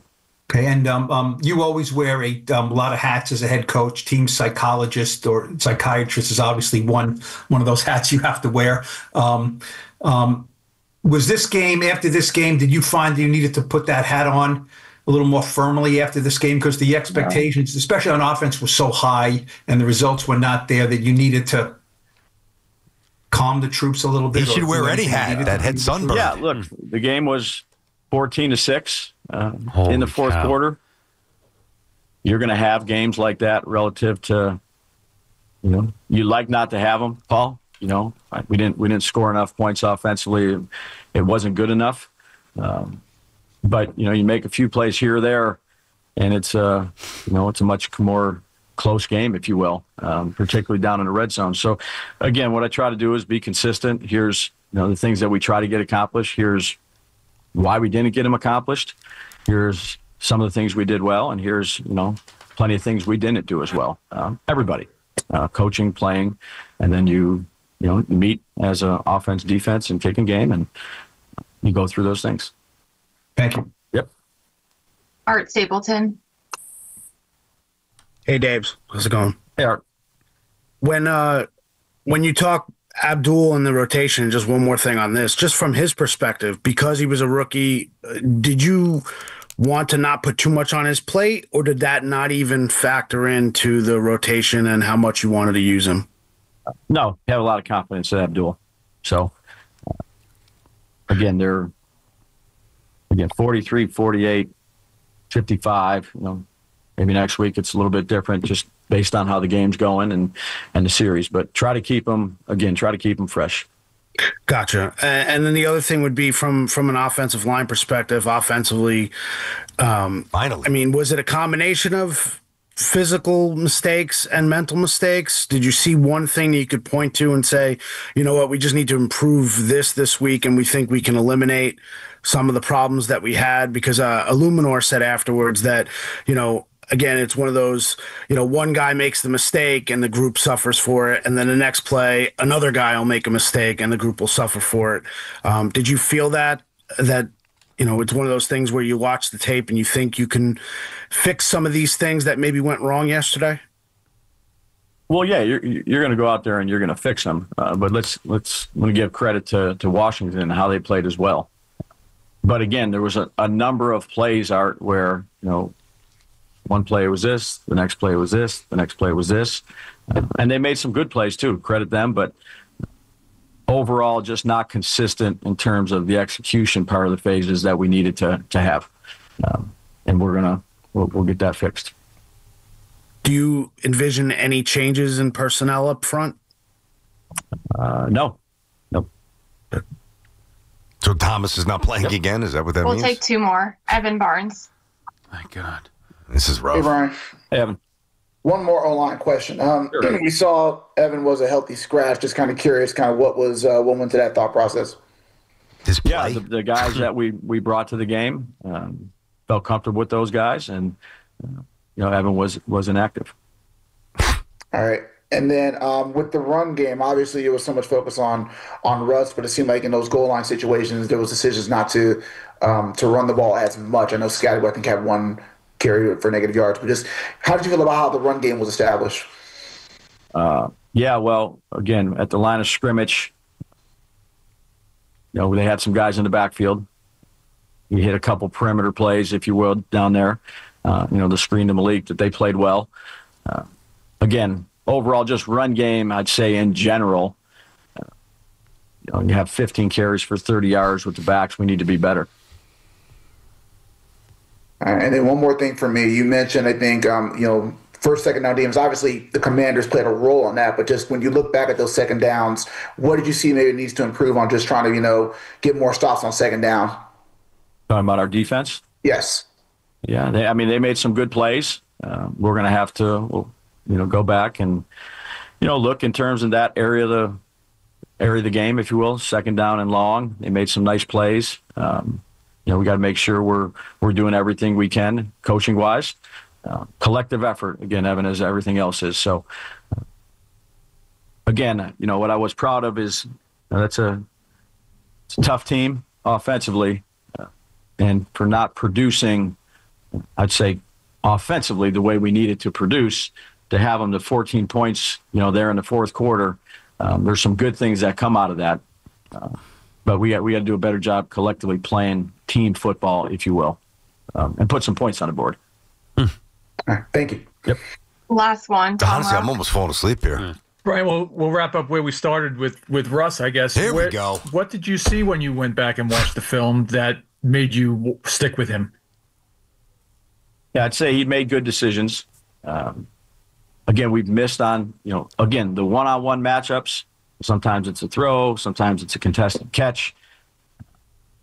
It's a collective. It's not just Russ, Tom, when I'm talking about this whole thing. It's the entire offense when, everybody starts with me, coaches, players. We got to do a better job collectively. So that's what we'll do.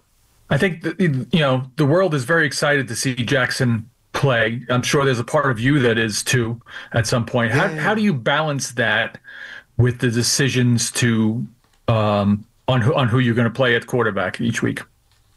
Yeah, I have confidence in Russ, and we're doing everything we can do each week to develop Jackson. He spends a lot of time in the building. He spends a lot of time after practice going through things that he needs to go through to prepare himself to be, if he gets called upon, to be ready to go. And that's what we'll continue to do. Will your decision be based on where Jackson is or where Russ is? Yeah, we'll just do what we think is best for our football team. Oh, God. That last question was good. Okay. That was a great question. Yeah, here's what I took of that. 14-6, 14-6, 14-6. First of all, it was 21-6, number one. I know. Number two, who cares that it was 14-6 late in the fourth quarter? You got one coach who's saying no moral victories. Meanwhile, they played their asses off in one of the best games of the week against the Steelers, a good team. Now, I know the Commanders are a good team, but you get the other coach saying, well, you know what? It was 14-6 in the fourth quarter. Yeah, that's the problem. You scored 6 freaking points. You're an offensive guy. You brought to the Super Bowl winning quarterback. You scored 6 points. Why is that a good thing? That even if it were, hey, holy crap, you guys did it. The Giants did it. 14. Yes, BT, we did it. It was 14-6 in the fourth quarter. A one-score game in the fourth quarter. Woohoo! Woohoo!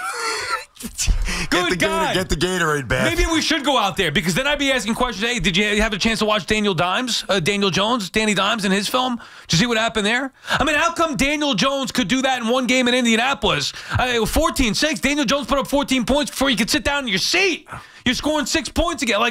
I like Dable, so there's nothing personal with it. Enough of enough of it. This was the same thing last year. Well, yeah. I mean, listen, it's not going to change the tone because he's got nothing to say. And he's got nothing to say because outside of the first, year that was very good, all he's done is lose and lose and lose. So he can't be, although he has been a little combative at times, you can't be overly combative or overly cute here. You just got to take it on the chin. And the less you say, probably the better off in the long run, even though it's putting us to sleep and it's boring. That is not giving Giant fans any answers. But we wanted to play it because I do think that was important to at least hear, get a sense of what he's thinking pertaining to the Abdul Carter stuff was pretty interesting. But really with Jackson Dart. Now, listen, come on. These reporters are very good. It's New York. It's New Jersey. But the way the door was left open to me is beyond perplexing. All you had to do, and it was at the start of when we began playing it, Russell Wilson's the starter. Okay, Coach, I hear you. Russ is the starter. What will your tolerance level be to keep him on the field if this Sunday you have 6 points in the third quarter?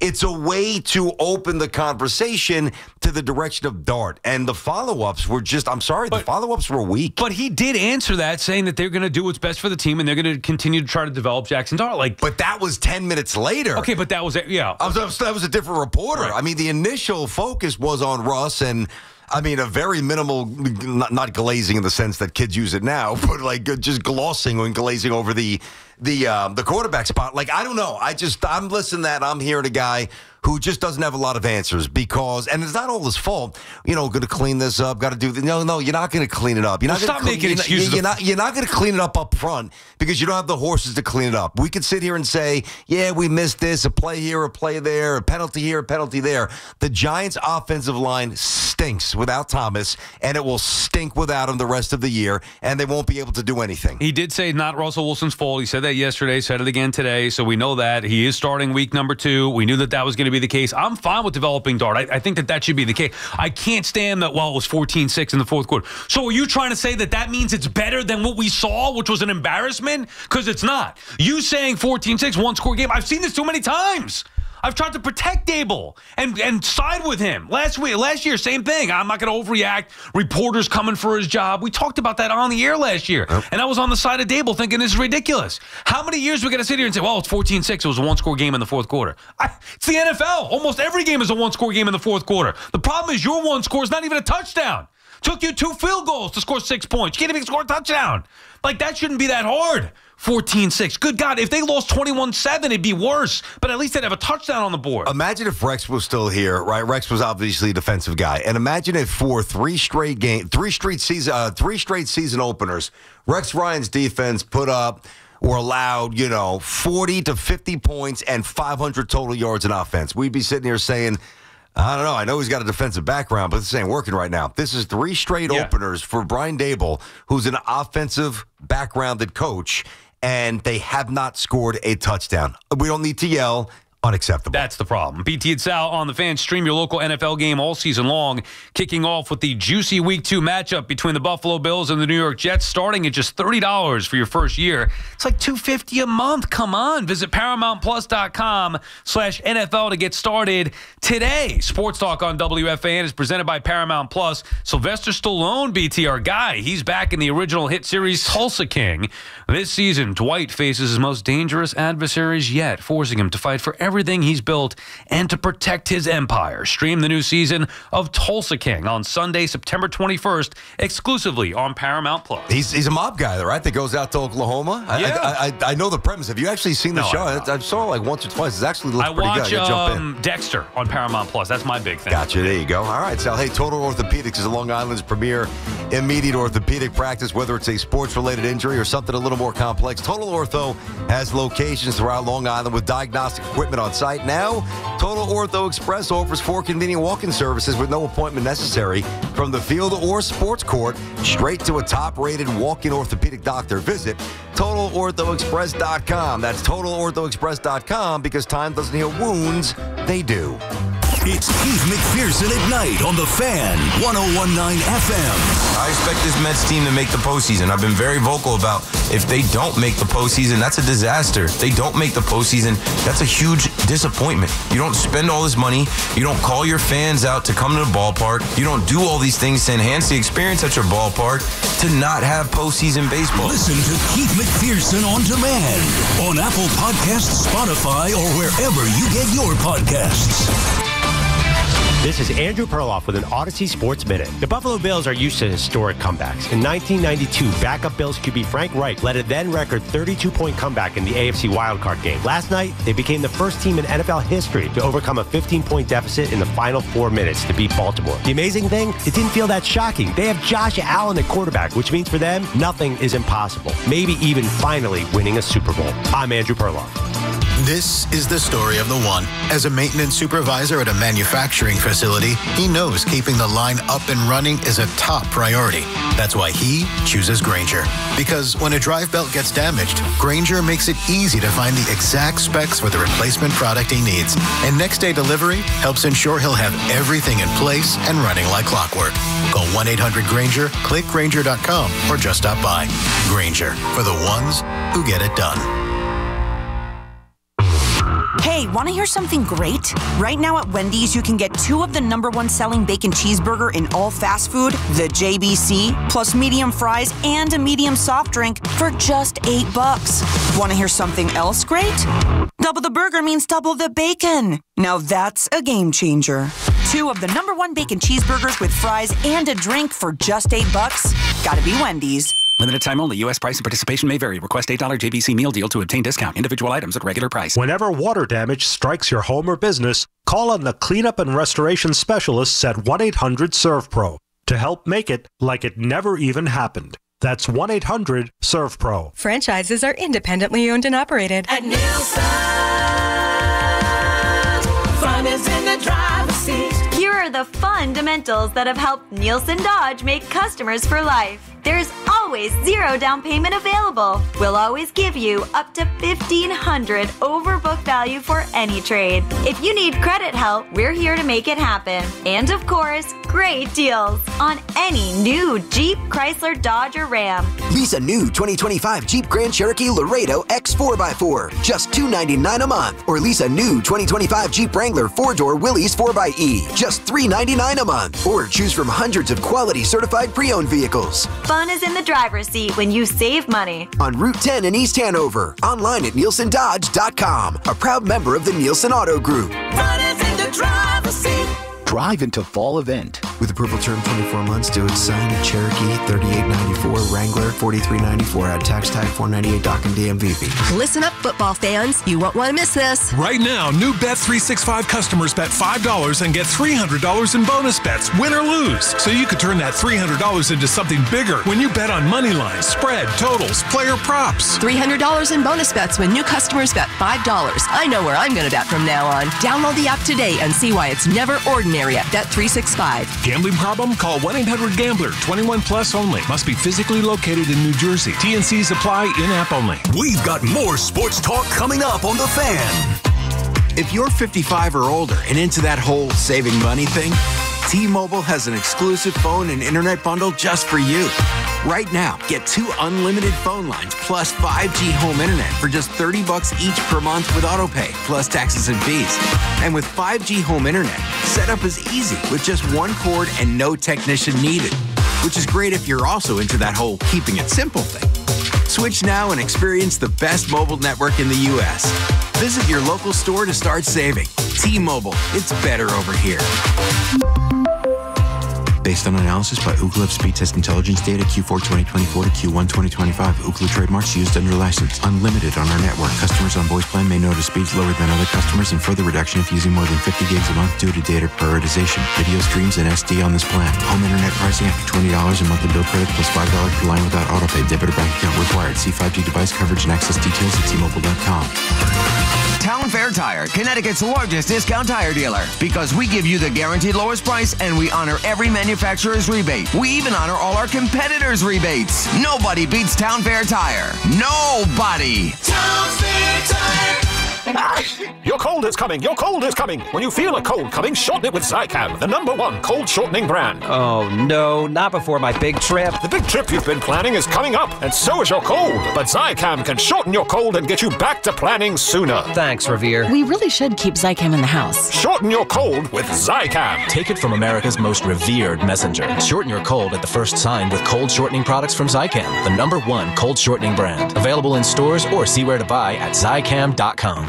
If you've been waiting to update your home, don't wait any longer because Macy's Labor Day sale has our lowest prices of the season on everything. From our exclusive Radley sectional in so many fabric and leather options to our beautifully crafted Headworth Queen bed, plus top mattress brands like Sealy and Beauty Rest for that new bed, all at 20 to 60% off, over half off. But don't wait any longer. Our lowest prices of the season won't last forever. Hurry into Macy's today. Savings off already reduced prices. Exclusions apply. Hear that? That's the beginning of a journey powered by the confidence that comes from driving a vehicle so reliable. It's backed by a 10-year, 100,000-mile limited powertrain warranty. Where your journey ends? Well, that's up to you. Visit your local Kia dealer today. Kia, movement that inspires. See retailer for warranty details. Always drive safely. Limited inventory available. Call of the day with Brendan Tierney and Sal Licata on The Fan. Today's call of the day brought to you by Edison Heating and Cooling, New Jersey's heating experts. Tyler is calling from Trumbull, Connecticut. What's up, Tyler? I called you after week 3, the Giants lost, and I said, hey, I'm done watching the Giants. I'm going to go with my wife apple picking, pumpkin picking, and you guys killed me for it. You remember? I remember. Yeah. Well, next week we're going to Target and sniffing candles. I am not watching another down of Giants football.